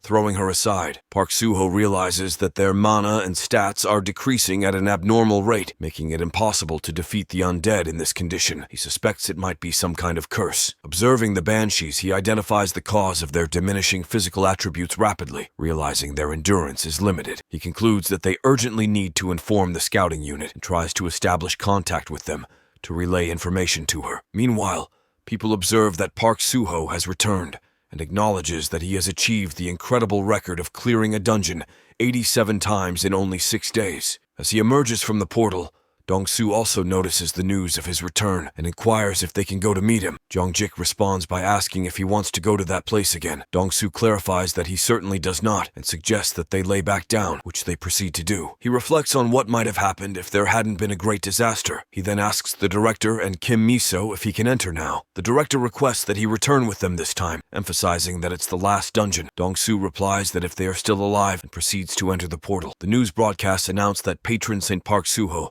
is finally entering the long-awaited last dungeon, commencing the rescue mission and pondering the fate of the 77th Combined Unit on the other side. Hong says he engages the Banshee in combat, and goblins begin to attack the soldiers. Their stamina decreases, making it impossible for them to continue fighting. They express concern that if this situation continues, they will face annihilation. Sanino spots a building and identifies it as the boss room, which they find sooner than expected. He suggests instructing the entire unit to gather there and deploying the Iron Curtain to separate the boss room from the outside. This would enable them to eliminate the isolated boss. He notes that it appears the base has been under attack and the main squad is currently in the midst of battle. However, the situation doesn't look favorable and their location is 20 minutes away. He insists they must go to their rescue. Upon their arrival, they find themselves trapped and declare that they are completely cut off. They notice the Dead Knight approaching to attack them, recognizing it as a level 6 dungeon S-rank boss. They are alarmed because there are 12 of them attacking at once. Choi Soo-young fell, and as she looked at her status screen, she noticed that her energy was very low. She found herself unable to get up. He wondered why she was thinking about Park Soo-ho at this time. Suddenly, fairies appeared before her, and the soldiers also noticed them. They wondered if they had all gone to heaven. Hong say he also fell and saw the fairies. She pondered what this was and why the gauge was going up. She questioned the sudden appearance of these blue insects, but her confusion was interrupted when Park Soo-ho appeared. Instantly, all her stats surged to full capacity. A nearby soldier marveled at his overwhelming power, and Hong confirmed that he had fully recovered as well, quickly readied themselves to resume their assault on the goblins. Park Soo-ho deployed his fire fairies,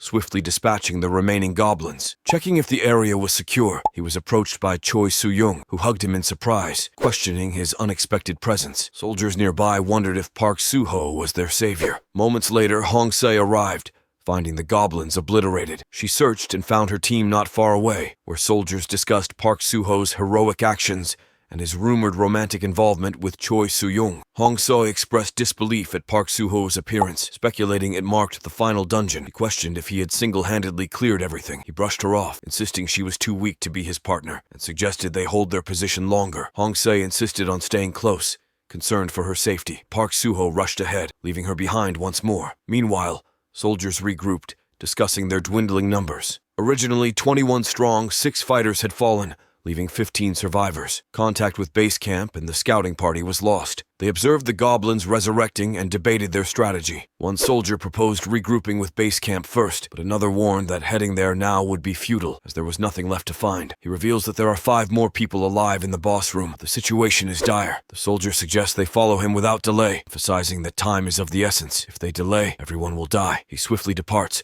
leaving the soldiers wondering how they're supposed to keep up with him. Hong Se advises them that if they don't want to be left behind, they should run quickly, even though the path is infested with ghouls. She orders them to prepare for battle. One soldier summons his beast. His bear and wolves join him as they launch an attack on the ghouls. However, some soldiers express doubt about the need to fight as they debate. Choi Soo-young alerts them that it's 11 o'clock. A flying entity is approaching. Park Soo-ho gazes at her and contemplates the fact that she is the strongest king of the undead, a lich. A wave of undead is swarming in their direction. They wonder how they're going to deal with all of them. Prepare to launch an attack on the other side. Sun Jinwoo observes a castle and contemplates the presence of a black mist, a shroud of darkness, the magic capable of reanimating a corpse, and the ability to summon death knights. He deduces that it must be a lich, and the one inside is the lich's life vessel. He explains that if they destroy the vessel, the lich will perish along with everything reanimated by it. He proceeds to enter the castle, affirming that he can handle it on his own, and expressing the hope that they all survive until he destroys the lich's heart. One of his team members remarks that even if it's a lich, it won't be able to penetrate Sun Jinwoo's impenetrable black armor. On the other side, Park Soo-ho transforms into a golden eagle and takes flight to launch an attack on the lich. He states his intention to put an end to their game, mentioning that he no longer has the time to keep playing with her,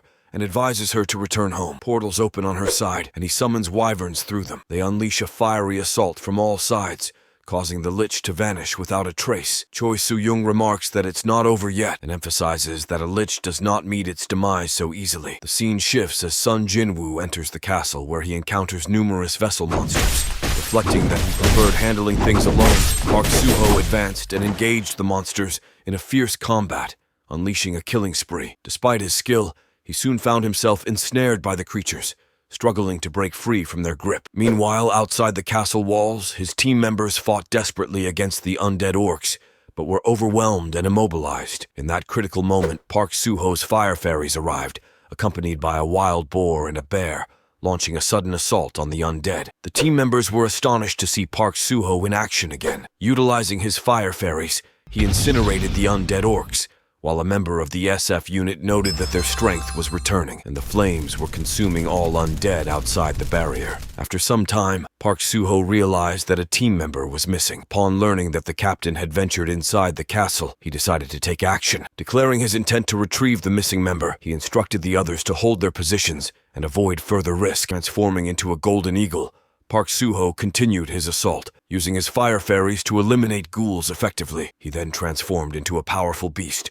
relentlessly attacking until he reached the boss's room. There, he discovered Sun Jinwoo suspended in vessels, his life force draining into them. Observing Sun Jinwoo's condition, Park Soo-ho pondered the possibility that Sun Jinwoo was being kept alive intentionally, serving as a vessel for the Lick's life energy. He lamented that given more time, the Lick could have fully resurrected. Determined to free Sun Jinwoo, Park Soo-ho used his fire fairies to break the containment nets. Meanwhile, soldiers reported that the castle was exploding, causing the undead to disintegrate into dust and vanish. Simultaneously, outside the castle, an eruption signaled the start of a countdown. The soldiers announced Park Soo-ho's return just as he emerged from the castle, carrying the unconscious Sun Jinwoo in his arms. Concerned team members inquired about Sun Jinwoo's condition, to which Park Soo-ho reassured them that he was still alive and suggested they evacuate immediately. They expressed their confidence that the Man of Iron would not simply perish after a while. News broadcasts report that Park Soo-ho is in the midst of a mission to rescue a dungeon raid unit, marking an unprecedented milestone in human history. This rescue operation takes place merely an hour and 40 minutes after he commenced entering the dungeon to rescue the Special Forces unit. The door burst countdown has finally initiated, and the entire world is silently watching and hoping for the safe recovery of the brave combat team that ventured into the Level 7 dungeon in their quest to save humanity. A few minutes later, they emerged from the dungeon. News broadcasts proudly announced that the combat team has successfully cleared the Level 7 dungeon, a place that had plunged the world into fear and confusion. Park Soo-ho and the SF Unit 77. Soldiers confidently exit, although it appears that some of them have sustained injuries. It remains unclear who these injured individuals are,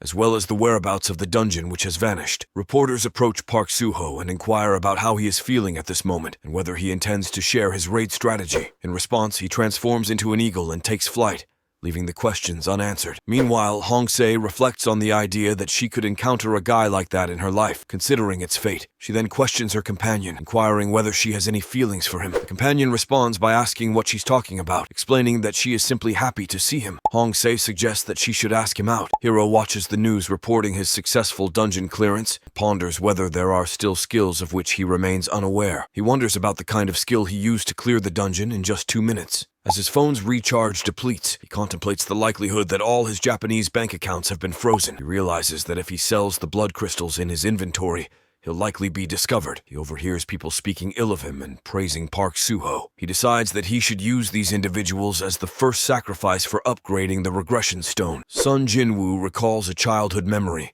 when he attempted to catch a football on the road and a truck was approaching him.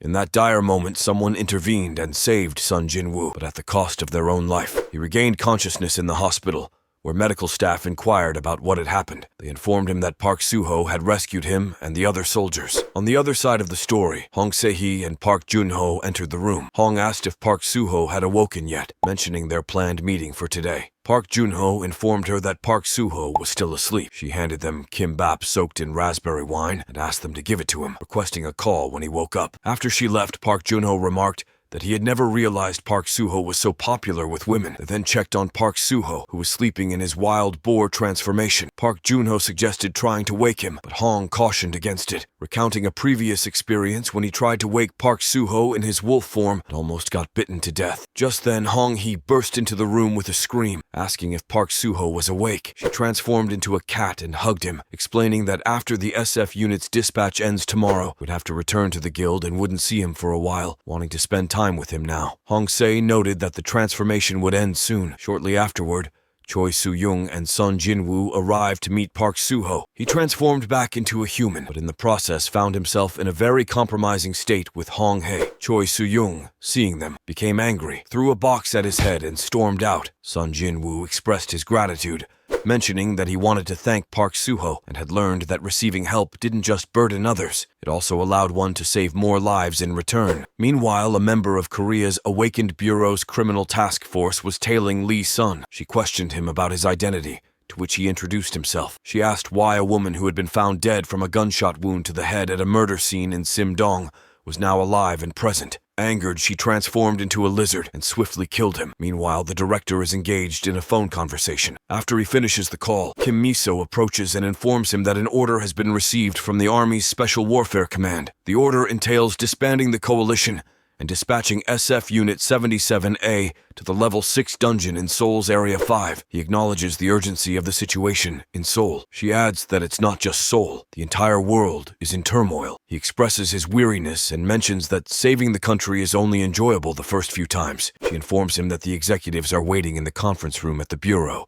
and offers to connect via video. General Manager Kim is on the call and appears to be very distressed. He questions why he looks that way and if they all attended some boot camp. General Manager Kim responds by stating that there is a highly serious situation and insists that he must quickly come to the bureau. He states that trouble appears to be brewing in Russia. The director inquires if the Russian army possesses a stock of conventional weapons. If so, why are they doing this? He explains that the current scale of the monster wave, which originated in Harbin, has been assessed to exceed the capacity of conventional weapons. However, the problem lies in the fact that if the monster's northbound route is altered due to nuclear weapons, the monsters destined for Russia will instead head towards North Korea. He mentions that the army is preparing for this possibility by dispatching and stationing the 1st and 3rd Corps along the Mijin River. However, he expresses concern that if the wave combines with the monsters in North Korea and heads south, they believe it would be challenging to contain them with their military's firepower alone. He concludes, surely they won't head in that direction. The director inquires about the situation concerning their country's dungeons. He is informed that 14 dungeons have emerged in Seoul today, including 6 level 6 dungeons. He says the requests for combat teams to be dispatched have been pouring in, but other guilds are also facing a shortage of combat teams,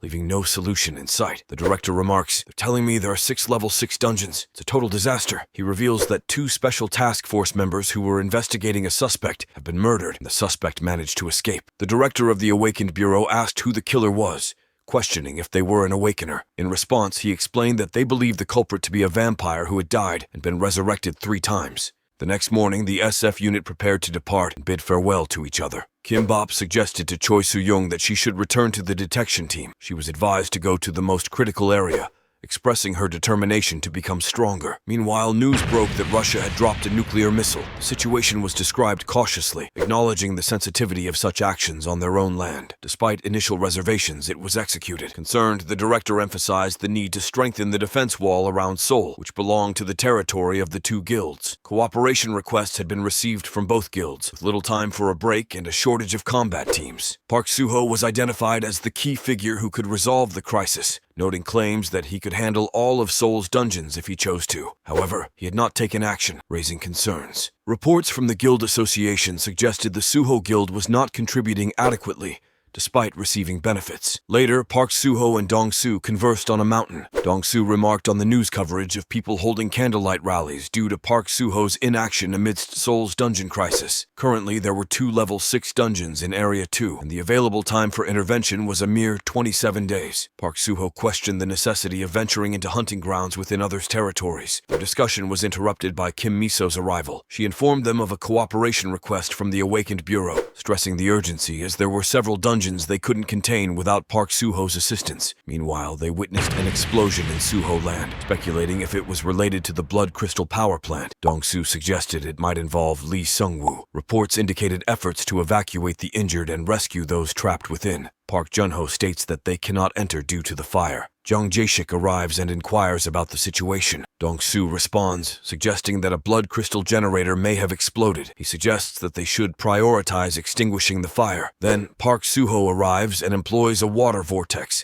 causing a whirlpool of water to appear in the sky. It will begin to fall from the building. What He immediately calls wyverns for assistance, and they are all saved by the wyverns. Kim Miso inquires about what happened. Park Junho responds, suggesting that there may have been a problem with one of the blood crystal generators, but they won't have certainty until it's thoroughly investigated. She points out that although the DGB's blood crystal generators have occasionally caused problems, an explosion of this magnitude warrants assembling all the team leaders. Park Suho expresses his desire to construct a large moat around Suho's land. Park Juno questions if he intends to encircle the outer walls from Uijongu Tongu with a moat. He raises concerns about the exorbitant cost of such a massive construction project. Park Suho suggests that he will need to go earn money unless he happens upon a treasure dungeon or something of the sort. Kim Miso mentions the existence of a treasure dungeon, specifically a level 4 scorpion dungeon in Gwangju Field in the Gyeonggi province. This dungeon has 12 days remaining before it breaks, and it yields valuable items dropped every hour, with the potential to gather a minimum of 5 blood crystals per person. She notes that the scorpion dungeon is currently under the management of the Goro Guild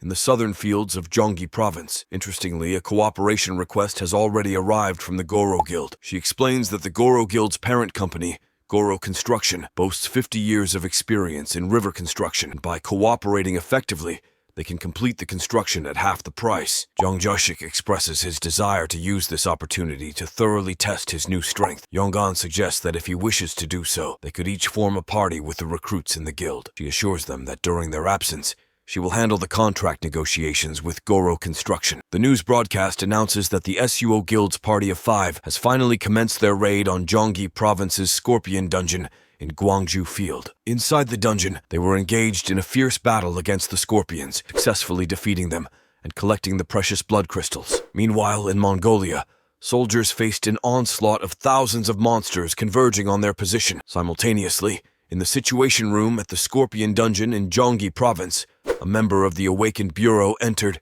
and approached an operator. The member inquired about Park Suho's expected exit from the dungeon. The operator responded, stating there were still 4 days remaining until the dungeon break. Rumors suggested Park Suho planned to take his time farming the last boar before leaving. The bureau member relayed this information to the director seated in the bureau. The director instructed the bureau member to deliver a message to Park Suho upon his emergence, that Uijongu and Suho land were on the brink of destruction, and his entire family would meet their demise. Meanwhile, in a high-level meeting, an individual presented an image on the screen to the president. It depicted their front line captured by a drone, showing the aftermath of a recent meteor impact. 3 meteors, each 23 feet in diameter, had crashed in Donggan Field, annihilating everything within a 4-mile radius, including the frontline operation area of the 11th Corps. The presenter reported detecting significant waves of dimensional energy at the moment of impact, and mentioned finding references to meteor summoning magic in the Planet Aruka Magic Encyclopedia. Initially considering the possibility of North Korean rogue taming skills, it now suspected involvement of a vampire. Not long ago, a level 7 dungeon had broken in Gong, believed to be a vampire dungeon. They connected this to the vampire serial murder cases in Seoul, speculating that some vampires had infiltrated the city. Concerned, the president questioned how vampires, seemingly immune to current technology's killing methods, had moved from Gong to Seoul. Someone suggested locking down all gates within Seoul as a precautionary measure. The news broadcast reports that the surging monsters have annihilated the entire 1st Corps subordinate unit following the meteor crash in Paru Field. Consequently, the 3rd Corps subordinate unit has decided to abandon their current frontline position, withdraw to the Seoul barriers, and regroup to halt the monster wave that originated in Kazakhstan. The Chinese government is initiating a tactical nuclear attack in the autonomous region. Simultaneously, the Russians have launched their tactical nuclear attack on Anyulan, Mongolia. The report also brings another breaking news update. Martial law has been declared in Seoul.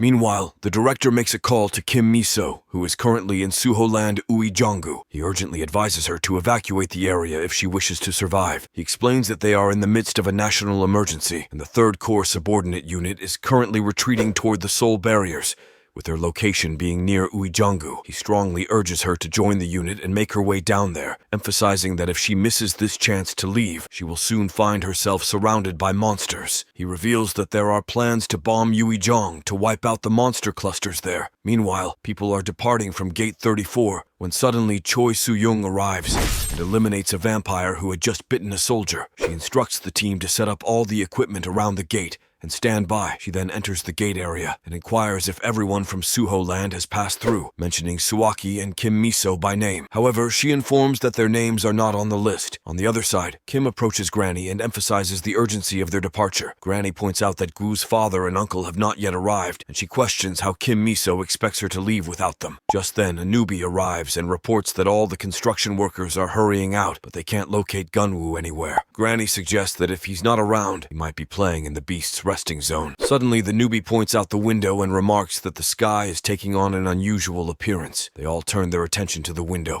witnessing vampires launching a sudden attack on the Suho Guild. Kim Miso immediately issued orders to close the doors, but the vampires swiftly destroyed everything and gained entry into Suho's house. She directed everyone to gather behind her as they approached, employing a firebomb to counter their assault. Urgently, Kim Miso instructed everyone to evacuate towards the beast farm. Engaged in battle, Kim Miso faced off against the vampires. One landed a devastating punch, rendering her unconscious. They moved to attack her for her fresh blood when Granny intervened, bravely using a pan to fend off the vampires. However, she too was struck by a vampire's punch and resumed their assault on Kim Miso. The soldiers hesitated, unsure of their next move. Just as a vampire was about to bite Kim Miso, Choi Soo-young arrived and launched a fierce attack, ultimately killing the vampires. Choi Soo-young ordered the soldiers to take both Kim Miso and Granny to safety at the beast farm. As they fled, bats transformed into vampires and pursued them. Choi Soo-young continued to fight against the relentless attackers. On another front, a vampire appeared before the soldiers carrying Granny and Kim Miso. Suddenly, Akiko emerged and swiftly attacked, killing the vampire. Choi Soo-young deployed a defensive bomb against the remaining vampires, eliminating them. However, they soon surrounded her. Meanwhile, Park Suho arrived and engaged the vampires with his fire fairies, reducing them to ashes. He questioned the nature of these creatures as Choi Soo-young regrouped with him. The vampire queen seized Choi Soo-young and attempted to carry her away. Park Suho analyzed the Queen's status screen, questioning why she was causing havoc in someone else's territory. Queen defiantly responded that from now on, it was her home ground. Park Suho attacked with his fire fairies, but she remained resilient and made another attempt, hurling her away. The Queen reached a garden area, noting its freshness as her wounds rapidly regenerated. Park Suho commented on her resilience, remarking that she must have a strong will to live. He asked if she had ever heard of a planet called the Animal Kingdom. The Queen replied that based on her subject's visit to Earth 120 years ago, it was merely a primitive planet ruled by lowly creatures called humans. She believes that humans being savages couldn't possibly harm her. He mentions that she's the first one who hasn't perished after being attacked by his fairies and muses, that they could have been friends if she hadn't trespassed on his territory to challenge him. She asserts that she will kill him regardless of her identity, as this is her territory. From this moment on, she tries to wake Choi Soo-young by mentioning her daughter. When she awakens, she commands her to kill him. She attacks with a sword and slashes at his neck. She questions if the sword is a god's artifact, suggesting that it should be destroyed if she cannot possess it. She kicks his head away but performs some magic with her finger in the sky. She wonders if it's a meteor. He responds that it's just the beginning and that her enraged warriors will annihilate every living thing on this land until there is nothing left. Park Suho transforms into a black bear and attempts to intercept her stone attacks. He also summons a tornado to hurl the stones out of the earth, which inadvertently strikes a satellite in Japan's defense headquarters. They report the loss of signal from the combat satellite MZ-1 and begin investigating. Park Suho wonders if he managed to dispose of it safely, as it felt like something had exploded. She suggests that next time she should begin with the vampire's mouth. He inquires if she's all right, to which she responds by asking why he's asking, as she doesn't appear injured to him. He acknowledges that she's always been a bit eccentric and suggests that she might not require any medic. He expresses gratitude to her for saving his family. Monk Myungjin, Park Junho, Jang Jae-shik, and Hong, who arrive at the scene. Monk Myungjin asks what he just sent flying into the sky. It appears as though he smashed a meteor with his fist and sent it into space. Park Suho inquires about the well-being of the others. Park Junho reports that Aunt Sukya and the chief are recovering at the medical center, while Gunwoo has been taken to the dormitory. Dong-su informs them that tens of thousands of monsters are now converging in their direction, and an evacuation order has been issued. Park Suho added that the chief had mentioned a massive bombing imminent,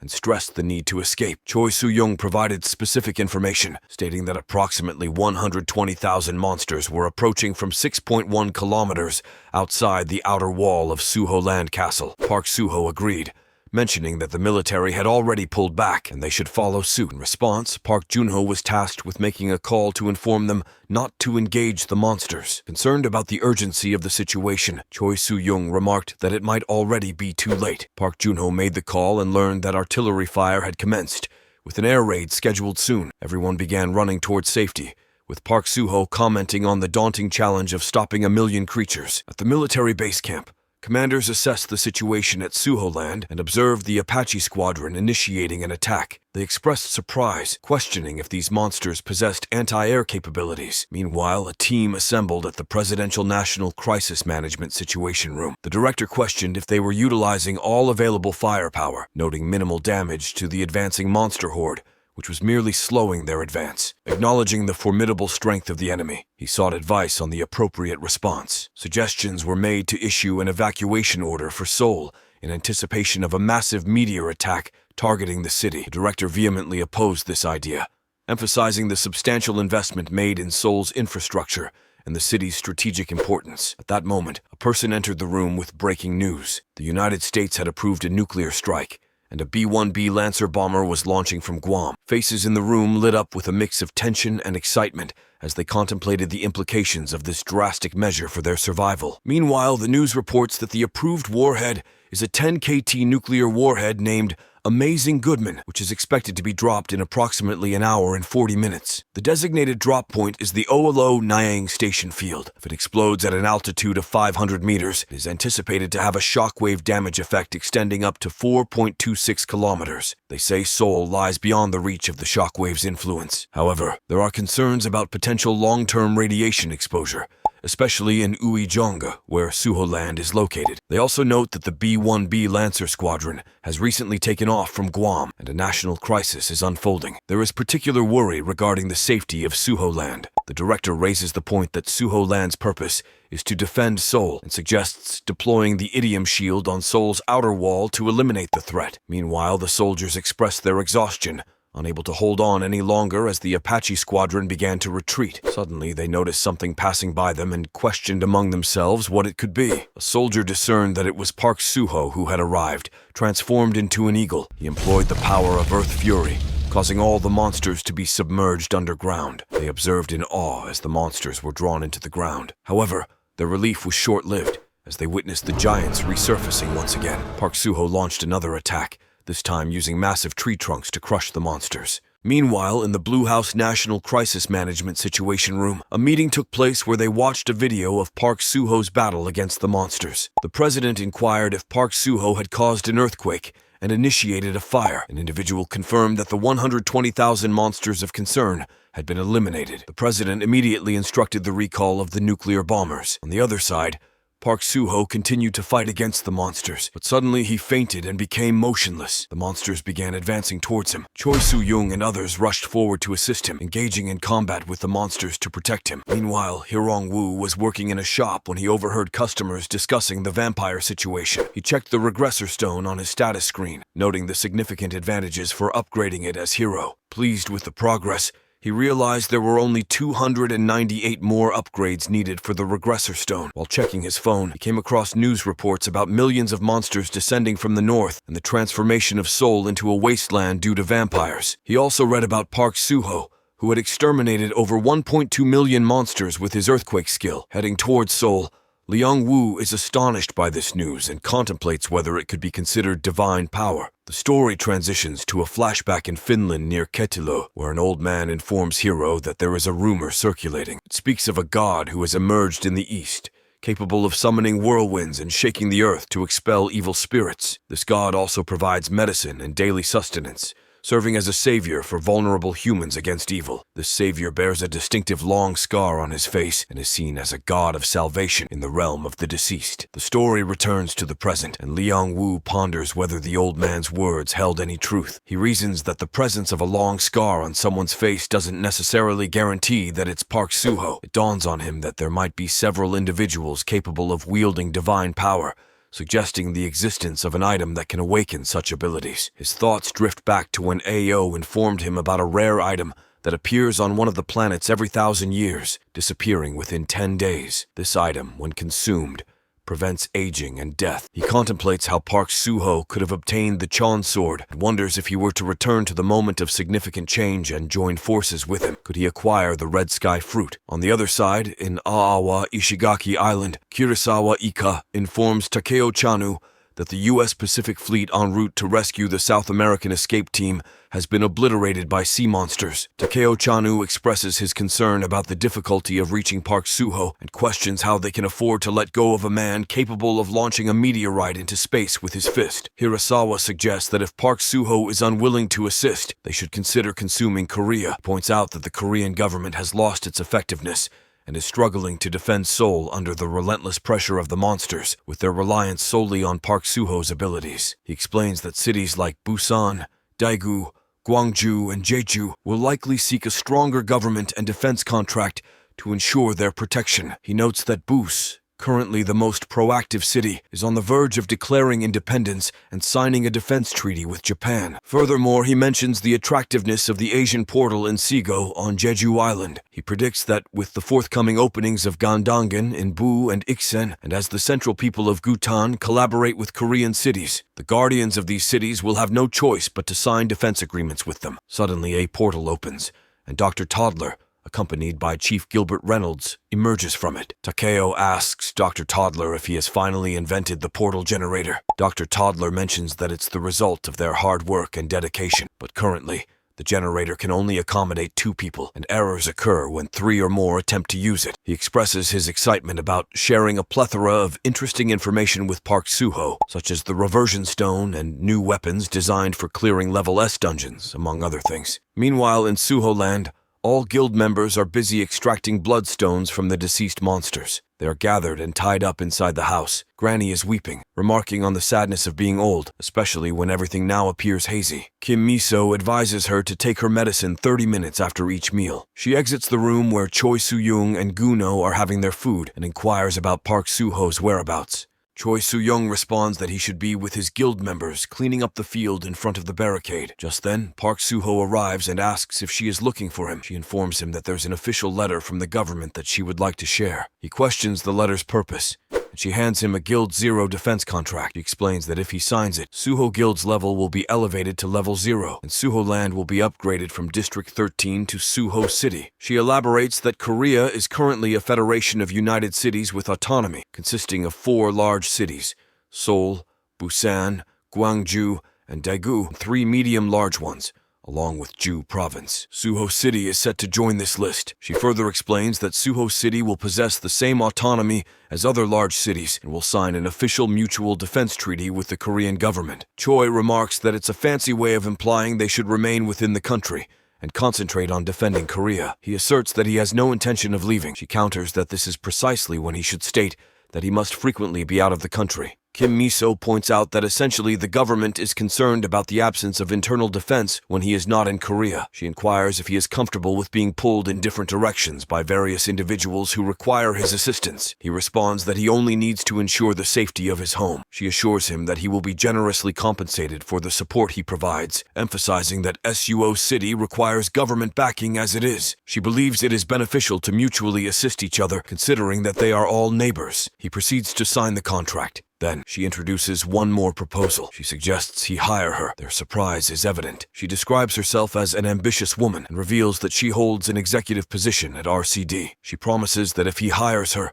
she will make every effort to bring in top-tier talent suitable for the prestigious Suo City. She states that she will submit an official job application within a week. He responds that it sounds good to him. She then informs Choi Soo-young that she has received orders to join the Special Task Force for Vampires. Choi Soo-young questions whether the issue with vampires has already been resolved. She explains that they continue to receive reports of murders that appear to be the work of vampires, which is why they are expanding the task force and providing the necessary equipment to address the situation. She mentions that she plans to stay overnight and join the task force the following day, as it is already quite late. Afterwards, she heads to the shower and discovers vampire bite marks on her neck. Kim Miso contacts Mr. Chin and informs him that there is some commotion within the group regarding the search, seizure, and arrests. However, she mentions that the construction site is still robust. He says he heard that the use of defective materials in Suo City was a pretext to remove Mr. Jian from the group. She responds that they have temporarily addressed the issues with the power plant facilities, but there is a possibility of another explosion shortly. He sighed. Unfortunately, there are limitations to what we can achieve with our current technology. He suggested that it would be more efficient to reach out to Tesla in America. She inquired if it wasn't the Sheila Group that initially constructed the Bloodstone Bloodstone power plant facilities in Seoul. Saon interjected, explaining that while the Sheila Group initiated the construction, the facilities were overseen by Tesla's team. She elaborated that technical cooperation had ensued after paying patent fees,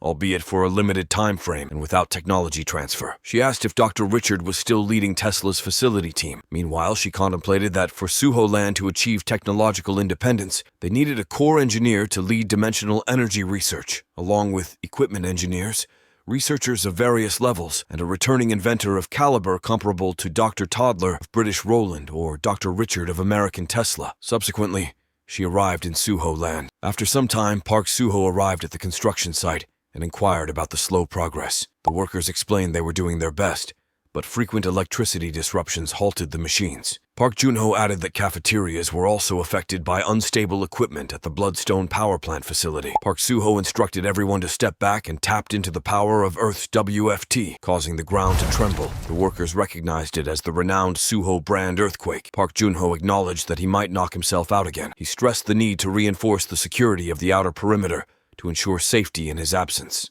He questioned if Park Suho truly intended to go to planet Aruka, to which Park Suho confirmed his plans. Meanwhile, they spot Kim Miso's car, and she informs them that they have received an urgent request for cooperation from Sheila Guild. Suddenly, Dong-Su descends from the mountain, and they question why he came down as he was instructed to keep watch over the Orc village up the hill. He responds that it's because he has found something critical and shows them the news. He explains that there is a dungeon within Sheila Guild's district. Its inhabitants are exceptionally powerful. Even Sheila Guild's ace, Minok, was bitten in the leg and severely injured. He speculates that these must be formidable creatures, which he confirms, stating that Minok Kang is an S rank. Kim Miso expresses relief at this news and informs him that this is the dungeon they need help with, as it is on the verge of breaking. Dong-Su suggests that they should hurry, and she adds that Sheila Group is a company that possesses engineers and equipment related to the Bloodstone power plant facilities. She mentions that she has requested access to these assets in exchange for assisting in clearing the dungeon. Once she finishes signing the contract, he joins them. Dong-Su reassures her, stating that he believes it is on the verge of breaking and that she shouldn't be concerned about it. She clarifies that this assessment is from Sheila Guild's perspective, and the actual break is still 8 days away. Additionally, there are 45 other dungeons to consider. She emphasizes that it is Sheila Group that is facing a crisis, so they should wait until they are contacted again. While they are in the midst of their conversation, a helicopter arrives at the scene. Dong-Su inquires about its presence, noticing that their guild's name is displayed on it. She explains that DGB has sent it as a gesture of apology. Upon seeing the pilot, he remarks that he thinks he has encountered him before. She confirms that they had indeed ventured into a level 4 dungeon together back in Suo Land in Nangu. She identifies the pilot as Minusio, who had worked on portal management at RCD. He emerges from the helicopter and declares that he will serve as the leader of the SUO Guild portal equipment team. He mentions that they have received a message from Sheila. The president has only instructed them to read it and proceed. He inquired whether they could depart now. Suio guided them, saying, "This way," as he led them towards the dungeon. He instructed them to start filling the stream with water up to the point where construction had been completed, as this area was intended for use as a crocodile farm. Park Junho inquired whether she had received any communication from Zhang Yik since he went to Jiano. She recalled his admiration for the thousand swordsmith Sun Lei Zhang and mentioned that he had always desired the honor of meeting him. She replied that he had not yet located him when they last spoke earlier that morning. Park Junho explained that it was his first time visiting Jiano and questioned whether it was truly necessary to go to such lengths to search for someone, especially since sword craftsmanship seemed unrelated to the Bloodstone power plant. She countered that sword craftsmanship on planet Hades differed from that on Earth, emphasizing the crucial factor of Mr. Sunle Zhang's awakened skill, akin to an invention much like Dr. Toddler. She elaborated that he had earned the title of Thousand Swordsmith on planet Hades, where acquiring skills required substantial effort, highlighting the significance of his inventive talents. She suggested that his talent may well surpass that of Dr. Toddler. Handong raised the possibility that he could be one of those hidden maestros known only by reputation. She agreed, stating that he could be considered as such and believed he would make an excellent research director at Suho City if they could eliminate one very variable. Meanwhile, inside the helicopter, Park Suho gazed out of the window. Suio remarked on how beautiful the Earth used to be, expressing the feeling that the entire planet was now transforming into a colossal dungeon. He shared his distress about the news he had watched in recent days. Park Suho inquired about the notion of the entire Earth becoming a giant dungeon. Suio explained that dungeon monsters were forcing people out of their territories and establishing their villages, leading to significant changes in the Earth's environment. He noted that this phenomenon wasn't limited to Korea. It was occurring worldwide. Park Soo-ho realized that to understand this situation, they must uncover the root cause of the Earth's deterioration.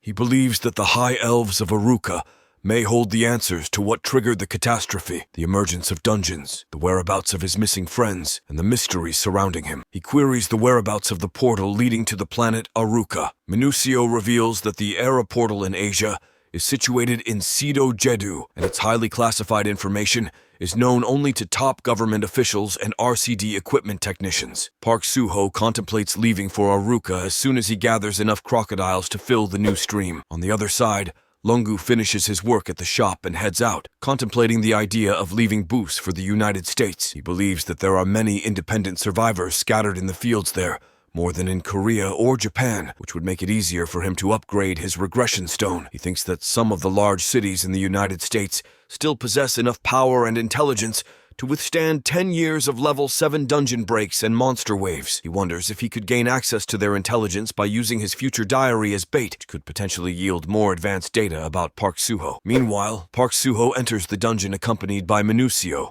who was initially meant to be dropped off at his destination. Feels a strange sense of familiarity in this place. Suddenly they are ambushed by crocodiles. He immobilizes them by tying them with tree trunks and swiftly takes them down, instructing Minusio to eliminate every threat and collect their bloodstones while exploring the area. Park Soo-ho notices claw scratches on a tree. Recognizing them as Kiro's marks, he reflects that this used to be his territory and that he hadn't trespassed into Kiro's domain for at least a century before his departure. He asks about Mr. Kiro's identity, considering him both a friend and a formidable rival. He speculates whether Kiro is searching for him and contemplates the events that might have occurred in this forest during his absence. Park Soo-ho decides to use his searching skills, hoping that they might reveal something. As he activates the skill, Park Soo-ho experiences brief flashbacks, yet the memories remain elusive, leaving him with a nagging feeling that he glimpsed something crucial, though he can't quite recall it. His frustration mounts as his recollection of the forest stays frustratingly low. Engaging in combat with a lizardman, Park Soo-ho checks his status screen and identifies the creature's armor. He remarks aloud that such beings don't belong in this place, and commands his fire fairies to reduce the armor to ashes, obtaining a blood crystal in the process. Pondering aloud if Minusio wants to revisit their former world before returning to Earth, Minusio affirms eagerly. As Park Soo-ho catches the blood crystal, feeling its heat, he spontaneously begins to climb a nearby tree, beckoning Minusio to follow. Arriving at the top, Park Soo-ho gestures at the breathtaking scenery, describing how he used to seek refuge here from his cave life. He points out finely crafted stone knives that resemble artifacts from the Stone Age, reflecting on the memories they evoke. Contemplating the possibility that he traversed through time and space to a random planet from the distant past, Park Soo-ho laments the likelihood of never reuniting with his old friends. Suddenly, Minusio interrupts, exclaiming about crocodiles in the river below and suggesting they catch them. Park Soo-ho expresses doubt, questioning if they need bait. Securing Minusio to a rope, he lowers him into the river, claiming to have spotted movement underwater. As a crocodile prepares to attack, Park Soo-ho hurls an arrow, successfully subduing it. Urging Minusio to tame it quickly, he checks the crocodile's status screen and discovers it's a B rank, noting its lingering hostility. Aware of an impending swarm of crocodiles approaching, Park Soo-ho quickly tames the captured crocodile and moves towards the others. Minusio, feeling his role is complete, requests to be released. Park Soo-ho advises him to stay suspended for safety as another group of crocodiles emerges from the forest nearby. He employs a water fairy to control them, explaining that he cannot tame them if they are attacked. He instructs Minusio to use a tornado to tame them as they descend. He initiates and creates a tornado, expressing concern that they are in danger. Then,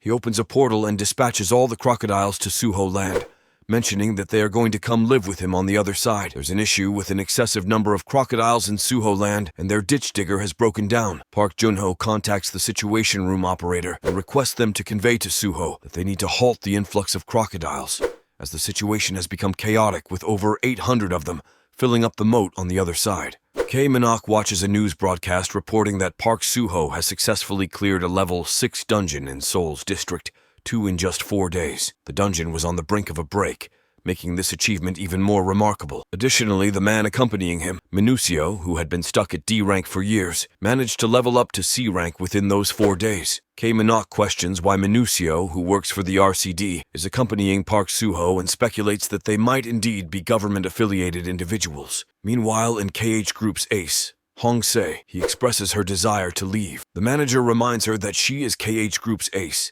and that the entire company supports her, but her sudden decision to quit without a clear reason raises questions. She explains that she wants to join the Suho Guild. He speculates that the Suho Guild might be the government's secret subsidiary hunting unit, intending to recruit talent from across the country to diminish the power of current hunter companies, increase their influence. She clarifies that her reason for going is because of her connection with Park Suho. He agrees to let her go under one condition. Once KH Guild has 5 S-rank hunters, he will grant her departure. She questions if he expects her to train his hunters, which would take years even if they engage in level 5 dungeon activities. After revealing they've secured entry rights to a level 6 dungeon, Yurkin Park Suho considers selecting promising A-rankers for focused training to accelerate their progress in this challenging dungeon. Meanwhile, in Suho Guild, Park Suho uses his power to connect Crocodile Lake with Yeonggong Stream. Upon completing the task, he suggests it's time for a celebration. Park Junho eagerly agrees, mentioning plans for a barbecue in Purple Village. Their conversation is interrupted by Choi Suwon's arrival. Park Suho asks if she successfully defeated all the vampires. She informs them of her resignation from RCD and requests entry into the guild, specifying she'll take room 305 in the officers' quarters. Park Junho queries Park Suho about his intentions regarding Aruka. Park Suho expresses confidence in his ability to protect their home and vows to defend it with his life. On another front, Sajin enters Kim Miso's office, bringing him a cup of coffee. She mentions hearing about Suwon joining their team. Kim Miso reveals Suwon was fired from her previous position after accidentally killing the defense minister during a vampire hunting mission. Kim Miso expresses frustration with the situation, feeling Suwon is being abandoned despite her exceptional skills. She also laments the bothersome nature of politics. Their discussion is interrupted by MSU entering the room. Kim Miso asks if he's obtained what she requested. He hands her a box containing a memory stone, fulfilling her request. While they discuss this, Kim Miso receives a call from Jong Jae-shik, who informs her that he has found Sunpil Jong. Upon the completion ceremony of the Suho stream construction, Park Suho received an urgent call from Jong Jae-shik. Jae-shik informed him they were in Purple Village and expected him to join them soon. Suho asked about Sunpil's whereabouts, to which Jae-shik replied that he had found Sunpil in a market in Ganu. When Suho questioned how Jae-shik had located Sunpil, Jae-shik explained that he had received intel suggesting Sunpil frequented local pubs. The scene shifted to a flashback. Jae-shik, in disguise, visited a bar in Ganu where Sunpil was known to drink. Recognizing Sunpil as the legendary warrior who had fallen victim to alcoholism, Jae-shik approached him cautiously. After a brief exchange, Jae-shik sensed something unusual about Sunpil and warned him to stay alert. Returning to the present, Suho asked if Sunpil was fit to work. Jae-shik revealed that Sunpil had spent 8 years on planet Hades after a catastrophe, earning the moniker Thousand Swordsmith for his craftsmanship and inventive skills. Jae-shik also mentioned they possessed the memory stone borrowed from RCD for 2 weeks. Suho, using his searching powers, held the stone, contemplating their next move. Meanwhile, Choi Soo-young headed to the administration office, checking if everyone had left and inquiring about Kim Miso's whereabouts. Sejun informed her that Miso had gone to Jonggu with Park Suho for some business. On another front, Monk Myungjin noted the spread of infection and decided it was time to return to the Orc village. In the helicopter, Kim Miso asked about Granny Sua's status, wondering if she had awakened. Suho explained that Granny Sua had indeed awakened. As they arrived in Namano,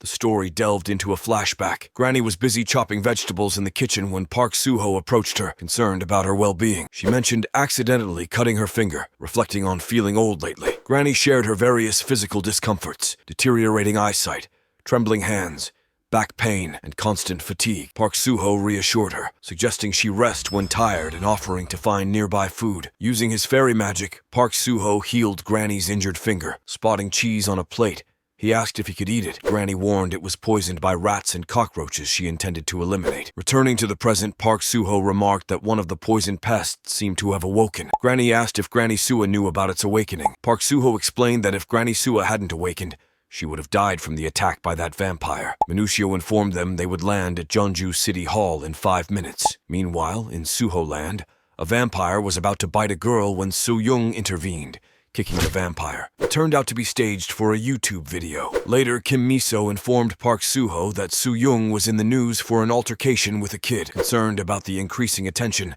she suggested making Soo-young the head of security to manage the influx. Park Suho agreed, seeing it as a good idea. Upon reaching their destination, Kim Miso stated they needed to head up the hiking trail on Mount Godok. Park Suho asked if they needed to be cautious. She explained that if word got out, his services would become too expensive. Emphasizing confidentiality, she said it was crucial. Park Suho admitted he'd never fully understand this world. After a while, Jang Jae-shik introduced them to Sunpil. Sunpil believed Park Suho was truly standing in front of him. Tim Miso informs Park Suho and his group that they have come a long way to meet him. He mentions that he has been waiting for them and invites them inside. After a while, they all sit down, and Park Suho looks at Sunpil. He had expected to see a washed-up alcoholic, but Sunpil's eyes are alive with intensity. "Why have you been waiting for me?" Park Suho asks. Sunpil responds, "Because I saw hope that day." The story shifts to a flashback. Sunpil is seated in a pub, watching TV, when he sees Park Suho and Seonggu fighting at the Tokyo Stadium. He is shocked as he witnesses Park Suho knock out Seonggu. In the present, Sunpil inquires if there is something Park Suho wants from him. Park Suho, in turn, asks Sunpil what he desires. Sunpil requests Park Suho to kill someone for him,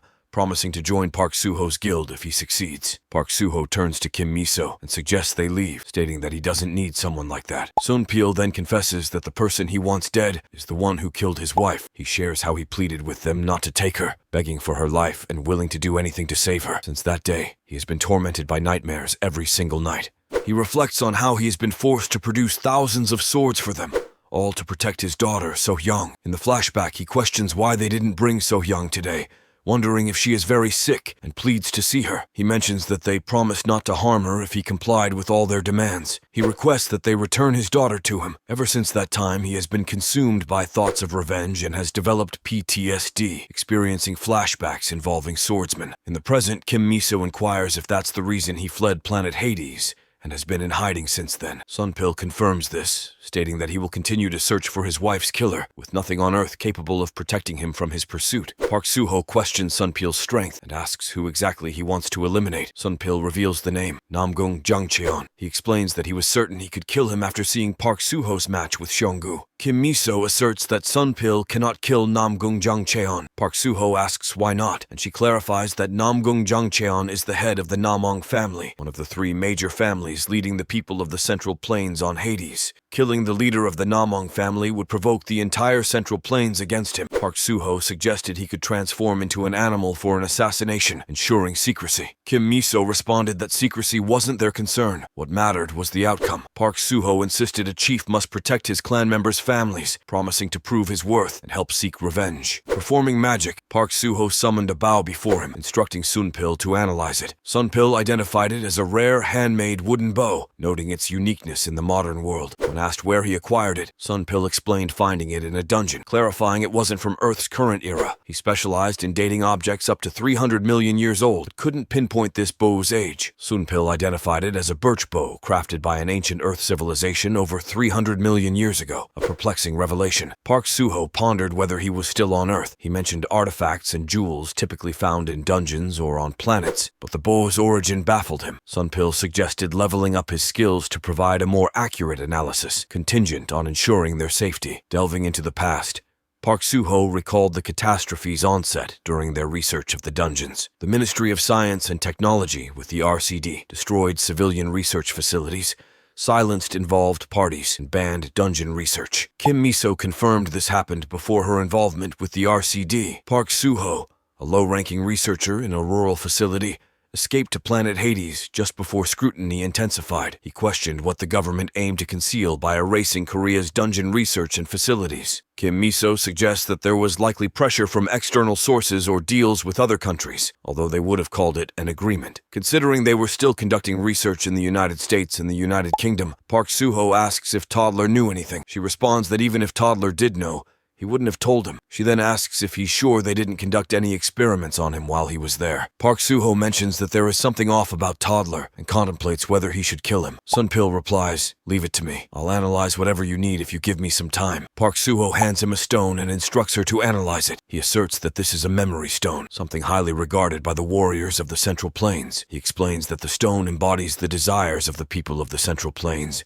and is referred to as the evidence of history. It is a fragment of a planet, but simultaneously the soul of the planet, remembering those who have left their legacy upon it. Legend has it that the sorcerers of the Central Plains are capable of using this stone to witness the achievements of great individuals throughout history. Park Suho wonders, does that mean the planet is watching me? He holds the stone and employs his power. A screen displays that Earth 7 is observing him, and his data is being saved on Earth 7's server. He inquires, "What is Earth 7? Kim Miso pledges to investigate it, asking for some time. Park Soo-ho reflects that, thanks to Sunpil, he has finally discovered that the enigmatic entity is called Earth 7, promises to appoint Sunpil as the head researcher of the Suho Guild. Rising to his feet, he declares, "Let's seek revenge and assemble everyone." After a while, they all reach Suho Land. Sunpil remarks that this place feels mystical. The more he sees, the more amazing it becomes. Park Soo-ho inquires about Choi Soo-young. Kim Miso explains that she's been getting sick a lot lately, so she advised her to take a day off and rest. Park Soo-ho informs the others that he is planning on visiting planet Hades. Honggu expresses concern,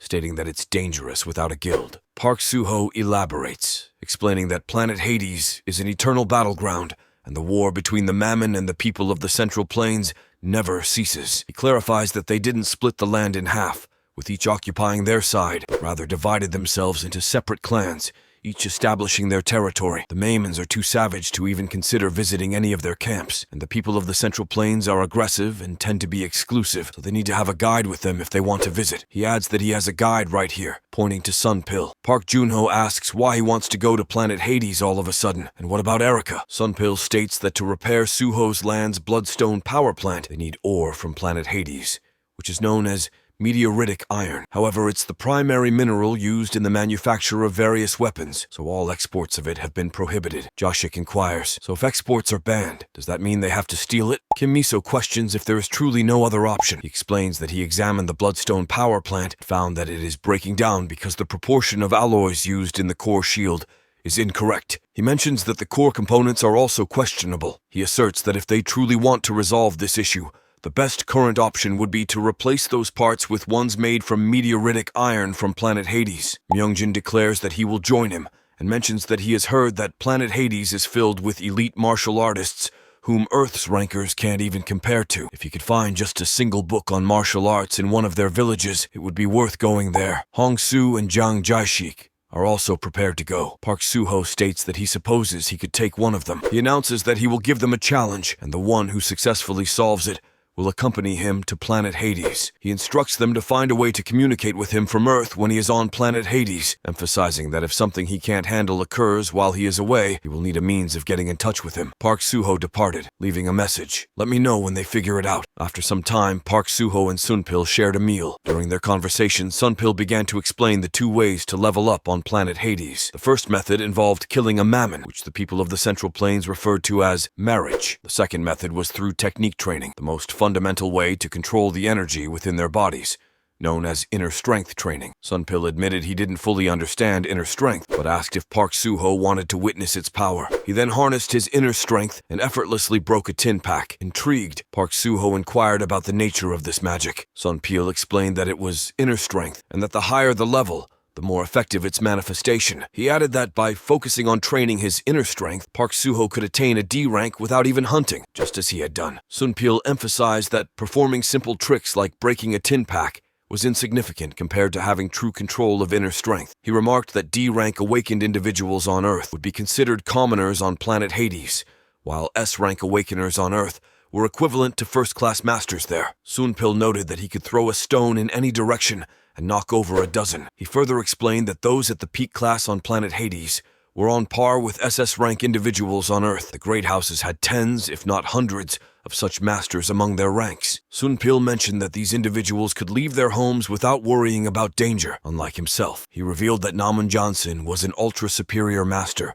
who had pushed both his inner strength and outer strength to their limits. Park Soo-ho responded with surprise, asking if Sunpil was telling him that Naman Johnson had achieved such power with just one inner punch. He then inquired about the rank an ultra-superior master would be considered on Earth. Sunpil explained that no one on Earth had reached that level yet, making a direct comparison difficult, but their guess was around triple U rank. He clarified that being an ultra-superior master didn't mean invincibility, as anyone could fall victim to the poison dart of a well-trained first-class assassin on planet Hades. Sunpil pointed out that even the fiercest beast could succumb to the sting of a poison bug in the wild. Either way, Sunpil expressed his anticipation for the encounter, leaving Park Soo-ho deep in thought about the challenges and possibilities ahead. Park Soo-ho found himself forgetting his nerves and growing excited as he realized he needed to study Sunpil more closely. Posing a curious question, Park Soo-ho wondered why someone with Sunpil's accomplishments wasn't respected on Hades. Hades and why his family had been treated differently. Sunpil revealed that his late wife, So-young,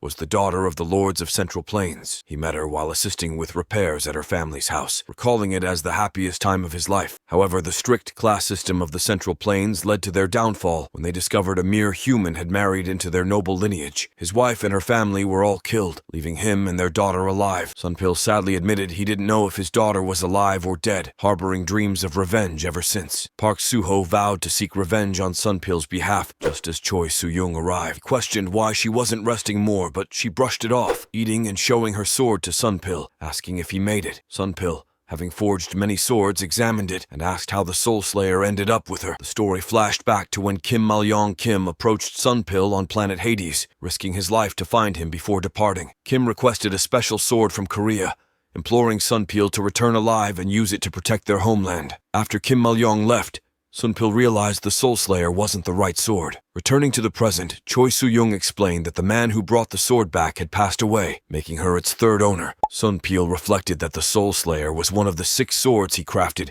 in his quest for revenge, imbuing it with a curse fueled by his grief. Soul Slayer could consume the soul of those it cut and erode its master's soul. Sunpil warned that whoever wielded it and stained its blade with blood would ultimately be killed by the sword. Choi Soo-young complained, "I don't understand why, but this thing keeps crying out all the time, causing discomfort to my ears. Can you fix it?" Sunpil responded, explaining, "Soul Slayer cries out as a warning whenever it's separated from its master or comes near a foreign species. It cuts to the soul of its victims. I'll have to examine it more closely." He took the sword to investigate further. Park Soo-ho, intrigued, asked So-young, "Do you find bats suddenly appealing or have any cravings to bite people?" She admitted with a playful smirk, "Sometimes I feel like taking a bite out of you." Then, turning serious, she questioned, "What do you mean by your desire to journey to another planet?" He replied nonchalantly, "What's wrong with that idea?" She reminded him, "You passed out when you initially returned to Earth. After you wake up, your strength and dimensional energy are weakened, yet you still wish to go to planet Hades? Planet Hades might offer a different experience." He insisted, "Are you willing to risk your life for a mere 50% chance?"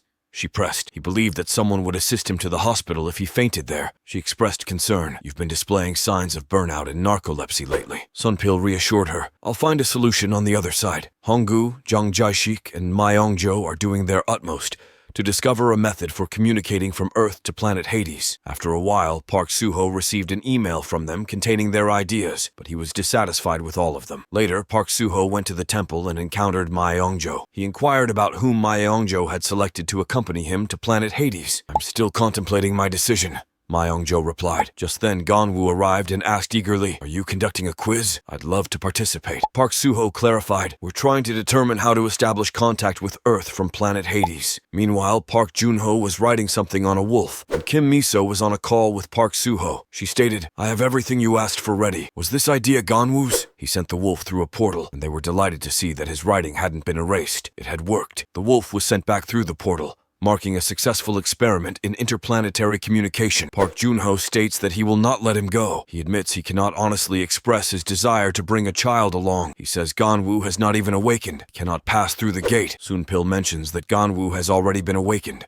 He explains that Ganwoo awakened after only 3 days of inner strength training. He has never seen a child like that. He adds that if he's not mistaken, Ganwoo is a prodigy and was born to be awakened. He may encounter someone like him, maybe once a millennium. Park Soo-ho agrees, saying he has witnessed it himself. Park Jun-ho insists that he cannot take a kid to such a place. Sunpil mentions that he looked into Ganwoo's eyes while he was training and noticed the same look as in his daughter's eyes. He states that if they do nothing to heal Ganwoo's broken heart, he will become an uncontrollable child. He suggests that if Ganwoo trains under a master on planet Hades and gains control of his energy, will be able to manage himself. He acknowledges that planet Hades is exceedingly dangerous. Park Soo-ho encourages him, saying that life is a series of new adventures, and if they let fear paralyze them, they will never gain anything. He decides that he is taking Ganwoo with him to planet Hades. Meanwhile, at Japan's defense headquarters, a Japanese official is on a call and inquires about Park Soo-ho's plans regarding planet Hades. Individual on the other end mentions that they have received an official request for cooperation from Suho City and asks for guidance on how they should respond. He speculates that they are seeking access to the portal to planet Hades. He advises them to grant access. On the other side, Park Soo-ho, Sunpil, and Ganwoo are prepared to depart for planet Hades and reunite with everyone. Kim Miso instructs Sunpil that if Park Soo-ho faints while passing through the gate, he should bring him back immediately. Choi Sugan approaches Park Soo-ho and warns him not to cheat while he is there. He He playfully tells her to take care of herself, not to bite anyone. After a while, they depart via helicopter. Meanwhile, the official and Takeo are waiting for them on top of the building. Takeo remarked that it was very generous of him to let Park Suho use the gate, saying, "If you can't defeat the enemy, join them." Just then, Park Suho arrived and, without greeting anyone, moved forward. Sujan apologized to Kurosawa for the chief's behavior, explaining that he was still not quite adjusted to polite society. Shirasawa Aika assured her that there was nothing to worry about and that it was an honor to have them there. The three of them were about to enter the portal to planet Hades when Sunpill provided them with a pill, explaining, "These pills will allow you to understand and speak the languages of planet Hades for 1 year. Take them now." They consumed the pills and entered the portal. After a while, Park Suho heard water dripping, glanced around, and wondered where he was. He found himself tied with a chain to a pipe and tried to call up his status window. When it didn't pop up, he realized, "Don't tell me." He recalled a memory where Sunpill mentioned that irregulars could have their stats nerfed if they went through a portal without a suit, and the properties of this gate were different. However, he shouldn't have any problems if he was wearing his suit. He wondered if he had been nerfed again, remembering how he started losing consciousness the moment he passed through the gate and had summoned the wyvern before he completely passed out. He wondered why he was here alone, and if that meant Jung Sunpill and Ganwoo were with the wyvern right now. He mumbled, hoping nothing had happened to them. Meanwhile, Dong Jincheol, also tied up nearby, asked, "What are you muttering about?" Park Suho told him to shut up as he was getting on his nerves. He then asked, "Are you from the Central Plains?" Dong Jincheol replied sarcastically, "Do you think a mammon would be in a mammon prison? It looks like you're a pupil from Earth. You're not making it out of this prison alive, so shut the hell up." Ignoring him, Park Suho tried to uproot the pipe with the chains. Dong Jincheol asked incredulously, "What the hell are you doing? That pole and chain are made from mammonite. Only a mammon is strong enough to break them." Park Suho continued his efforts and finally succeeded. Dong Jincheol, shocked, exclaimed, "Impossible!" as Park Suho pulled the pipe out of the wall. Shattering the chains, Park Suho asked, "Have you seen a pair of earthlings? A young boy and an old man?" Dong Jincheol persisted, explaining he had been captured 2 days ago and was still recovering when they brought him in. He warned Park Suho that escaping this prison alone was like navigating an ant tunnel, nearly impossible without a guide. Even if Park Suho managed to flee, the dangers of planet Hades included encountering divine beasts. One wrong turn could make him lunch for such creatures. Intrigued by the mention of divine beasts, Park Suho asked more questions. Dong Jincheol grew agitated, declaring himself Dong Jincheol, a first-class master and the 178th descendant of the esteemed Sendong family from the Central Plains. He pledged his honor to serve anyone who freed him from this predicament. Park Suho recalled advice about Ganwoo needing a first-class master to heal his inner strength. He realized he might have found Ganwoo's master. Their conversation was interrupted by a divine beast's sudden arrival, threatening them. Ignoring the warning to remain silent, Dong Jincheol provoked the beast, prompting Park Suho to swiftly incapacitate it. Another beast attempted a surprise attack, but Park Suho effortlessly dealt with it, stunning Dong Jincheol with his formidable abilities. Moving forward, Park Suho confirmed with Dong Jincheol that all the cells were rooms. He kicked open a door, demanding attention from another captive. However, the room turned out to be empty. Dong Jincheol noted it was the last room and suggested abandoning the search for their companions if they were looking for them elsewhere. Park Suho contemplated the necessity of returning to the gate and urged haste, asking, "How can we exit this location?" Dong Jincheol donned his clothes, remarking, "I found my attire. The sword doesn't belong to me, but it can still be put to good use." Upon hearing some noises, he swiftly departed, instructing Park Suho to follow, indicating, "This is the way out." As they proceeded, a divine beast spotted them. Dong Jincheol noticed the large creature and expressed disbelief. "Can't be." Park Suho inquired, "Do you recognize the creature?" Dong Jincheol identified it as the Warden, an ultra first-class master named Mammon,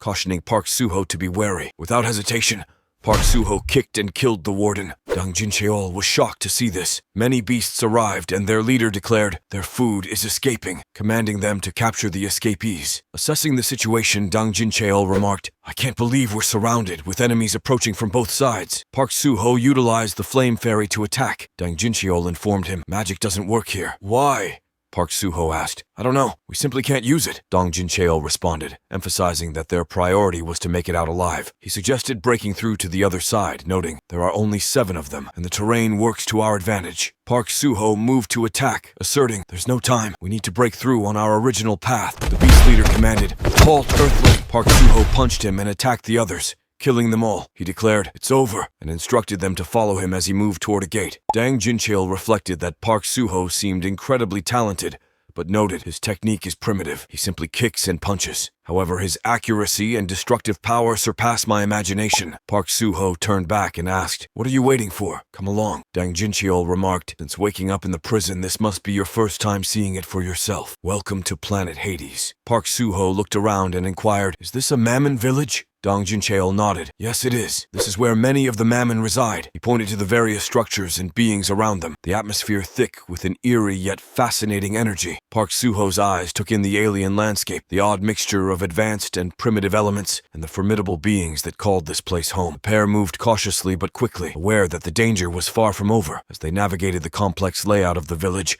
Park Soo-ho couldn't help but feel a sense of awe mixed with dread. The path ahead was uncertain, but his resolve remained unshaken. Upon confirmation, he notes that it seems the clan chief is absent at the moment, suggesting they should leave the area swiftly. Park Soo-ho then asks if the individual he points out is indeed the clan chief. He looks up and observes a giant beast approaching to attack them, identifying it as the chief of the Dundras, the clan responsible for this prison. He notes that the chief is at least a peak-class master, surpassing the man and prison guards in strength. Park Soo-ho acknowledges this and indicates that the beast should step aside. The beast strikes its weapon on the ground, causing it to explode. Dong Jincheol falls behind, while Park Soo-ho attacks the monster from behind, striking its head and defeating it. He inquires if the individual has seen a small child and an old man from Earth. Responds negatively. Park Soo-ho smashes his face, and Turley acknowledges the response. Just then, he hears a system voice announcing the addition of a new merit. He's surprised and reflects that he still has the audio, speculating that his dimensional energy may only be jammed rather than completely reset. Turning back, he observes Dong Jincheol kneeling down and asks him about the meaning of the word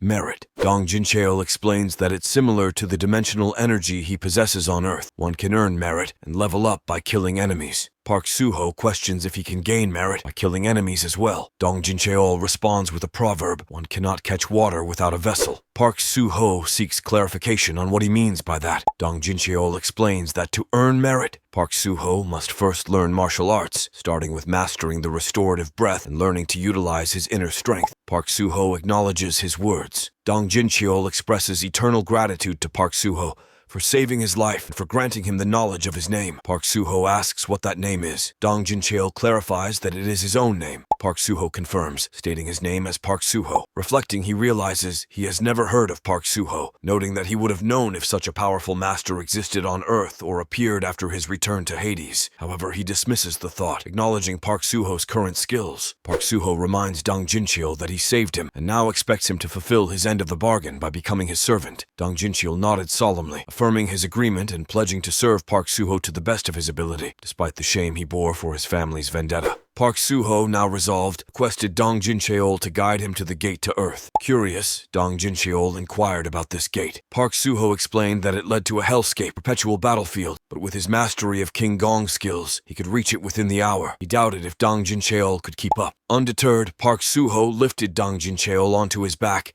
and swiftly approached a shimmering portal. As they arrived, Dong Jincheol marveled, admitting he had never witnessed such King Gong prowess. Standing before them was a vast, bone-dry desert split by a river, a sight unfamiliar to Park Soo-ho. He explained that this river served as the gateway between their world and Earth, surrounded by a battlefield where the Myos and Mammons, along with the Namu family, fought endlessly for control. Park Soo-ho noted the river's absence during his previous visits, pondering if the summoning of the wyvern had caused its appearance. Uncertain, he debated whether to risk passing through the gate again, fearing another blackout. Dong Jincheol suggested seeking witnesses if a battle had indeed occurred during Park Soo-ho's passage. This prompted Park Soo-ho to ask about the Namus's disposition towards Earthlings. Dong Jincheol admitted they were not overtly hostile, but cautioned they were far from friendly, especially if provoked. Deciding to start at the Myro village, Park Soo-ho spotted lights in the distance, indicating its location. He reassured Dong Jincheol they weren't invading yet, but his thoughts were cut short as he leaped across the river,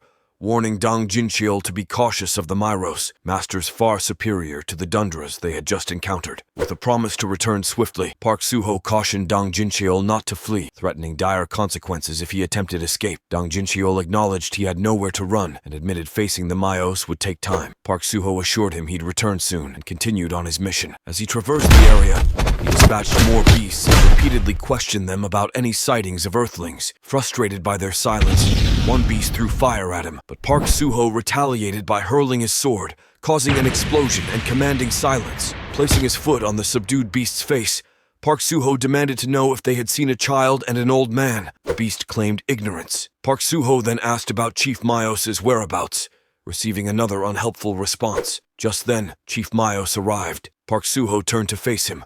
Remarking on his timely arrival, Chief Myos moved to attack, demanding Park Suho's identity. Park Suho introduced himself, prompting Chief Myos to declare his intent to destroy him. Despite being thrown back by Chief Myos' attack, Park Suho stood, laughing as he recognized the temple stone fragment's significance. The system window notified Park Suho that the temple stone fragment was an accessory created by a god. Park Suho thought about the status window's implications. Chief Myos continued to attack, driven by anger. Park Suho managed to parry Chief Myos' blows and asked if he had seen a winged beast from Earth. Noticing the stone around Chief Myos' neck, Park Suho questioned its origin. Chief Myos explained he obtained it from an earthling, elaborating that the temple stone was a record of divine revelation. After decoding it, fragments were spread worldwide, allowing awakened individuals on Earth to check their stats through the status window. Park Suho realized that once out of the stone's range on Earth, the status window wouldn't function, even with dimensional energy. Checking his status window, Park Suho realized he had obtained a temple stone fragment, granting him access to his skills once more. With renewed abilities, he invoked Flame Fairy magic, causing Chief Myros to erupt into dust. What will happen next? Find out next time by staying tuned for our future recaps. Don't forget to like and subscribe for more great recaps.